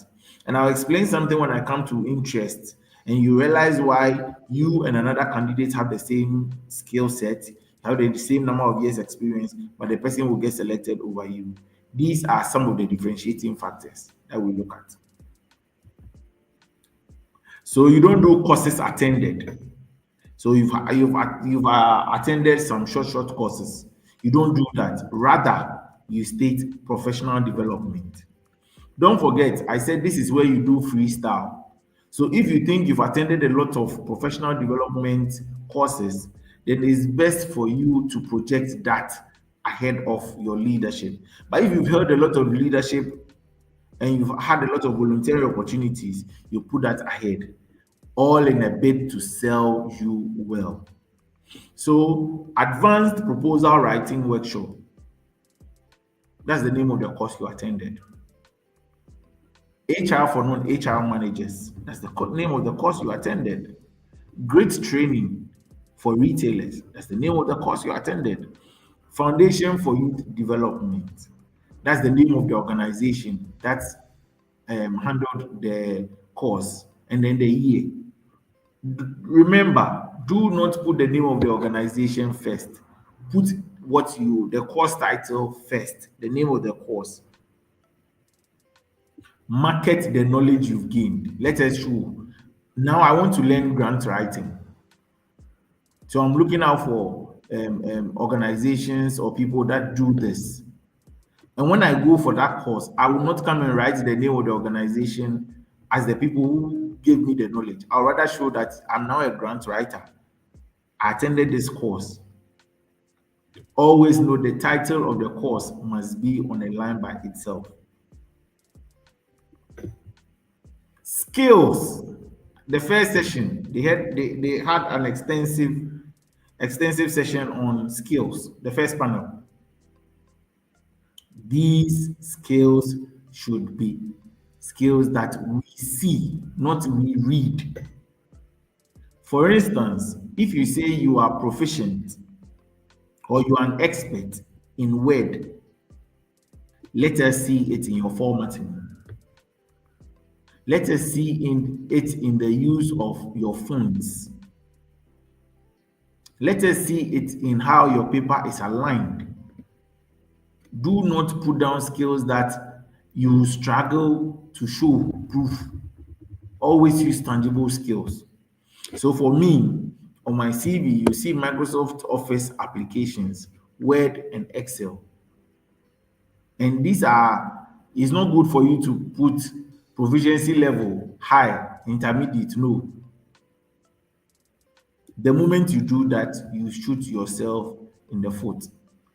Don't forget, once this goes through the first shortlisting process and you go for an interview, you can always make a case that, oh, currently I'm on a level of 3, but with guidance and coaching and continuous support, by the end of Q2 of next year, my proficiency level should move from A to B. That is how you show proof of something you can do. It's something you are willing to do. Because we don't look for perfect candidates. We look for trainable candidates. That's who we look for. So do not put down only soft skills. Oh, somebody say I'm a team player. I'm a good communicator. I pay attention to detail. But a lot of your punctuation marks on your CV, they are suspect. Your things are not well aligned. Always use tangible skills. So when it comes to languages, you can say, oh, my languages I speak are English, Ghana, and French. And I'll admonish everyone on the call to learn either of these languages, either Chinese, French, Spanish, German, any of these languages. Learn it as an additional language, please. Because don't forget, we are getting into a globalized environment. Now, this is where I want to pay a lot of attention to interests and activities. And I was telling somebody the other time that one of the ways that as people, as individuals, or as candidates, we set ourselves apart is in this column. Because a lot of people go to the school and get a degree. A lot of people get the same first class, second class, upper, second class, lower. Somebody will do post-national service, pre-national service internships, national service, and post-national service, acquire 2 years work experience in total. But this is where you set yourself apart. This is where I see that, oh, okay, this person is not just a tech person, or this person is not just a book loan person, but this person is an all-rounded human being. So you see people put down swimming as an interest. You see people put down playing golf, playing Scrabble, playing chess, playing lawn tennis as an interest. And as a business development person, I've come to understand that interests and activities is part of your job as a business development person. So if you say, oh, me, my job is I'm a marketer, so I'm just going to be in the office, I'm just going to be posting, I'm a social media content person, just provide information online and then leave it for others. No. Now you have that a lot of the media organizations have corporate sports events. And so there are people who only went or who are working in certain organizations by virtue of the fact that they have footballing skills. Somebody has swimming, somebody knows how to play Scrabble, somebody knows how to take part in tug of war. But these are some of the ways that people even get admitted into the security services. Somebody just goes to play rugby, somebody plays handball, somebody is just an athlete. This is some of the instances where you get an opportunity to be separated from everyone. So again, I say you may be on the same level with somebody. You have the same number of years experience. You know how to use the same tech tools. This is the only thing that differentiates you and gives you the job. This is what lands you the job apart from that person. So yes, interest and activities, very, very vital. And now organizations are looking more into this because now organizations have corporate social responsibility activities. And they would always want to use people from inside to champion some of these causes. So please pay attention to this aspect of your CV and fill it out adequately. Don't lie on your CV. Now, the final part of the puzzle is where I get a lot of people coming to me and they say, oh no, I don't agree. But this is the question. Please, if you are there, just type in the chat box. Do you agree that references should be made visible, or you put references are available upon request? What is your stand? Do you think references should be visible so that you two know that me too, I know somebody, me too, I know a doctor, me too, I know a professor? Let me hear your thoughts. Let me see your thoughts in the chat box. Do you think references should be available to everybody on your CV, or you believe that references should be kept on a different sheet and submitted along with your CV? Please share it there. I'll come back and answer that question. But I want us to quickly go into the sequencing of your CV. Just like I mentioned, it's very, very important. Always have your bio on top, your work or your education, which one comes first. And then as you tell me upon request, give me your reasons. I want to know the reasons. Please, I want to know the reasons. If you say upon request, kindly share the reasons why you think it should be upon request and not visibly shared.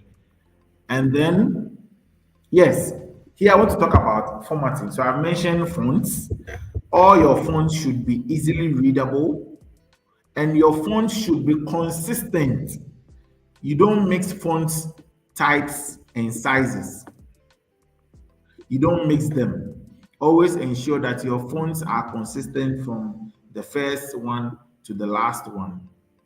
And then you should always use professional fonts. So like I told you, um, um, Arial, Verdana, Times New Roman, yes, all these ones, they are very one. You shouldn't go for Chilla, MV Bully, Kels, MI. No, no, no, no, no. It's not good for you to do those things. So your fonts and your font sizes should be consistent throughout. And now, those of you who go for graphics for your CVs, please refrain from using color. Refrain from it. In instances where your CV is not just straightforward with a lot of text, and you use either an editor or a tool, a graphic tool, and something changes, it makes your CV formatting very messy. So always ensure that you avoid the use of graphics. If you are a graphic designer, I would encourage you to rather focus on your portfolio.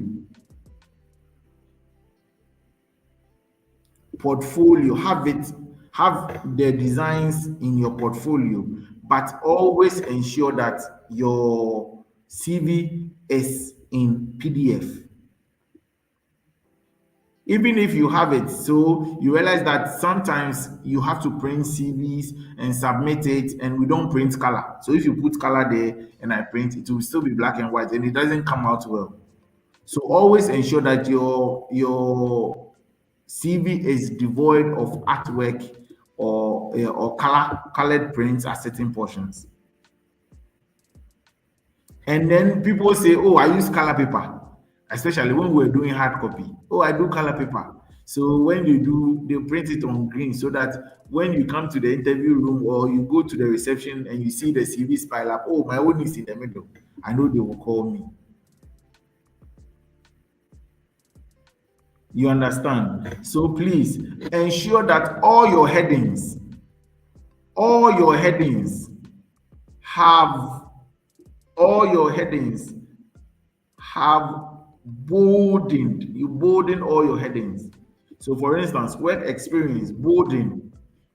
Don't center it. Align it to the left. Profile, align it to the left. Work experience, align it to the left. The only thing you center on your CV is the biodata column, because that one you want it to come out visibly. And I can see a question: should my CV have your picture? Please, I beg you, you may be what word discriminated just by you with the picture that is there. I want to give everybody an equal opportunity for a job. I beg you, take your pictures out. Some of the pictures, when we see them, we form perceptions in our heads about the people, and I don't want to disenfranchise anybody because of that. So do well to stay professional. That's why I keep referring to the portfolio. It's always advisable, if you are a graphics person, keep a separate portfolio, but always ensure that your CV is straightjacket text. Spacing. Always use one line spacing when you are doing within sections. So for instance, BSc, business administration, single line spacing. But if you are moving from work experience to educational experience, then you do double line spacing, just so that you separate and you space them out and it's clearly visible. I hope you are doing you are working on your CVs as we go through all this, and this is so that your work comes out very visible. Tabs. You see people using tabs to move to the other part of the paper. Please don't. Avoid your CV. One of the ways that you get your formatting wrong is because you use a lot of tabs. Avoid using it. So let's avoid using tabs. That's why I said align everything to the left.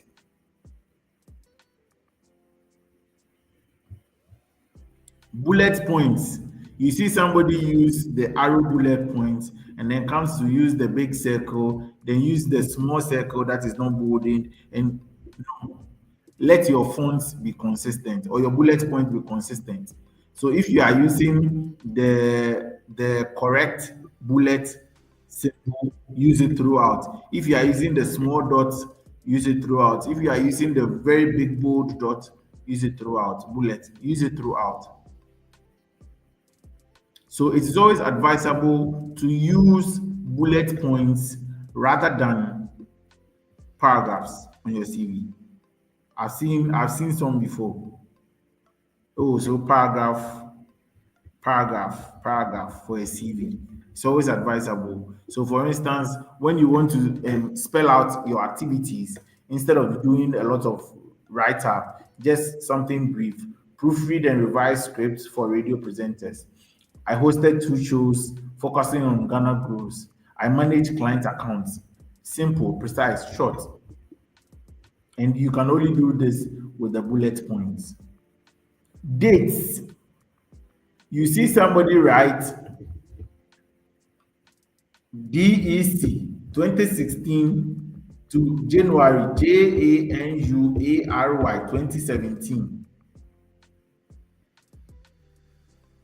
No. Let your dates always be consistent. The format should be consistent. And what we recommend is MAR 2004 and MAY 2008. It's fine. But it's always advisable that you spell out the entire month.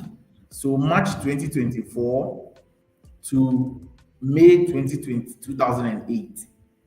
You put it there. Always don't only put the year.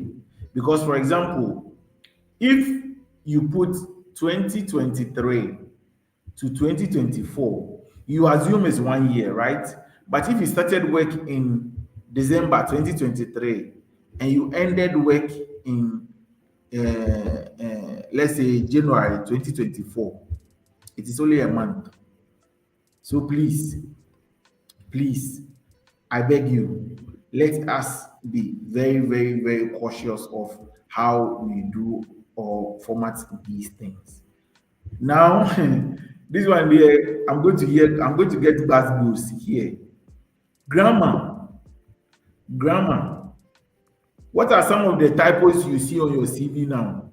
Now that you are going through it, less stressful. What are some of the typos you see there? And for somebody who says, I pay attention to detail, if I see a typo on your CV, do you think you deserve to be selected for an interview or shortlisted for an interview? Because you said you pay attention to detail, but your CV is saying that you don't pay attention to detail. So typos are a big red flag. So because we assume that your CV is not done under stress, you take your time and you do it.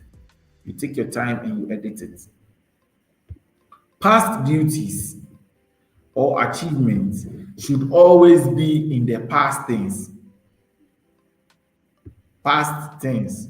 So if you did a thing in 2012, I don't expect you to say I am.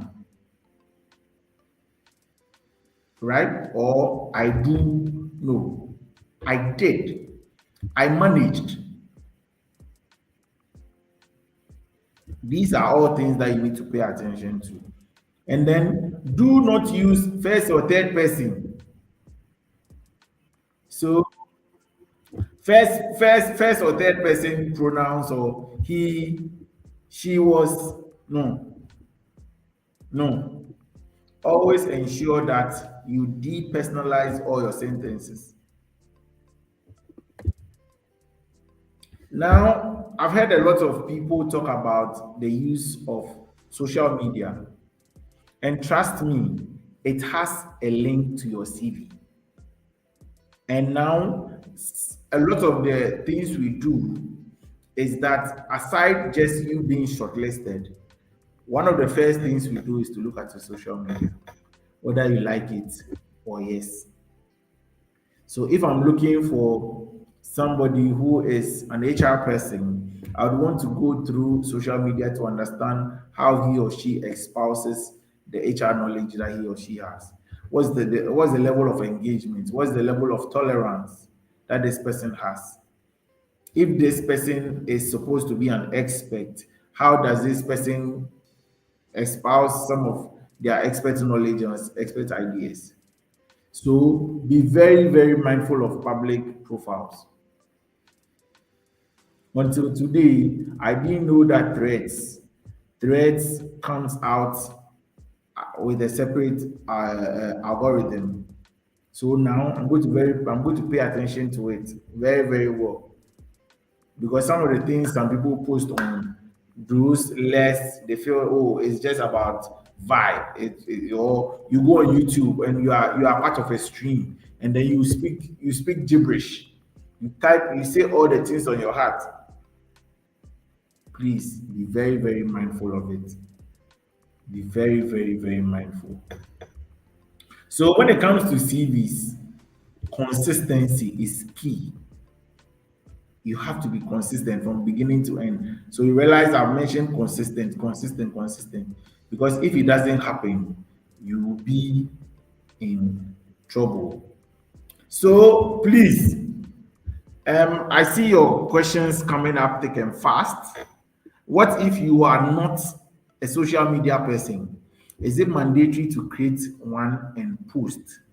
Please, you can't be in this digital era and say you are not a social media person. I agree, you may not post. You may not post, but it's always ideal for you to be there, because business leaders are looking at you, subject area masters are looking at you, experts are looking at you, and all these things that you do adds up to make you that holistic person. And LinkedIn has a feature where you can easily just export your profile as a CV. It uses details you put there. Please, is it advisable to use the feature for your professional CV? If you are able to espouse the same way we have, is able to give out the same information that you have, then I will recommend that you bring it out, tailor it, and then use it. I heard one panelist also mention that there is no one CV for all jobs. No. So there's the academic CV that you can get. There is the networking sessions or CVs that you can get, and then there are the technical or yes, the professional ones that you need to get. So I advise you to do. Now, on the question of whether or not we should attach a reference, this is my answer. So those who said no, you won. And the simple advice is, I know you know people in your circle. I know you know the Chief Justice. I know you know the Minister of Finance. But please, their numbers are private. Don't put it out there. So you go and write Rita Nakode, and you put Rita's email there, and you put Rita's number there. So me, I'm sitting somewhere, and then I get all this information, and I pick a phone and call Rita. Rita, Maseni with 200 Ghana cedis, or MTN Momo so. Have you seen it? Rita says, please, how did you get my number? These are some of the places people are able to fish out information from. These are private information, so keep them private. So always keep that attachment so that even when they decide to shred off your CV, later the organization decides that, oh, discard this CV, you still have it somewhere that is not private information. Now, I have 5 tips to leave for you, just with your permission, moderator. If you are not able to communicate well, please, your CV will not do the work for you. You need to tell a story with your CV. So poor writing skills you'll be exposed. And if you go to AI will give it to you. When you go for the interview, you'll be exposed. Ill preparation for the interview. If you're not ready, you don't just prepare. People think, oh, Charlie, I've been to interview A, interview B, interview C, so I'm good. Or you go into an interview session feeling like a motivational speaker.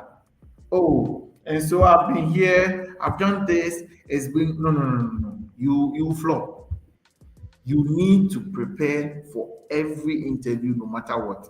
Even this session, I had to prepare for it, even though I've been doing it over the years. Because information gets stale along the line, and you should add up to it every now and then.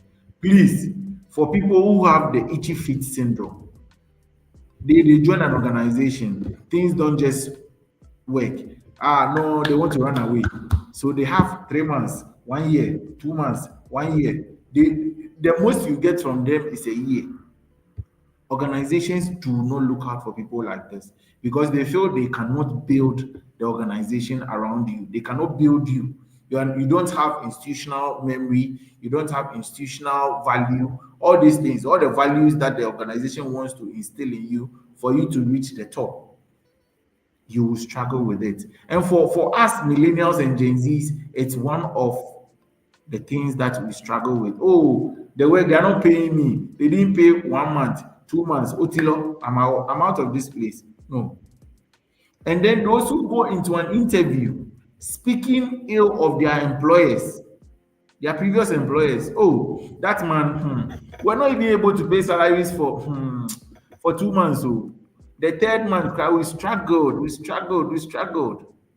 But all these things, it means that if you are doing it to the person you left, when you leave this current organization, you also do it to me.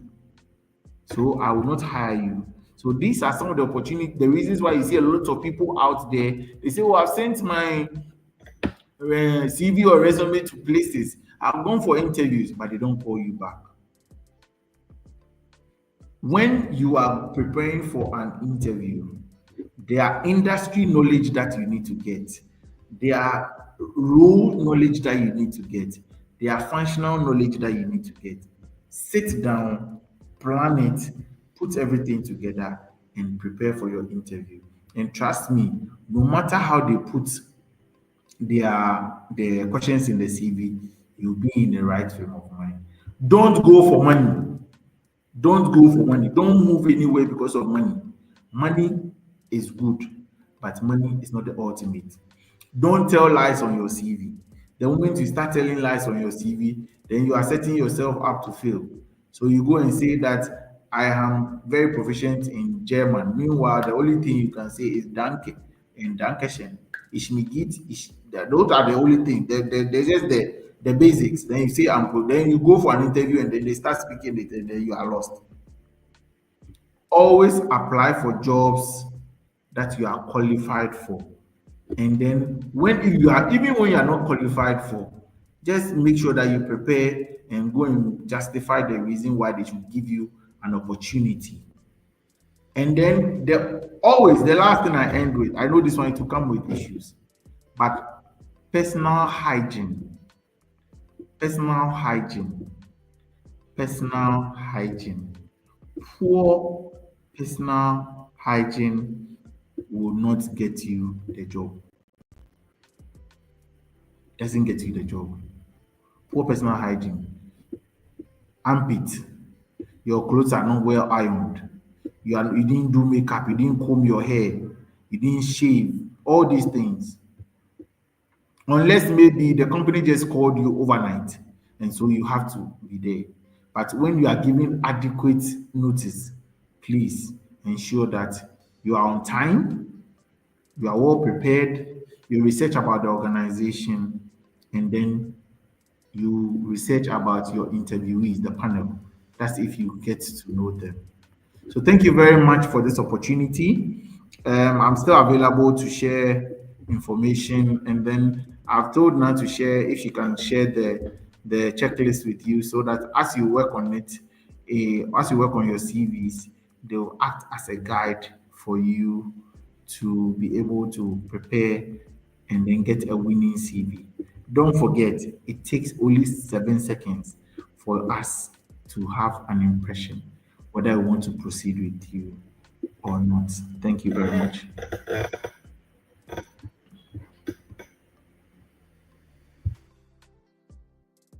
Hey, we can't hear you.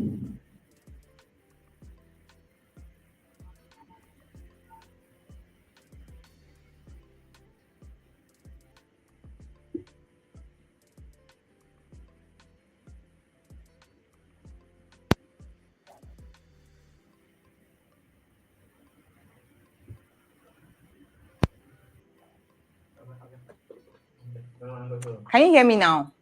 Yes, I can hear you. Thank you. Okay, thank you so much. So sorry about that. We had a technical challenge over here. But I was saying that thank you so much, Joseph, for joining us. The session was very insightful. We've learned a lot, and we are grateful that you spent all this time with us, teaching us all we need to know about our CVs. We are grateful. Thank you so much. Have you dropped your LinkedIn in the chat? Please, if you have not done that, then kindly do that so that the audience can reach out to you, and then you can take their conversations and their questions also from there. Okay, so I think Joseph is doing that now. Thank you so much, Joseph. Thank you. And to our lovely audience, you've been amazing. Thank you so much. Now, there are giveaways at the end of it, so don't run away, okay?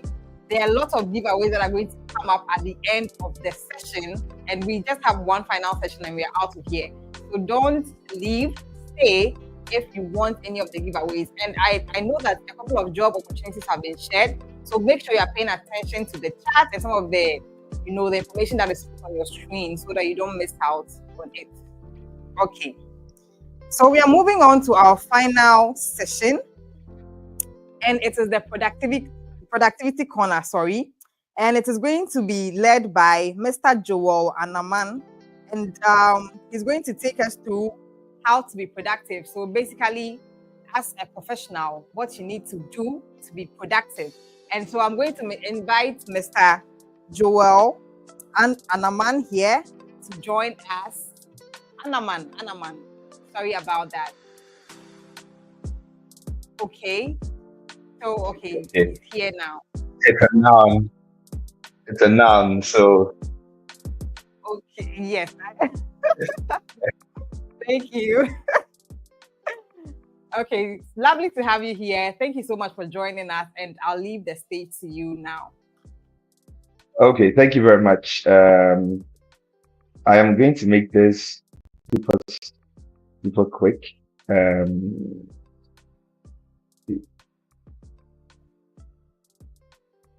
me just do this real quick.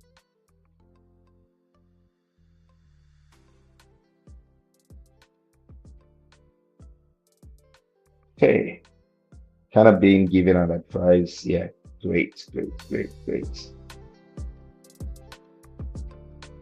So just trying to share my screen. I'm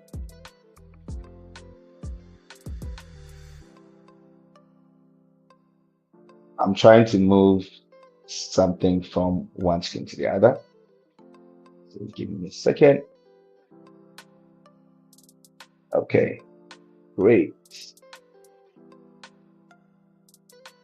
The music is coming from the studio, right? I just want to be sure that I'm not bugging.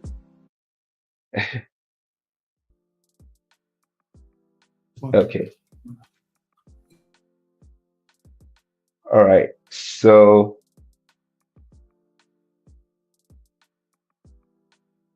yeah, I do have a second screen. So just in case I'm trying to confirm stuff, it's literally me looking at my second screen. The music is a bit distractive for me, so I don't know if that can be turned off completely. I don't know if that's possible. Okay, fantastic. I have a monkey brain, so kind of jumps around, and I love to do a lot of focus. So, I mean, we spent a lot of time. I'm going to make sure that I finish this in the 25 minutes or 30 minutes that was allocated.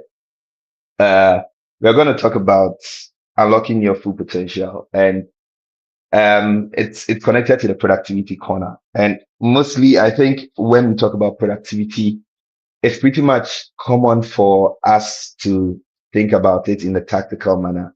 So having to use AI, infusing AI into your work, um, having a to-do list, using your calendars and all of that stuff, planning your week. I would rather want to take a strategic approach when it comes to unlocking your full potential, as in this topic, in the context of productivity. And so, what I'm going to be sharing are really best practices from a strategic level that can help you unlock your full potential as a career professional. And to be honest, it cuts across every level. You can be entry level, mid level, C-suite. It's going to be relevant to your role. So just talk about this briefly, why you should give me attention. My team at Career Wheel, we've served over 400 plus professionals directly. We've coached them into roles, local and global roles. In the past 2 to 3 years, we've been able to, anytime I mention this figure, people actually think that it is my money. No. So this is what people that are living in Africa, we've been able to help them earn, right? And it's all about being able to help people unlock the full potential, some behaviors that they exhibited, some actions that they took, and then how that resulted in some form of outcome. So talking about people working in Peloton, and all of these are Africans, by the way. Peloton, Bloomberg, Goldman Sachs, Twitter, Oyster, Wave More Money, and so on and so forth.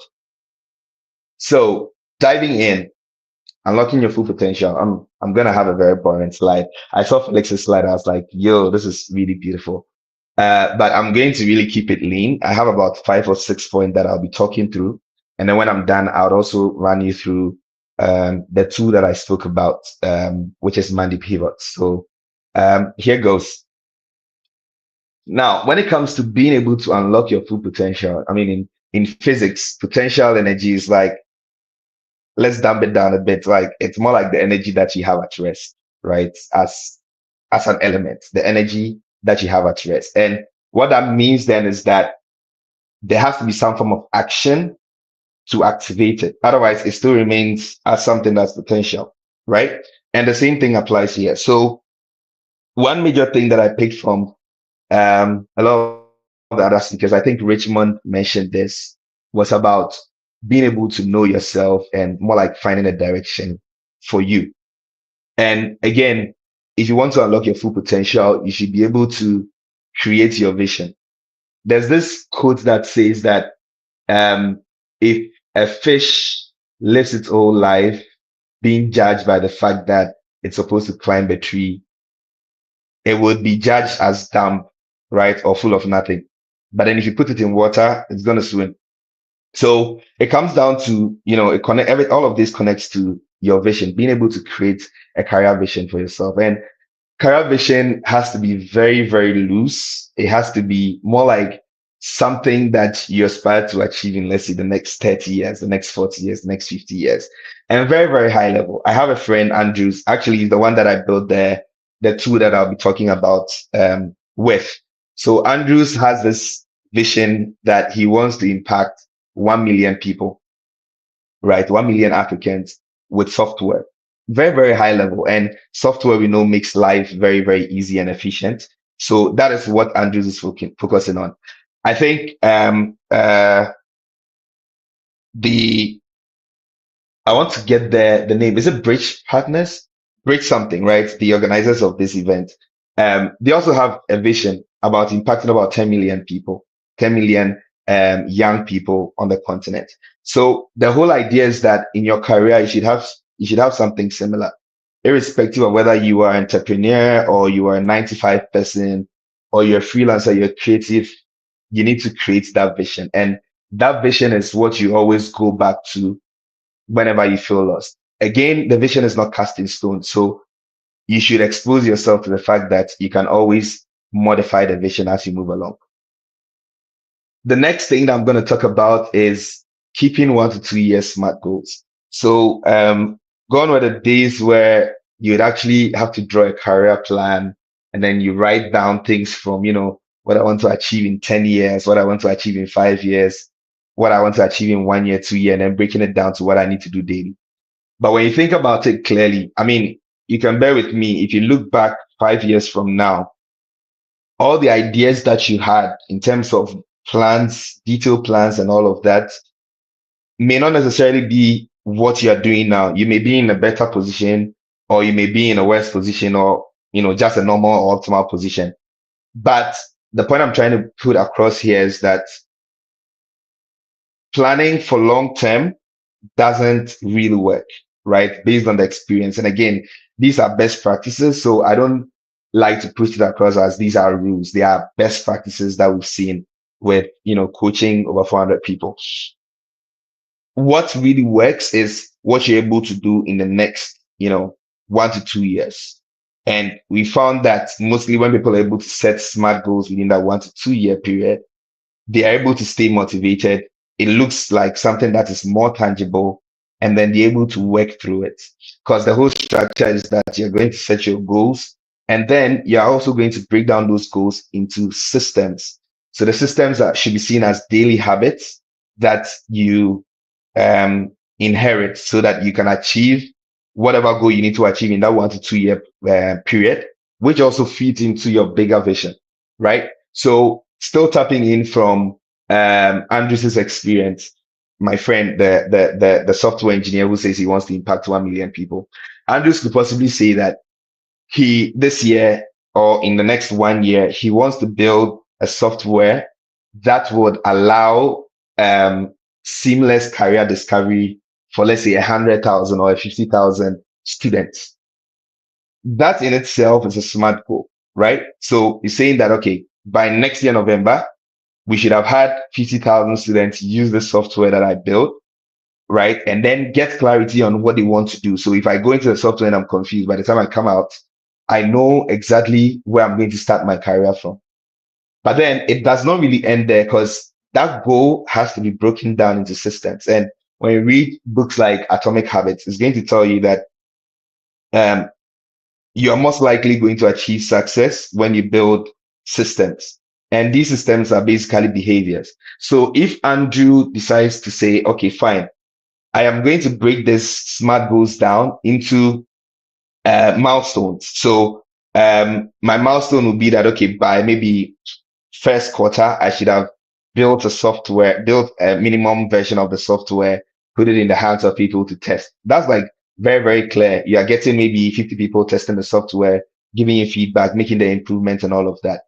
But then if you bring it down to like the daily things that you'll be doing, Andrew can say something like, okay, on a daily basis, he's going to be coding 1 hour every day, right? And that means that he's building the system where if he skips a 1 hour coding session in a day, right, he's not committing himself to his goal. So the whole idea of being able to unlock your full potential is being able to create that bigger picture and being able to cascade down into goals, and also being able to cascade the goals into systems, right? Because till you do that, the action that you're supposed to take, you're not going to be motivated to take action. All these things are meant to help you stay motivated. It's meant to put a target on your back, so you feel very uncomfortable when you sit aloof, right? So the whole idea is that you create your big picture, you create your smart goals, and then you convert those smart goals into systems. Another example could be the case of Curators team. They can say, fine, we want to help 10 million young people find dignified jobs. But to achieve that, we need to democratize information, and we need to be having Accra Talent Weekend every quarter. Now, that is a milestone that will form part of maybe their 1 to 2 year goal, right? And by putting that together, it helps them to really maintain the focus, build the team's attention towards being able to execute and staying motivated. So whether you're an entrepreneur, again, whether you're 95%, you're freelance person, you're creative, this is a system that works. Like, it is very proven. You can translate it into different forms. If you want to hunt for a job, you can actually come up with your 1 year goal or your 2 year goal in terms of where you want to be, in terms of career, in terms of compensation, in terms of geographical coverage. And then you can break it down into how often you're going to be applying for jobs, how often you're going to network with people. So to unlock your full potential, it's very important to have that big picture and then also have that tactical sense in play. The next thing that I'm going to talk about is what I call the CIA strategy. So CIA is basically America's intelligence organization. But in this context, it's still connected to intelligence, but in a different way. So CIA, C stands for curiosity. I stands for information seeking. That's information seeking behavior. And A stands for action. Why I'm talking about the CIA strategy is that we have come across a lot of professionals who are not able to take action because they are not curious enough. So what's curiosity? Curiosity is that strong desire to learn something, whether it's new or to build your knowledge about something, to know something, right? And you would realize that the best opportunity, the best time that you can actually practice curiosity or exhibit curiosity is when you're in a position where you're asking yourself, why is this thing happening? Let's say you encounter a situation and you're asking yourself, why is this situation happening? What do I do currently? Or who do I need to talk to? If you get to that point, there are two actions that you can take. You can either decide to be curious or you can decide to do nothing about it, right? Then people who are curious are the ones who go the extra mile and go like, you know what? Let me find more information about this. That brings me to the next point, which is information seeking. So curiosity is like a very, very undermined trait, but it's a trait that opens you up to a lot of experiences. It's a trait that opens you up to a lot of learning. And the more you boost your knowledge, the more you boost your understanding of things, the better you become as a professional, the better you become as someone who is able to strike conversations with people, even when you're networking, the better you become as someone who achieve success on their, let's say, their job hunt. Because what I've come to realize is that success does not necessarily meet the people who are smart, but it meets the people who are well informed. So assuming that you did not join this webinar, right? We've seen a lot of job postings. And because you did not join this webinar, you were not informed about that job posting. Someone who joined this webinar is informed about the job posting. And now the edge they have over you is just that information. So they can go ahead and apply, and then you wouldn't know that there's a job opening that you have to apply for. So curiosity really unlocks a different layer of opportunities. And is that one thing that in our experience, we've seen that it's lost on a lot of professionals. And it doesn't matter whether entry level, mid-level, executives, it kind of runs through. I'll throw you back to a story. 2016, I had finished my national service, and I'm a pharmacist, by the way, and it's because of curiosity that I've gone into talent management, product management, entrepreneurship, and all of that. And I wanted to break into big pharma so bad. I was good at writing resumes, and I'll be the one to typically help my friends to write resumes. So here's what happened. My friend and I decided to apply for a role at a company called GSK. It's a big pharma company. So we applied for the role together. He got the job. I didn't get the job. Now, at that point, that's the striking curiosity point, right? I was like, okay, what could have probably gone wrong with my application?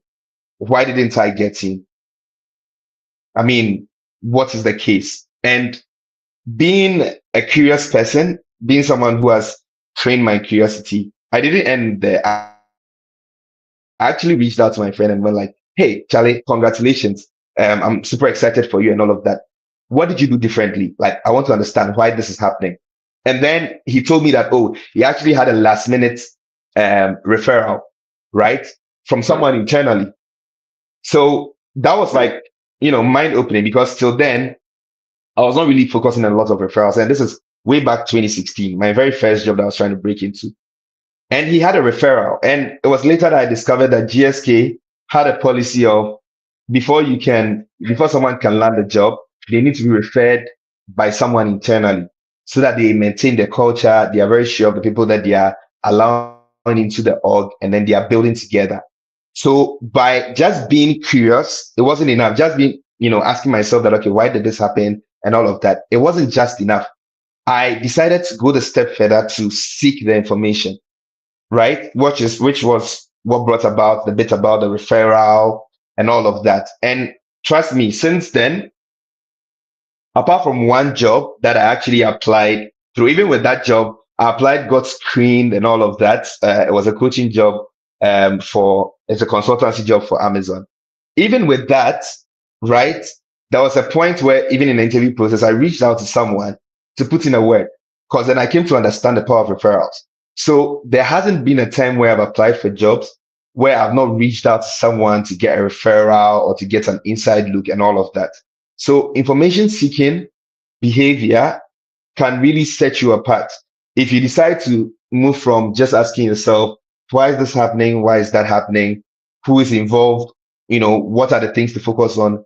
To now actually interrogating that and, asking people, surfing the internet to get information, you are able to set yourself apart. And that is one way you get to unlock your full potential. Trust. If that did not happen 6 years ago, I don't think that I would have had the opportunity to transition from pharmacy through recruitment, through talent management and development to entrepreneurship and then product management. It all boils down to curiosity and seeing what is possible. Now, there's something about information seeking behavior that I've also discovered, which can also it can transform your potential to a huge degree. So typically when people need information, what they do is that they go for the low-hanging fruit sources. And the low-hanging fruit sources is, reaching out to someone and asking them, right? Yes, there are cases like typically my case where I knew that there's no way I can find that information online. So I need to really speak to my friend and find out what he did differently. So I did that. But then there are also other cases where the information that you need is just really a single Google search away, not even multiple weaving through Google result, just a single Google search away, or just a single YouTube search or Medium search away. I quite recall that Michelle mentioned something about publishing on Medium, because Medium is a very great place to learn, right? And it has tons of information. And so imagine if you actually book a networking call with someone or an informational call with someone, and then whatever you get to ask this person is something that you could have actually found on the internet easily. It would be a waste of their time, and then it will give you a bad look. And that's what I've seen, in the past, because then it's like, okay, you could have even given it a shot, right? You could have just gone on Google to try and be a bit more curious and then find out, what this particular thing is about. And so why I'm talking about all of this is that there's a workflow that I typically advise professionals to use, which is that if you're finding information, do the first thing, like resist the urge to ask people, unless of course you're constrained by time, but resist the urge to ask people. And this is a way to also build your traits, your curiosity traits. The first thing you should do if you encounter yourself, okay, what's this? Why is this happening? And all of that. The first thing you should do is to find out on Google. And now, like, there are so many low-hanging fruits. You can ask Perplexity AI if it's a case of having factual back into whatever information that you need. You can ask ChatGPT if you want to get a bit more creative about it. You can ask Google directly, and Google even has summaries that can give you pointers. So it's pretty much important that you exhaust these sources of information. Now, the next source of information that you can focus on is people, right? And typically what you want to do is that all the information that you've gathered at the very foundation of thing, which is you Googling, you watching YouTube videos, reviewing Medium articles, you get into that call to verify that information, because what you're doing is that you're getting in touch with someone who has probably made mistakes, right? You're getting in touch with someone who is in the industry that you want to get that information from, or is an expert at whatever you want to get, the type of information that you want to get. So you seize the opportunity to now translate all the things that you learned into conversation starters. And what happens then is that by the time you start having the conversation, the person gives you that value because they're like, okay, this is someone that I would want to invest my time in, because there are people who are willing to go the extra mile. They are naturally curious. They would ask questions. They will find information on their own. They are willing to make mistakes and all of that. So it puts you in a light where people sort of take you more seriously. So information seeking behavior should always start from all the broad sources, all the online sources, or even print sources. And then eventually you transition that to the one-on-one sources with people who are well vexed in wherever area they are in. Then the last thing is action. You need to take action. I say knowledge is not power, right? Knowledge is not power. The use of knowledge is power. You can have all the knowledge, right? And there's something they call intellectual orgasm, where you have all the information and you feel smart, you feel nice and all of that, but you're actually not putting that information into practice until you actually put all the things that you've gathered into action and make the mistakes. You are never close to unlocking your full potential. So again, we are looking at productivity on a long shot. We are not looking at the day-to-day, use AI to improve your workflow, build to-do list, plan your week and all of that. No, that's not what we are looking at. We are looking at the very strategic things that can help you make productive moves, right? Help you, move your compensation by 5 times, by 10 times. These are the kind of these are the kind of strategies that you have to put in place so that you're able to unlock that full potential that you have. And this is proven. So if you get curious, if you gather all the information and you never put it to action, I can promise you 100% that you are nowhere close to unlocking your full potential. So it's important to think through the adoption of the CIA strategy. So as I started, I spoke about creating your vision, keeping your 1 to 2 year SMART goals, and then also adopting the CIA strategy. What next? Never compromise on personal excellence. I have about 8 minutes. Wow, let me squeeze it in. Never compromise on personal excellence. Again, this is something that I've seen, and I think one of the recruiters, either from Axis Capital or Cowbank, mentioned that. Wait, what did he even say? I'm having a brain freeze. But anyway, so coming back to personal excellence, right? What I'm trying to put across is that if you work in an organization, okay, the organization might be toxic. The organization might not be the best of organizations giving you your compensation and all of that. But then if you defer to saying that because this organization is this and that, I am not going to put in the work, what you do is that you sacrifice that short-term gain for some long-term sacrifices.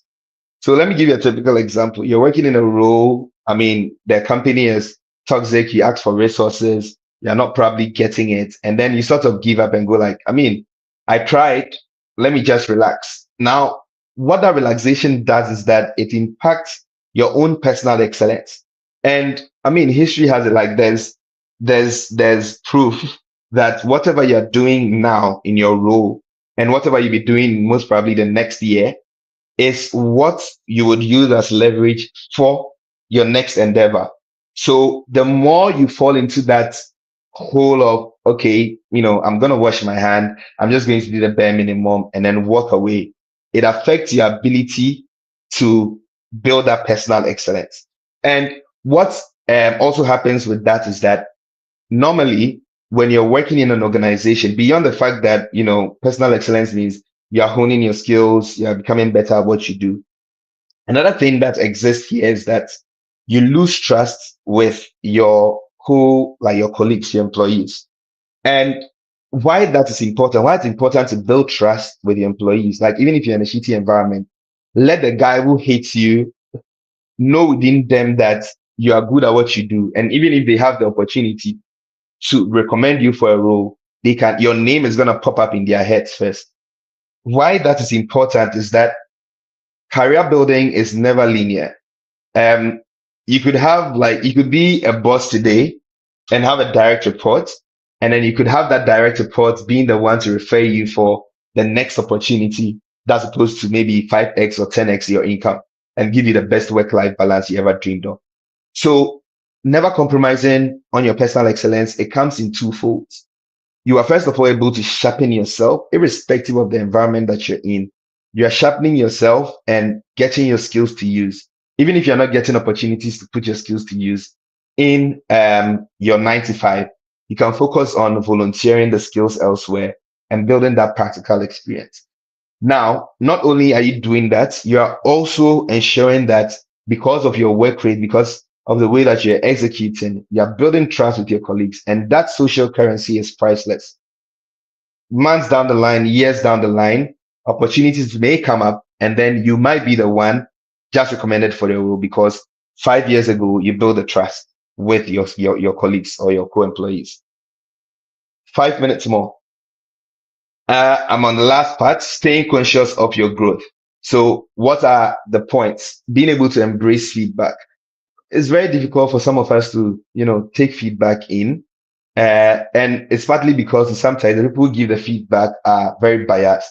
And I would say that one way to protect yourself from unbiased feedback, protect yourself from biased feedback is when you actually ask follow-up questions. So if someone tells you that, hey, you've not been pulling your weight, at work, the question that you should possibly ask before you get angry and all of that, get clarity.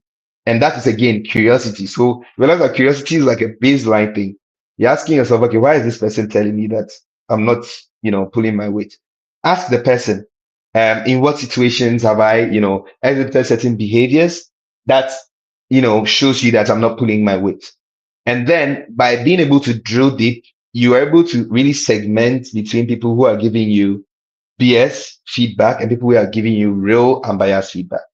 And why this is important is that in the process of unlocking your full potential, one major part of the process is self-awareness. You need to know where your gaps are. You need to know what you have to bridge. And feedback is one of the biggest tools. It's like, it's like trying to imagine what your face looks like and then trying to look into the mirror. They are two completely different things because one just shows you visibly and directly what you look like. And so feedback is something that you always have to embrace. However, you should be able to filter between biased and unbiased feedback by asking the questions, by leveraging curiosity. So anytime you're confused, like, why is someone saying this? Why is the situation that?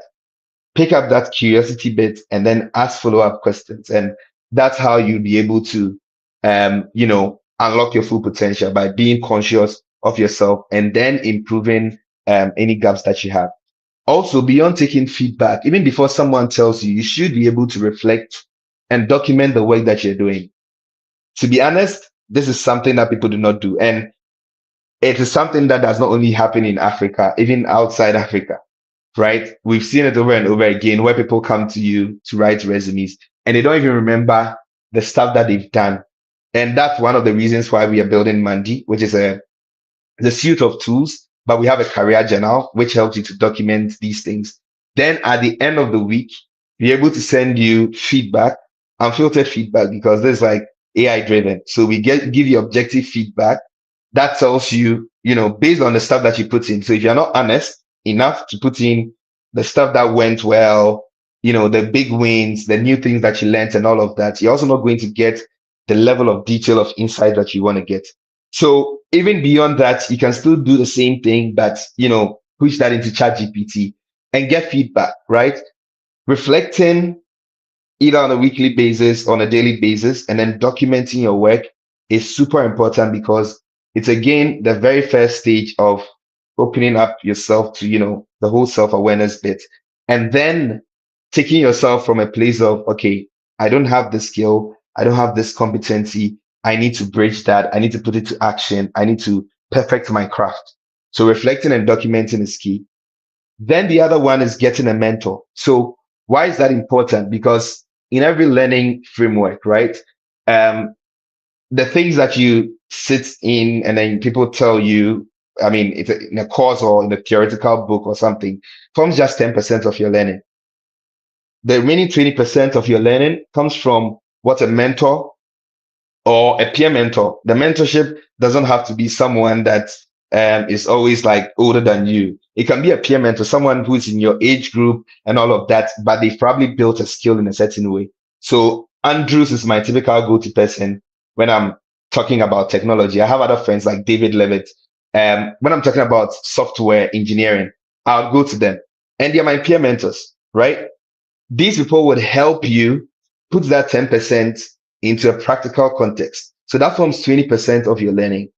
But again, if you do all of these things and then you don't put it to action, you lose the 70% of your learning, because it is always when you put stuff into action that you make mistakes, you fall, you sort of pick the lessons, you improve, and then you get better at your craft. So again, if you are looking at unlocking your full potential, if you're looking at being productive on a long term, you need to stay conscious of your growth. So to wrap this up, I would say if you want to really unlock your full potential, you need to create your vision. You need to look at the motivation points, and it starts from being able to create that big picture. And it's okay. It's okay if you're scared about creating that big picture, right? It's okay if you're scared about creating that big picture. You can actually move from that step to the second step, which is about the SMART goals. And the SMART goals, if in the absence of a vision, the only thing that you can aim for is being excellent at what you do.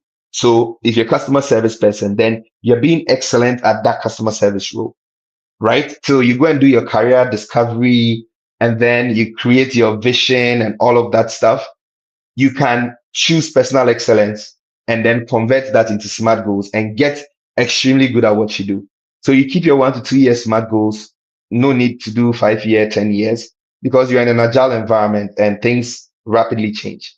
You should also adopt the CIA strategy. You need to stay curious. You shouldn't end there about, okay, the urge to learn, but chase the information, right? Go and chase the information from multiple sources. First of all, start from the broad sources and then trickle it down to, the specific sources. So broad sources like YouTube, LinkedIn, blogs, all of those stuff that you find online, and then leverage that information to engage people on a one-to-one basis. And they are likely going to take you more seriously. They are likely going to pick up the phone to talk to you the next time, because they believe that you're someone who go beyond, the regular, like just walking up and asking questions that can be answered by Google.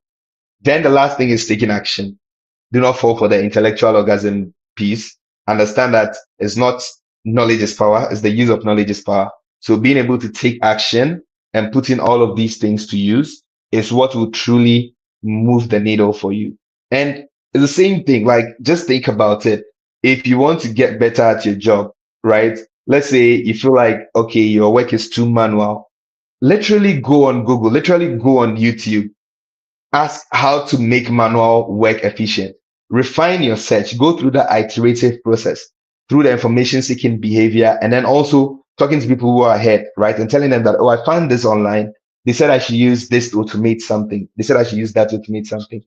I mean, do you have experience with this? How does it work out? Do you have your own hacks? And that way you're able to get things done, right? So all of this is focusing on the strategic level. Then the fourth point is never compromising on personal excellence, because the moment you do that, you actually lengthen your time to success. Because the moment you compromise on personal excellence because maybe the work environment is toxic, I'm not saying that we should encourage toxic environment, but then there's so much you can do in your capacity to ensure that your future is, sort of secure.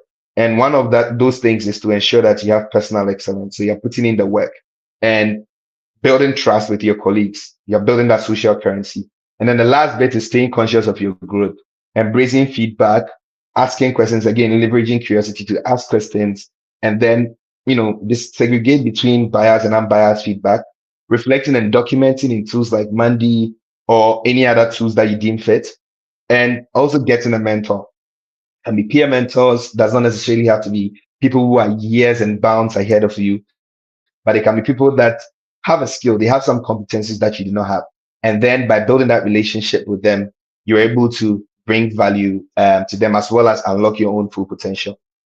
So we can connect. You can scan this QR code, or you can use the link below to find me on LinkedIn, my socials. You can also find your career path. So as I mentioned, this is more like an additional thing that I'm highlighting here. I've never highlighted this tool anywhere. So this is the first time that I'm actually bringing it out. I didn't tell Rita about it, but I'm excited that I'm showing it. So it's basically a tool that we've built that helps you gather about 10 different data points on you, your skills, your values, your interests, your personality, and all of these things. There are personality tests that you can actually take. So we've created all these resources into one space, and then we help you document this. And then in a matter of like, let's say minutes or less than a minute, you can actually generate career paths that you can actually start from. So if you are very, very confused about, okay, where do I start from? My vision, I'm not so clear on that. This is a very good way to, tackle that issue. And I'm going to show you that solution in a bit. Let me be sure that you can see my screen. Escape. And then that. Do I need to reshare? Okay, let me just stop and then reshare. Share screen. That. I'm going to share the window and then done. Great. So it should come up shortly, I think. Fantastic. Great. So this is the tool I'm talking about, right? What we did was that we created all these resources. So we call it pivot because it's personality, interest or passions, values, opportunities, threats,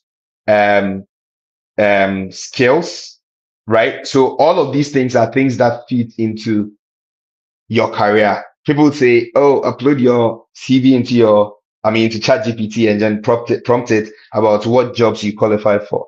But the thing is that there are so many things that you can get about you that is not present in your resume. In your resume, at best, that's extraction of your skills. So when you come to the skills section, you can actually upload your resume and extract the skills. But I can realize that there are soft skills, right? Which typically are not present on your CV. There's feedback from friends, colleagues, and managers, which you typically not have from your CV. There's the threats that exist in your environment, the opportunities that exist in the environment. So, for example, you can't be an astronaut in Ghana. Ghana does not have a space agency. If you want to be an astronaut, you should probably be in the US and try getting yourself into SpaceX, where Elon Musk is doing amazing things. So it will be very, very oblivious sitting here and thinking that, okay, I want to be an astronaut, but not thinking about the threat that this environment inherently exposes you to. The values, these are things that you value the most. So again, when you click all these links, it's going to link you to all the personality tests that you should be taking. And then you come and feed the information in here. Your interest as well, there's something called Holland code, which is basically a 3-character code that you find by answering a couple of questions, and it's able to decipher you and tell you the type of careers that you can actually fit into.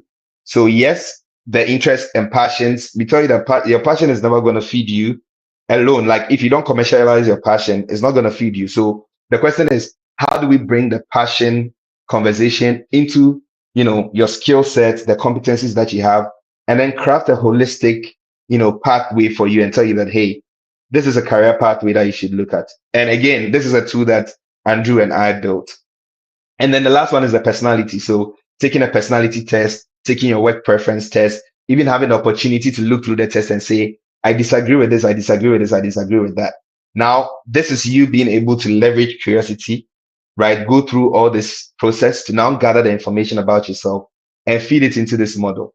And at the end of the day, when you save and you click on find your path, what happens then is that we generate a career report for you, which is typically like this. We are looking at expanding this even further, right? This is like 5 jobs. So based on a couple of things that I've put in, right? It's telling me that I can be a digital coach, I can be an IT project manager, I can be a technical writer. And for each of this, you can actually view the details, right? It tells you the pros and cons, the trajectory, all of that, feeding off all the stuff that you sort of had, you sort of fed into the model.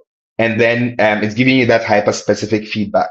So it's important that you go through this process, especially if you're at the phase of, I don't know what vision to craft. I don't even know where to start from. Then Mandy Pivot becomes a very good opportunity for you. So that is what brings me to the end of my session. I used 40 minutes, 10 minutes above the mark. Sincere apologies. But if there are any questions, I'll take that. If not, then I would assume that people are either very confused or they really got the entire session.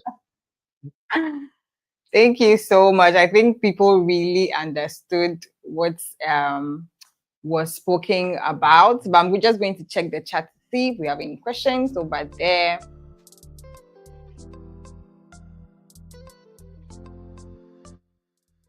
I'm not seeing any question. Okay, I think there's a question here. It says, these days it's difficult to stay focused on unlocking your full potential, even if you truly want to. It requires daily diligence, as Richmond mentioned earlier. There's an overload of information and content with many distractions, some of which may not even be bad. What tips can help reduce these distractions on the path to reaching your potential? Yes. Yeah. So as I mentioned, it's a proven formula. Don't take everything you read online and then just go straight to executing. Take what you read online, find people who are in the space, and then use that as a conversation starter, right? Tell them that, hey, I want to do X, Y, Z. I want to achieve this goal. Hey, I want to transition into tech. What I did was that I went on YouTube, I went on Medium, I read tons of articles, and they're telling me that, okay, the perfect tech role for me is UX designer. And that's why I'm reaching out to you, because you're a UX designer. Now, this and this and this is what I found. I need to learn Figma. I need to take this course. I need to take that course. Before I go into action, I respect your opinion. I respect the kind of expertise that you have because you've been doing this for long. What would be the guidance that you're going to give me? Right from there, the person places a value on you because they're like, this dude or this woman or this lady has done their homework, right? And that's a perfect way to move from reading a lot of things and getting confused to reading and validating and then executing. So the workflow is read from broad sources, validate with experts, execute. And that way you get to keep yourself free from all the distractions. People have made enough mistakes. If you have to make mistakes, make new mistakes. Don't make repeated mistakes. Okay, thank you for that answer. I saw there was another question. Okay, somebody is asking if it can optimize only a path. I'm not too sure. Okay, I'm seeing another. Okay, optimize only a path. Okay, probably maybe let me try and add more details. So what I showed was that it gives you options. And as human beings, as humans as we are, like, you need to be given options. We don't want to give you one pathway and then you go like, okay, I'm just going to stick to that. But then the idea is that because of how dynamic you are, there are a couple of options that you can fit into. So what we are trying to do is that we are trying to do the heavy lifting. Typically, if I had sat down with someone to go through all of this, I would have typically spent about 2 hours in addition to the time that they used to gather all the information, right? And I've given this tool to people. They've used about an hour to go through a personality test. Other people have used like 2 hours, right? So that would come to a total of 4 hours trying to help one person find multiple career paths. But now what is happening is that we are giving you the opportunity to now crunch all this information about you, give you the options, read about the options, and then tell yourself, okay, this is where I want to start from. Oh, that's where I want to start from. And because you've learned about the concept of curiosity, you're not going to probably go on YouTube. You're going to go on LinkedIn. You're going to go on Medium, read about the roles, gather more information. And then if that becomes where you want to start from, again, you validate with experts, you get the necessary information, and then you go on to execute. So it's a very, very easy workflow. And I see that the biggest blocker is when people are not curious enough. Because after generating the report, you can decide to stick with it, or you can actually decide to, go get more details. Okay, thank you so much for that answer. I think that's all for the questions. I saw somebody mention in the chat that they encouraged, I think, someone to do a course or something like that. Prompt engineering, the ALX, yeah. Okay, yeah. So I mean, all this goes to show that some of these things that we are doing here, we are not just doing them for fun these are practical ways that you can use to excel. So if you're actually paying attention and going through these things and applying them, then it means that a year or two from now, you might even be one of our panelists sharing your experience of how you got, something good from this event. So all too soon, we've come to the end of our event. Thank you so much, Joel, for such insightful conversations and the session that you had with us. It has been amazing, and we are so grateful that you made the time. And I think that looking at some of the things you mentioned, you were referencing a lot of the things that some of our speakers said. And it means that you've stayed through the session right from the onset. And I mean, that is really commendable. Like most speakers will I'm know, just come in curious. and out. Wow. Wow. I think that's commendable. And we all should learn from Joel. So thank you so much, Joel, for staying right from the very beginning. We are grateful that you joined us. Thank you so much. Thank you so much. Okay. So we have come to the end of the Accra Talent Weekend. We are almost at the end. As I said, that we have some giveaways that we are going to do. So if you've been staying with us right from the beginning, then you know that you're definitely going to win something. Okay, so I'd like to first off remind you that this is the Accra Talent Weekend, and our theme for this maiden edition is Building Bridges, Breaking Barriers. And we would like to say thank you to all of our partners and our sponsors for being here with us. Of course, our curator is going to come in here to do that final bit. But I want to touch on the giveaway that I mentioned, okay? So first of all, I mentioned that there are some roles, that some of our partners are recruiting for. So make sure that if you missed it, I don't know what you're going to do about it. Maybe you can scroll up the chat and see some of the links that were shared. Okay, we have a flyer up here. So if you think you qualify, then you can check the link and then put in your application as well. Then on to the giveaways. Now, there are some people who have been here since morning. They haven't moved an inch. They've been contributing back to back. And it is just right that we appreciate them and we also give them something they can take home with. Okay, so our first participants who joined, I think she was the first person to join the session. And for this person, we are giving a free career development training. It's free. This is something that people pay dollars for, but we are giving it to you for free because you've been right here with us from the very beginning and you haven't left and you've been contributing. And this is sponsored by Sports. Sports is one of our partners and they are the ones that is sponsoring this particular giveaway. So we have here Congo Ej Jan. I hope I got the name right. If I didn't, please forgive me. But please help me, give me some reactions in the chat. She's done amazing. She's been here since morning. She's been contributing. And I think that it is just right that we appreciate her this way. So congratulations to you, Congo Ej Jan.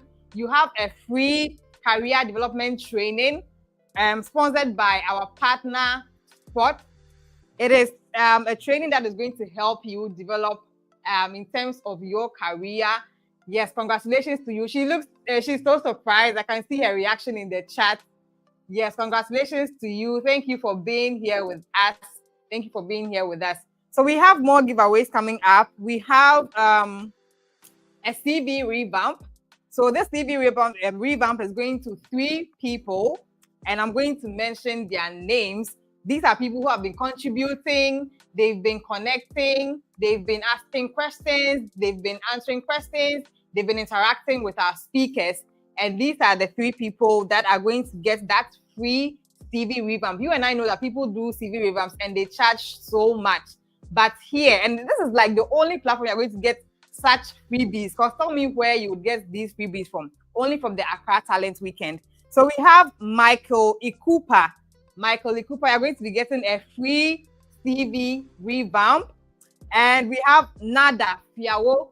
You're also going to be getting a free CV revamp. And then we have Jude Apia. You are also going to be getting a free CV revamp. So for these 3 names that I have mentioned, yes, Michael says, yay, yes, congratulations to you, Michael, and to all the other winners as well. You guys have been interacting, and this is one of the ways that we are appreciating you. So congratulations to all of the winners. Congratulations to you Thank you so much for being with us. Thank you for interacting with us since we began the session. So we would like you to help us do one thing. We know that you've learned a lot from this session, and we want you to post some of your learnings on LinkedIn, on Twitter, on X, on Instagram, everywhere you find yourself on a social media platform.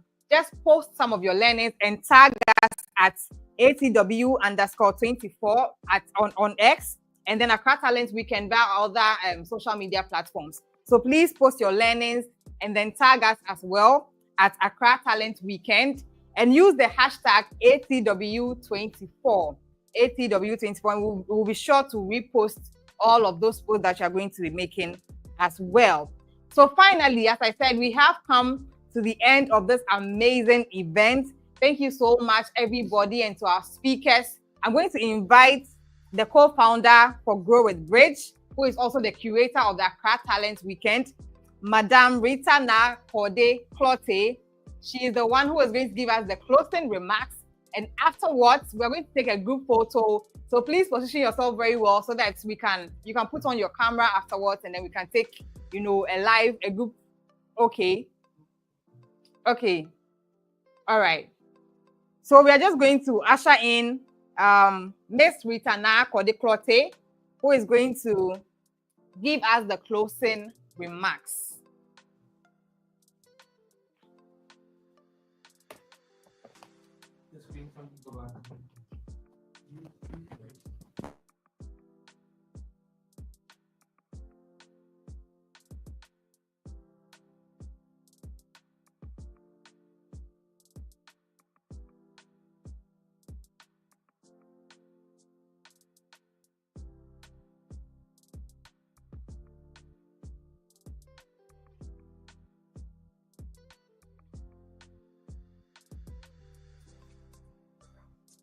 Can I go? All right. All too soon, we've come to the end of the event. It's been an emotional roller coaster for me personally, because talent development has been one of the things I've been passionate about, trying to help young people connect opportunities. And I couldn't have done this by myself. I had support from our partners who helped me do this. And I would want to say a big thank you to all our partners that made it possible, because this is our very first event, our maiden event. We had so many challenges getting to this stage, but we've been able to pull it through. And like I'm always saying, it's ended in praise, and we give thanks to God. So thank you so much for joining us. And this event was under the theme, Building Bridges, Breaking Barriers. I hope that each and every one of us leaves being empowered and being pushed to break barriers, develop their careers, and move to new frontiers. This event is just the beginning. Every panel discussion we had, the keynote speech, every conversation, every workshop here has reminded us of our potential and how we can go to be able to develop it.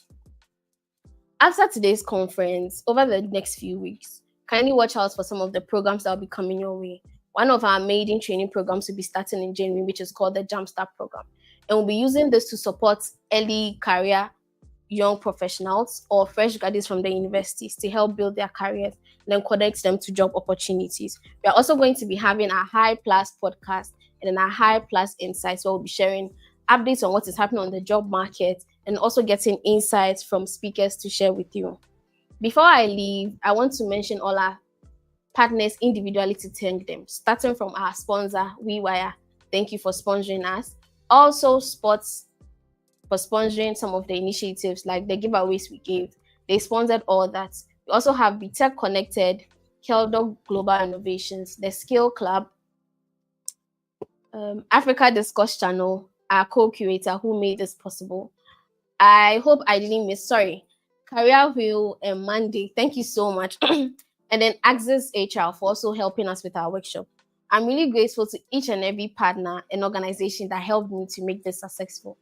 Another big thank you goes to the team from Go With Bridge and Africa Discourse Channel. I know how you guys have spent endless weeks, endless days, even like overnight, spending in the studio just to make sure that we are able to do this. And I want to say a very big thank you to you. The conversation doesn't just end here. It's going to continue on all social media platforms. So after my speech, we are going to share our social media details with you so that you can also connect with us. Lastly, I just want to thank all the speakers that came through for everything you have done, and for everyone that stayed, joined from the beginning to the end. I want to say a very big thank you. Like I said, please stay connected and let's connect on socials. We hope to see you next year for a bigger and better event. Until then, let's go out there and break those barriers. Thank you so much.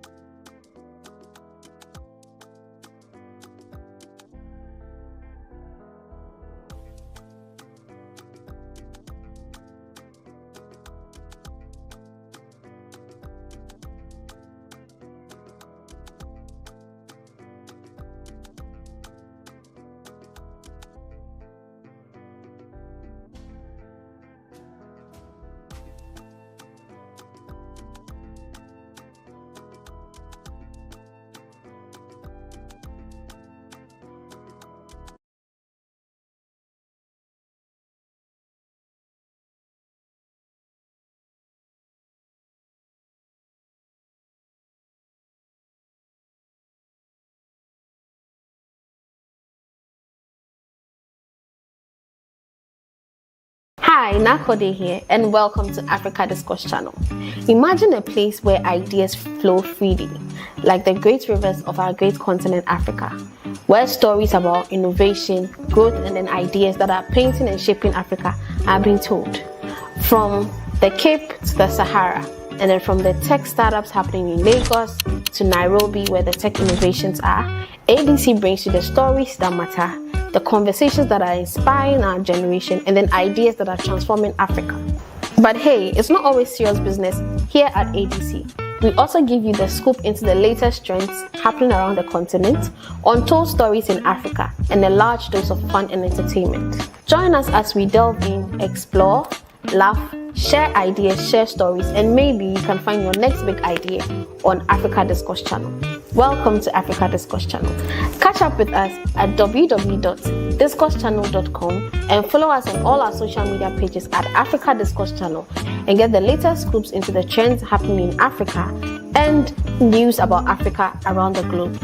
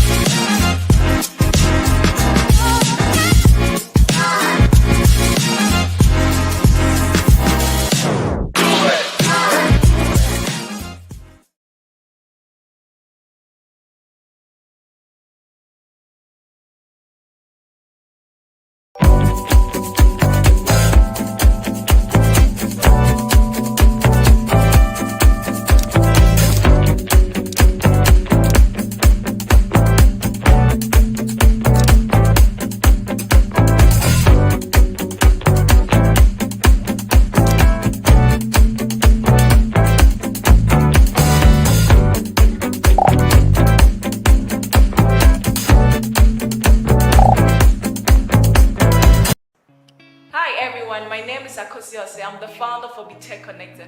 I'm sure you've heard a lot of Be Tech Connected because last year we organized our maiden edition of Future of Work, which happened at the City Conference Center at the University of Ghana campus. And basically it was an event to teach our young people how they could prepare themselves for the future of work. I mean, watch out for next year's edition. It's coming up live in Cali. For this particular course, Be Tech Connected, what we basically do is to bridge the skills and the knowledge gap between academia and industry. We do that through talent development, which is through training, mentorship, and we come up with recreational activities to help our community members. Also, we are partnering with Accra Talent Weekend for their virtual conference because pretty much their goals align with ours as to helping young people to be positioned for the job market. And we look forward to a fruitful conference. Thank you. Have you ever wondered how easy it is to access the right talent? Spot is your go-to solution. Here's how Spot works. Our seamless platform allows you to create job listings effortlessly. Simply provide the job title, role, and all other relevant details to attract the right candidates. Our platform features a custom field option, enabling you to add specialized fields tailored to your listing requirements. This ensures you capture all the information you need from applicants. Spot also offers a test feature that you can activate when creating your job listing. This allows you to set up assessments for candidates to complete. You can choose between multiple choice questions and free-form responses. Once candidates have completed the form and the test, you will receive their results. You can then decide to extend an offer or reject the candidate based on their performance. Spot simplifies the process of finding the right talent for your organization. Start using Spot today and discover how easy a recruitment can be. Have you ever wondered how easy it is to access the right talent? Spot is your go-to solution. Hi, Nakode here, and welcome to Africa Discourse Channel. Imagine a place where ideas flow freely, like the great rivers of our great continent, Africa, where stories about innovation, growth, and then ideas that are painting and shaping Africa are being told. From the Cape to the Sahara, and then from the tech startups happening in Lagos to Nairobi, where the tech innovations are, ADC brings you the stories that matter, the conversations that are inspiring our generation, and then ideas that are transforming Africa. But hey, it's not always serious business here at ADC. We also give you the scoop into the latest trends happening around the continent, untold stories in Africa, and a large dose of fun and entertainment. Join us as we delve in, explore, laugh, share ideas, share stories, and maybe you can find your next big idea on Africa Discourse Channel. Welcome to Africa Discourse Channel. Catch up with us at www.discoursechannel.com and follow us on all our social media pages at Africa Discourse Channel and get the latest scoops into the trends happening in Africa and news about Africa around the globe.